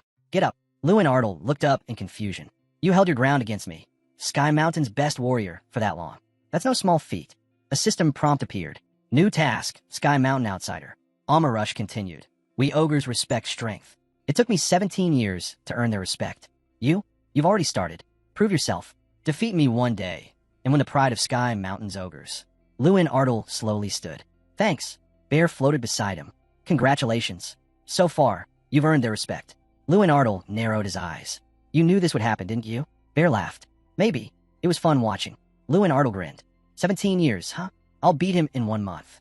Later, The small peak lit up with a massive banquet. Sitting at the long table, Luen Ardle picked at the food, surprised. This stuff actually tastes amazing. Ogres, he said with a mouthful, are surprisingly great cooks. Bear nodded. It's true. Even the smell, it's strong. Luen Ardle shook his head. Nah, I can't agree with that one. Then, more serious, he looked out at the ogres gathered around. But why? He asked. Why do they stay here, hidden in this place? He lowered his gaze, feeling it stir in him, a strange, heavy feeling. Around him, the ogres laughed, drank, and talked. Luen Ardle had a feeling. Something even bigger than this mission was ahead. Amarush sat beside him, turning toward Luen Ardle. What are you planning to do? He asked. With the tooth of our first leader, Luen Ardle blinked. What to do with it? Amarush gave a small grin. If you want, I can help you forge it into a weapon. 1 mint for a human. Luen Ardle's eyes widened. A massive gate appeared in his mind, adorned with a monstrous head. Holding the tooth, he stared at it in awe. What is this? Bear pointed at the artifact. It's pure, primordial power, a symbol of immense strength. That tooth holds the legacy of an ogre who had unmatched will. But Luen Ardle shook his head. No, I meant, how do I actually use it? Images flashed. Alvil's staff, Moore's armor, artifacts with form and purpose. He raised the tooth. Should I turn it into a mace or something? As they walked down a narrow corridor, Bear answered, just carry it for now. We'll figure out later. The fact that it boosts your strength is already a big deal. Got it, Luen Ardle said. Amarush looked down. If you really want, I can help. I can craft a weapon, a custom one, just for you. Luen Ardle's thoughts raced. I brought it with me, but didn't even know what to do with it. This offer, it's perfect. Amarush sat down, his voice low. The chieftain's tooth is extremely dense and heavy. Not everyone can work with it. But for someone like me, who forges metal every day, it's possible. Luen Ardle glanced over. Wait, so you're a blacksmith? Bear nodded. In human terms, yeah. Amarush turned to him. Do you have something specific in mind? Luen Ardle paused. Then he smiled. You mean I can actually design it? Half a month passed. Amarush pointed ahead. It's that way. Luen Ardle sprinted forward. Then I'm trusting you with it. During those 2 weeks, Luen Ardle threw himself into everything, helping the ogres hunt and training like never before. Glancing at his stat menu, he grinned. Not bad. Just then Amarush swatted his arm down. But it wasn't all progress. Bear raised a hand, tallying up the numbers. 15 matches, 15 losses. Luen Ardle groaned. Again, this is getting ridiculous. Still, he turned to the bear. Andette hummed in support. Cheer up. You're improving. Amarush chuckled. You finally started controlling your power. You're not wasting it like before. Luen Ardle looked away, quietly replying, thanks. Bit by bit, with Amarush's guidance, he was learning to use his strength more efficiently. Every match, he lasted longer. Looking out across the training ground, Luen Ardle whispered, I have to. Luen Ardle had made up his mind. He wouldn't leave this place until he defeated Amarush. Whispers echoed through the cave. He's scared, but Amarush simply shook his head. No, he just doesn't stand a chance. Days passed. Then it happened. Luen Ardle slammed Amarush's hand down with a thunderous thud. Someone called out, 17 matches, 16 losses. Bear looked straight ahead. But one victory. Luen Ardle raised his fist to the sky, shouting, I did it. New task completed. Foreigner of the Heavenly Mountain. You've defeated Amarush in arm wrestling. Reward, the pride of the ogres. You've earned the respect of the Heavenly Mountain's warriors. Amarush smiled. You surprised me more times than I can count. But this time, I lost. Luen Ardle looked off to the side. You call me by my name. Amarush turned to leave. I think you're ready now. Ready for what? Luen Ardle asked. Amarush stopped. You really want them? Luen Ardle blinked. Them. Amarush nodded. Truth is, I finished them a while ago. Just waited for the right time. Luen Ardle raised an eyebrow.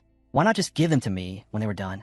With his back still turned, Amarush replied, because the will of the chieftain isn't something you just hand over. I was waiting for the day you defeat me. Luen Ardle stood there, silent, then thought to himself, I was almost robbed in broad daylight. Amarush stretched out his arms. Take them. They're yours now. Luen Ardle stepped forward as a system prompt appeared. Artifact acquired. Chieftain's tooth gloves. Forged by Amarush from the tooth of the first ogre chieftain. 10 fragments of the tooth are embedded in these gloves. Indestructible from physical damage. Capable of destroying anything in their path. Strength plus 2,000. New skill unlocked. Will of the chieftain.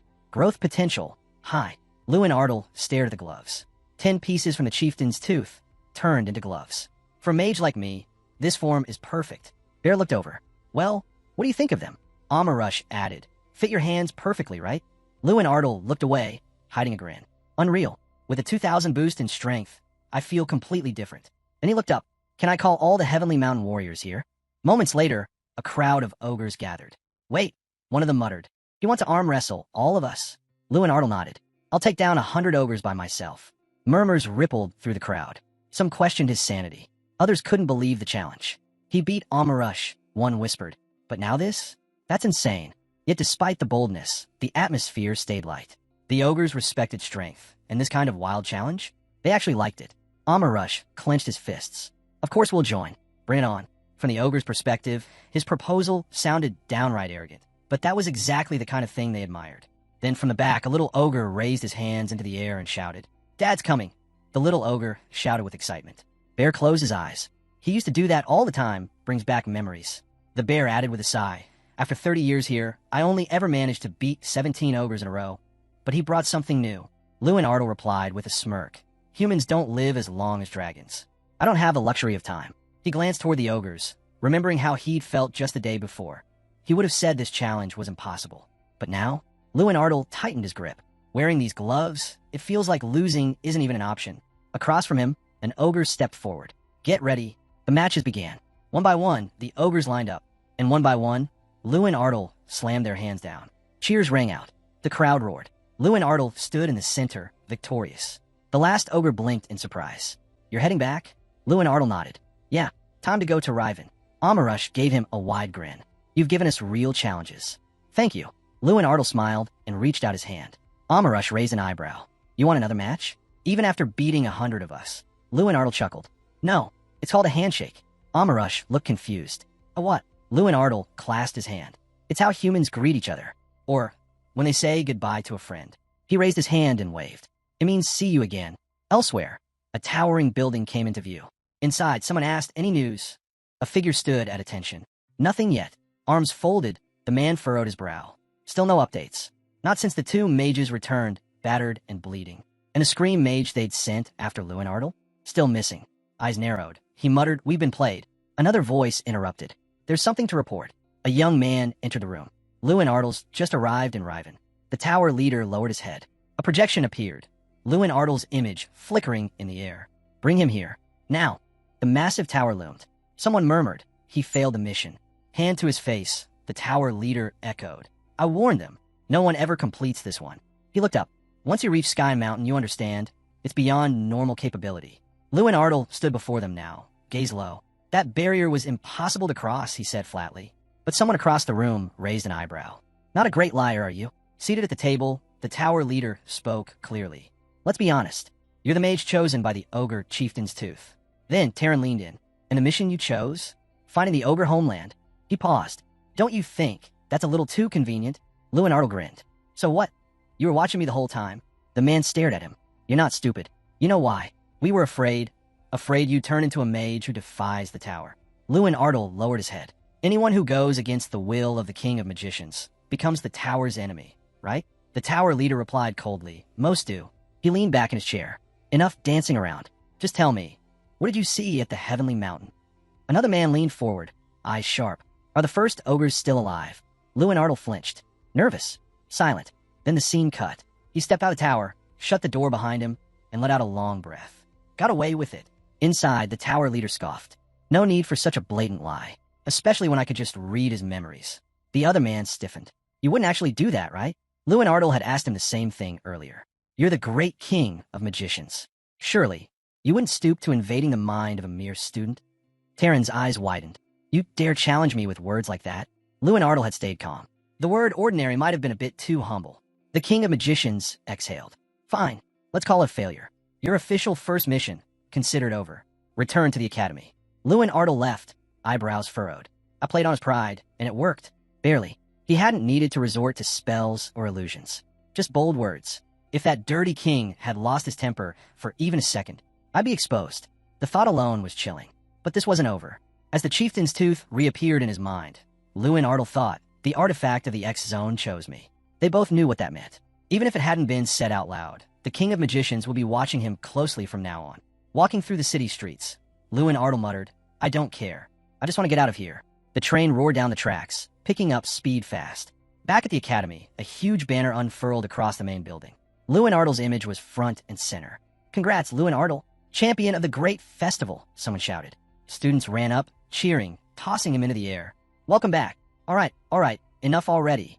Luen Ardle shouted, flustered.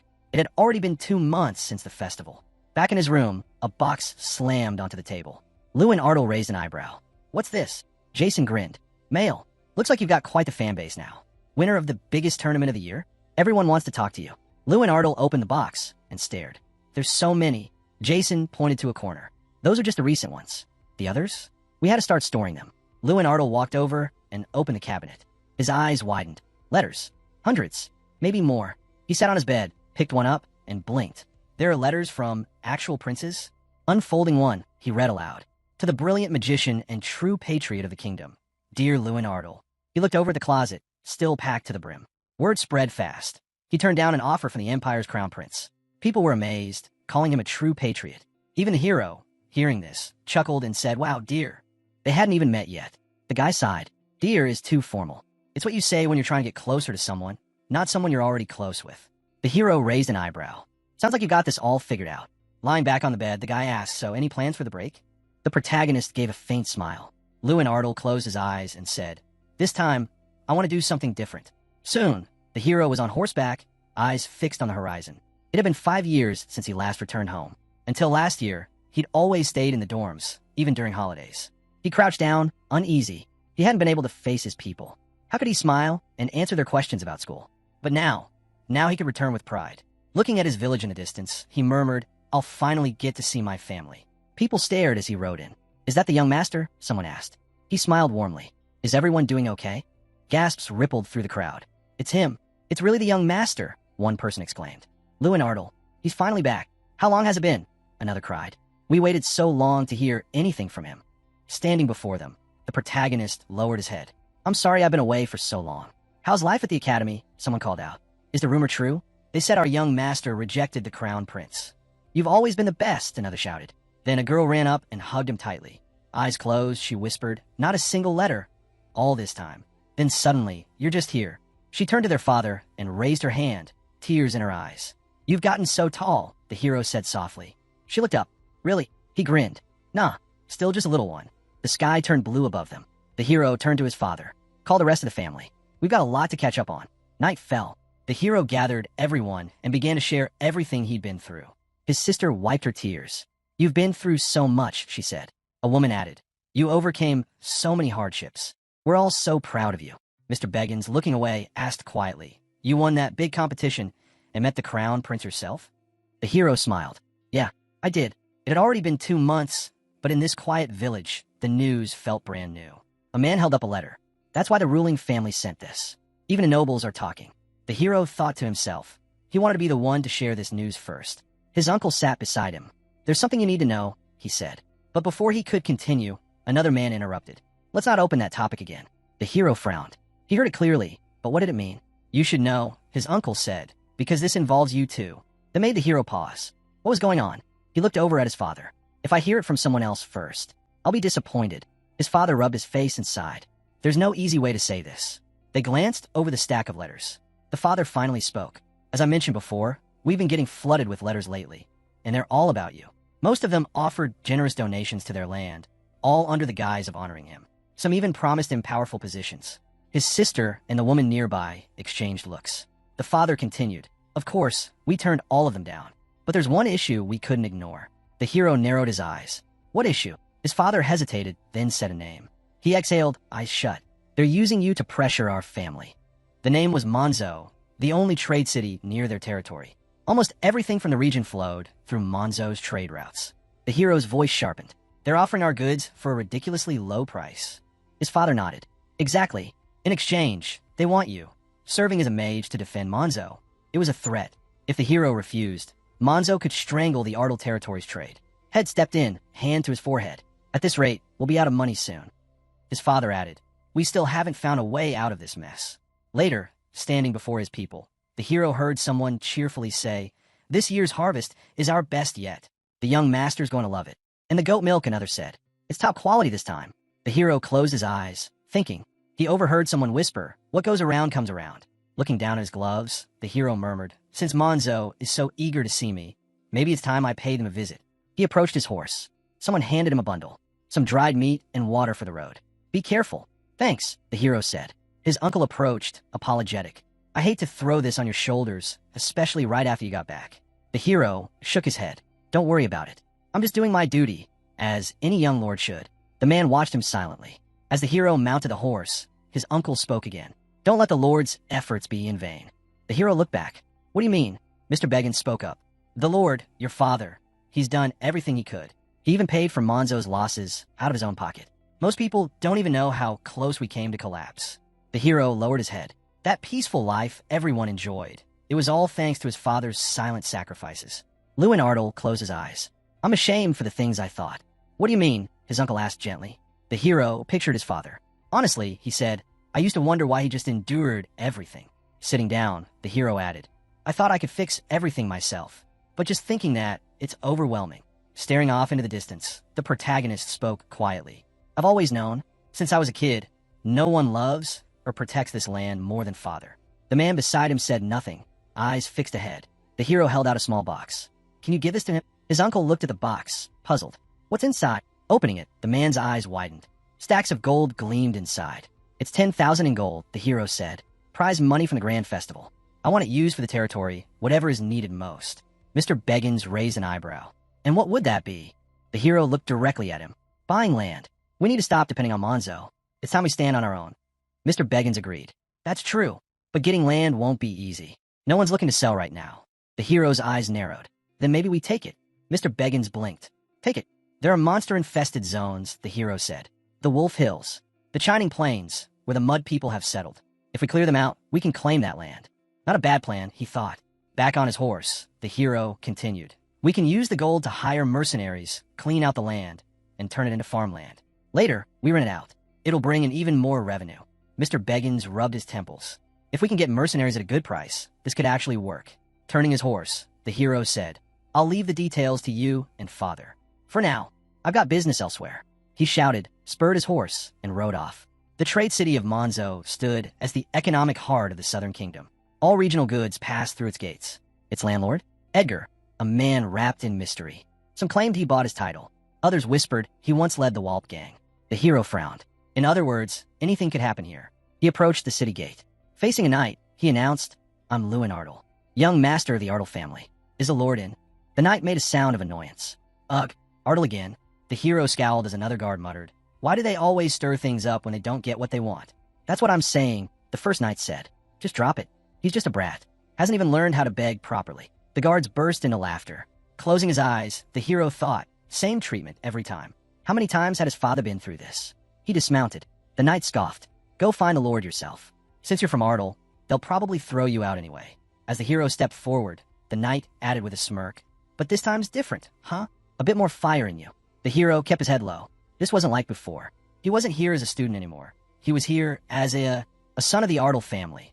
How could he accept this kind of treatment as normal? What would that say about his people? The hero clenched his fists.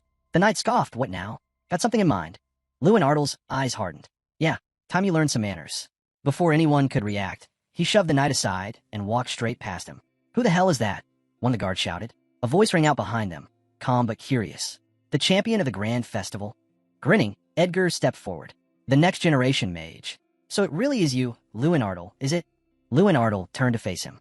And you must be Lord Edgar. Bilkos Monzo gave an exaggerated bow. The one and only. I'm honored someone of your caliber came all the way to our humble little city. He chuckled, but Luen Ardle didn't smile back. You say you're embarrassed, Luen Ardle muttered through gritted teeth. Then keep your head down. Since I had to come here personally, you should at least show that much respect. Bilkos Monzo's smile froze. Then slowly, he straightened his back, adjusting his hat. You're surprisingly direct. With a smirk, he added, well, if that's how you want to play it, I guess I'll face you properly. Awkwardness and all. Luen Ardle shrugged. Suit yourself. But you might want to retrain your guards. Bilkos Monzo raised an eyebrow. And what exactly did my men do? Luen Ardle turned on his heel. They treated my family like criminals. That deserves a warning. Behind him, the guards groaned from the ground where Luen Ardle had left them. Bilkos Monzo's jaw tightened as he looked over at them. Luen Ardle met his gaze. You don't mind, do you? Bilkos Monzo chuckled, though his eyes darkened. If they're your subordinates now, feel free to handle them however you like. He muttered under his breath, how dare he lay a hand on my people? Luen Ardle pulled on his gloves. So this is how it's going to be. He struck the nearest guard. The knight went sliding across the floor. That's enough, Luen Ardle said coldly. But you could use a lesson in manners too. Staring him down, Luen Ardle asked, "You're not planning to keep me out here any longer, are you?" Grinding his teeth, Bilkos Monzo growled, "Invite him in." Inside, a strange animal figurine caught Luen Ardle's eye. "Isn't it something?" someone nearby said. "He collects these little beasts like art." Luen Ardle kept his gaze steady. "They're unsettling." Seated across from him, Bilkos Monzo smiled. "Everyone has different tastes, I suppose." Luen Ardle glanced around, then lowered his head in thought. To call these things beautiful, what kind of person thinks like that? Dozens of grotesque monster sculptures filled the space. Luen Ardle frowned. "They're clearly meant to intimidate. You wanted to scare me." Bilkos Monzo poured tea into a delicate cup. "This is Paris, a rare tea from the southern provinces. Please have a sip." Luen Ardle stayed seated, unmoving. "I'll pass." "You're not a tea person?" Bilkos Monzo asked. "Would you prefer something lighter?" Still smiling, Bear chimed in. "What are you trying to do, play dumb?" Luen Ardle finally took the cup. "Honestly, I'm not even sure why I refused." He took a sip and set the cup down. "So what is this drink, really?" As the tea poured from the table, Bilkos Monzo smirked faintly. With his eyes closed, he said calmly, "You think I'd poison the tea? Come now. I'm not looking to make you an enemy." Luen Ardle kept his gaze down, listening. "I only hoped we could become friends," Bilkos Monzo added. Luen Ardle looked up. "Do friends usually start by threatening each other?" Bilkos Monzo laughed. "Threats? No. That was just a proposal. A generous one at that." But the Lord's smile thinned as he grit his teeth. "A proposal? Is that what you're calling your little scheme to drag Ardle into ruin?" Luen Ardle's eyes hardened. "Well, I'm not interested in that kind of friendship." Bilkos Monzo sighed with mock sadness. "A pity. But if you're going to refuse my hand, then I guess the prices for Ardle's goods will stay exactly where they are, dirt cheap." Luen Ardle looked straight at him. "You'd do better to return the prices to where they were." The room fell quiet. Bilkos Monzo's face twisted slightly. "Listen, boy, you're just some backwater brat who doesn't know how the world works." He stood up, voice rising. "You think you can just walk away from this? The one who should be kneeling here isn't me. It's you." Knights stepped forward, forming a line. Grinning, Bilkos Monzo mocked. "They say students from the Magic Academy can't use magic during the holidays, right?" The guards surrounded Luen Ardle. Bilkos Monzo folded his arms. "Let me give you a lesson in humility." Luen Ardle looked away, thinking, "So he never planned to let me walk out of here." Bilkos Monzo suddenly pointed forward and roared, "Kill him. I'll turn his corpse into a lovely centerpiece for my gallery." Luen Ardle stared straight ahead.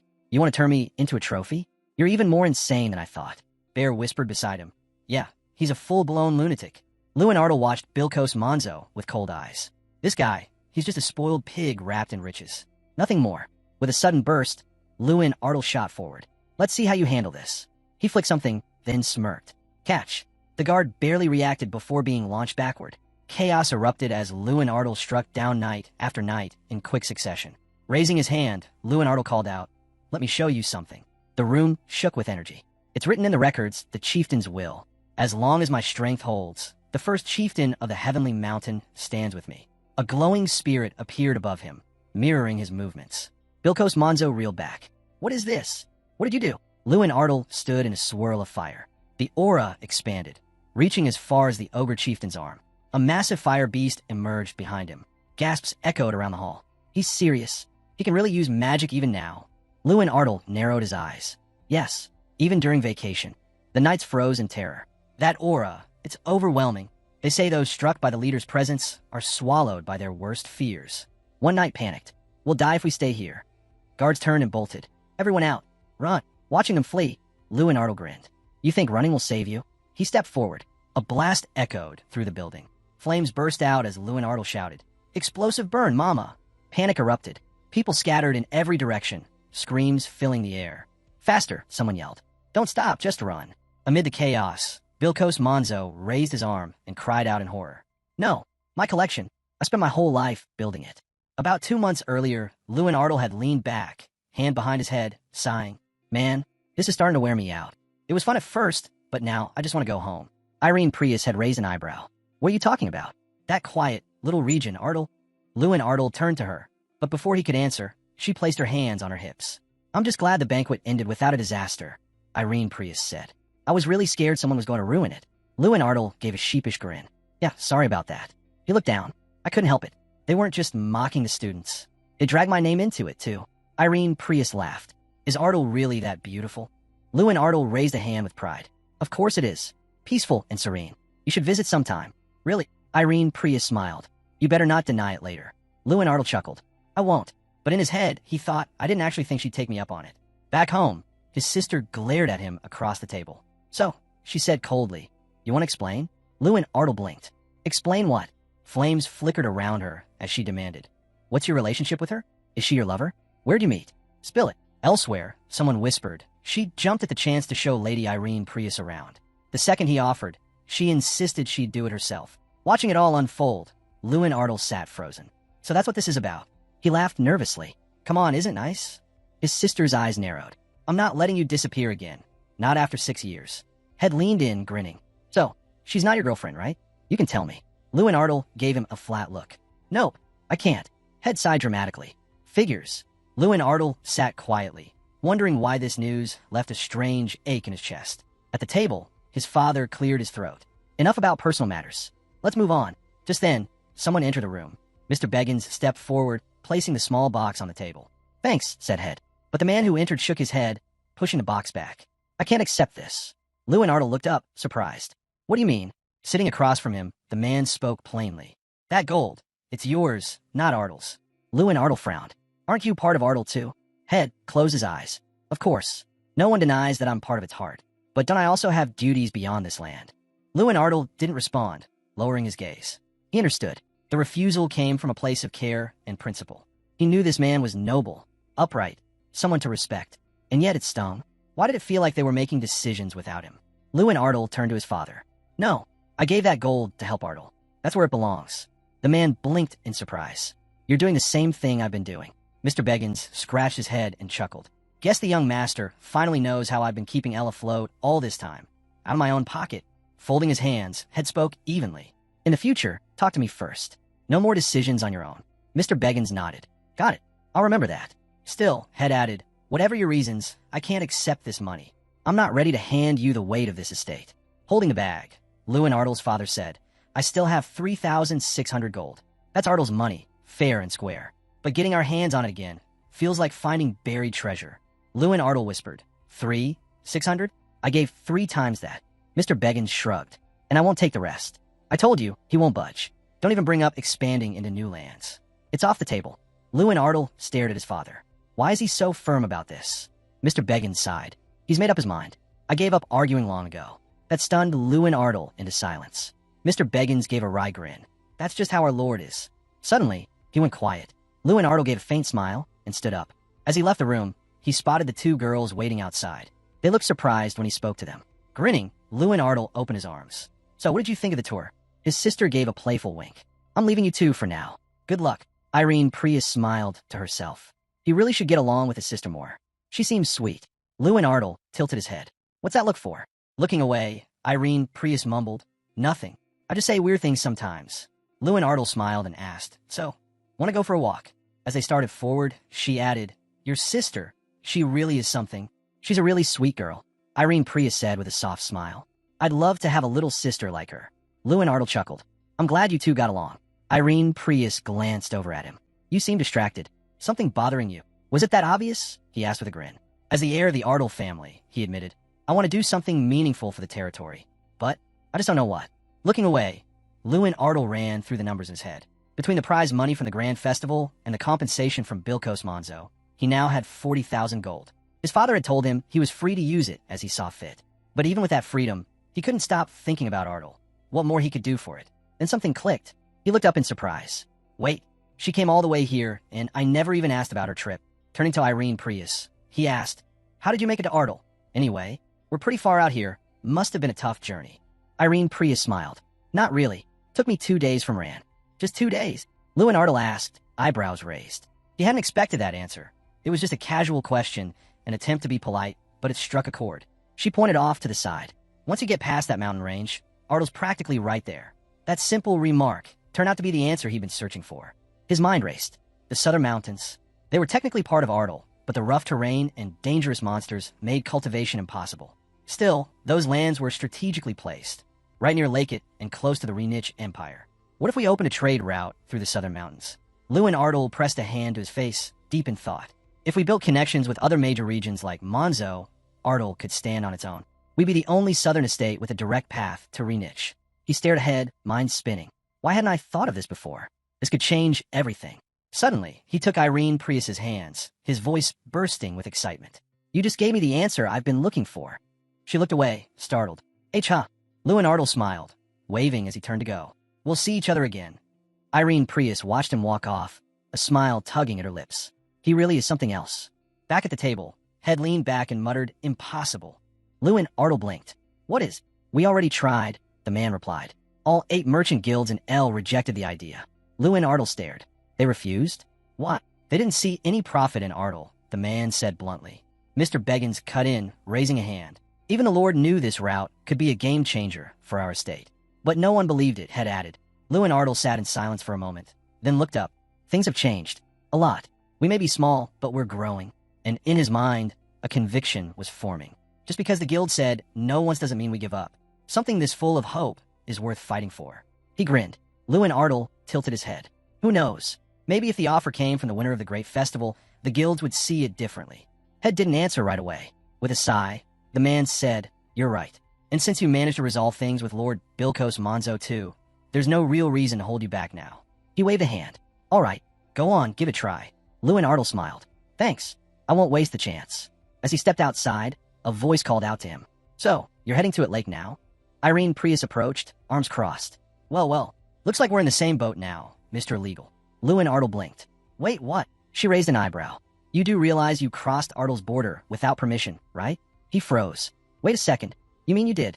She smirked. Yep, that's illegal. Luen Ardle stared at her, baffled. And you did it alone? Through abandoned territory? That's insanely dangerous. Irene Prius shrugged, grinning. Says the guy who broke into someone else's dorm and used all kinds of wild tactics in a tournament without caring about the risks. Luen Ardle's eyes widened. That's different. I still won every round. She tilted her head. Right, so when you do it, it's genius. But when I do it, it's reckless. He sighed, realizing he'd lost this one. Facing her, Luen Ardle said, Well, I'm heading deeper in. Without missing a beat, Irene Prius said, Then I'm coming too. I've already gone illegal. Might as well see it through. Together, they set off for it lake, crossing the treacherous southern mountains to scout the area. The terrain was rough, the map nearly useless, and even with a compass, navigating was a nightmare. So, they turned to a different method, search magic, tuned specifically to detect humanoid forms. There was one problem. Students weren't supposed to use magic during the break. Charging ahead, Luen Ardle shouted, Wait, aren't we forbidden from using magic outside the academy? Irene Prius shrugged. I could just use a compass instead. No, Luen Ardle replied. We're in this together. And besides, you already broke that rule when you entered Ardle. But the search spell led them into unexpected danger. They'd accidentally tracked a group of humanoid monsters straight into a werewolf den. Before they could react, an explosion rocked the area. Luen Ardle leapt to his feet. They were under attack. But once they realized the werewolf pack's strength came from its leader, they focused all efforts on bringing him down and managed to escape. Something shimmered in the aftermath. It was recorded, the Silver Werewolf's Medallion, an item that signaled the beginning of a new quest. Quest received, the Silver Werewolf's Medallion, Calamity of the Southern Mountains. Proof of the Alpha's defeat. The objective? Find someone who values the medallion. Reward? Unknown. Luen Ardle stood there, staring ahead, thinking hard about what this quest might mean. Following the new trail, they resumed their journey, this time without running into more monsters. Eventually, they arrived. Irene Prius looked up at the grand gates and said, Looks like we finally found the right place. Before them stood a lake, a massive city-state, where 8 vast lakes converged into the sea. Welcome to it lake, she said. A neutral nation under imperial oversight. No king here. In it lake, authority rested in the hands of 8 powerful trade guilds, together forming what's known as the joint government. As the continent's largest trading hub, it lake even did business with pirates if the profit made sense. Here, money was the one true law. Irene Prius glanced at Luen Ardle. So what now? Where are we headed? To the Hall of Gold, he replied. It's where the merchant guild reps meet for dinners. Best place to negotiate. When they arrived, a knight at the entrance asked, Do you have an appointment? Luen Ardle shook his head. No, but I don't mind waiting. Shall I deliver a message? The guard asked. If you follow protocol and submit official documents. It'll take a while, the knight added. Luen Ardle smiled. Then just tell them Luen Ardle is here. He raised his hand, motioning to Irene Prius. And Irene Prius, too. The knight blinked in recognition. Wait, you're the winner of the great festival. Luen Ardle gave a small nod. The knight straightened. Apologies, I didn't realize. I'll inform them right away. Fortunately, the doors opened. As they stepped inside, a golden statue caught Irene Prius's eye. Well, the place definitely lives up to the name. Luen Ardle nodded. Yeah, it's on a whole different level from L. The guards gestured to a large door.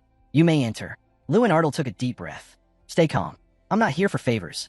I'm here for a fair deal. Standing tall at the entrance, he addressed the room. Thank you for seeing me. I'm Luen Ardle. Heads turned. A hooded figure raised his eyes.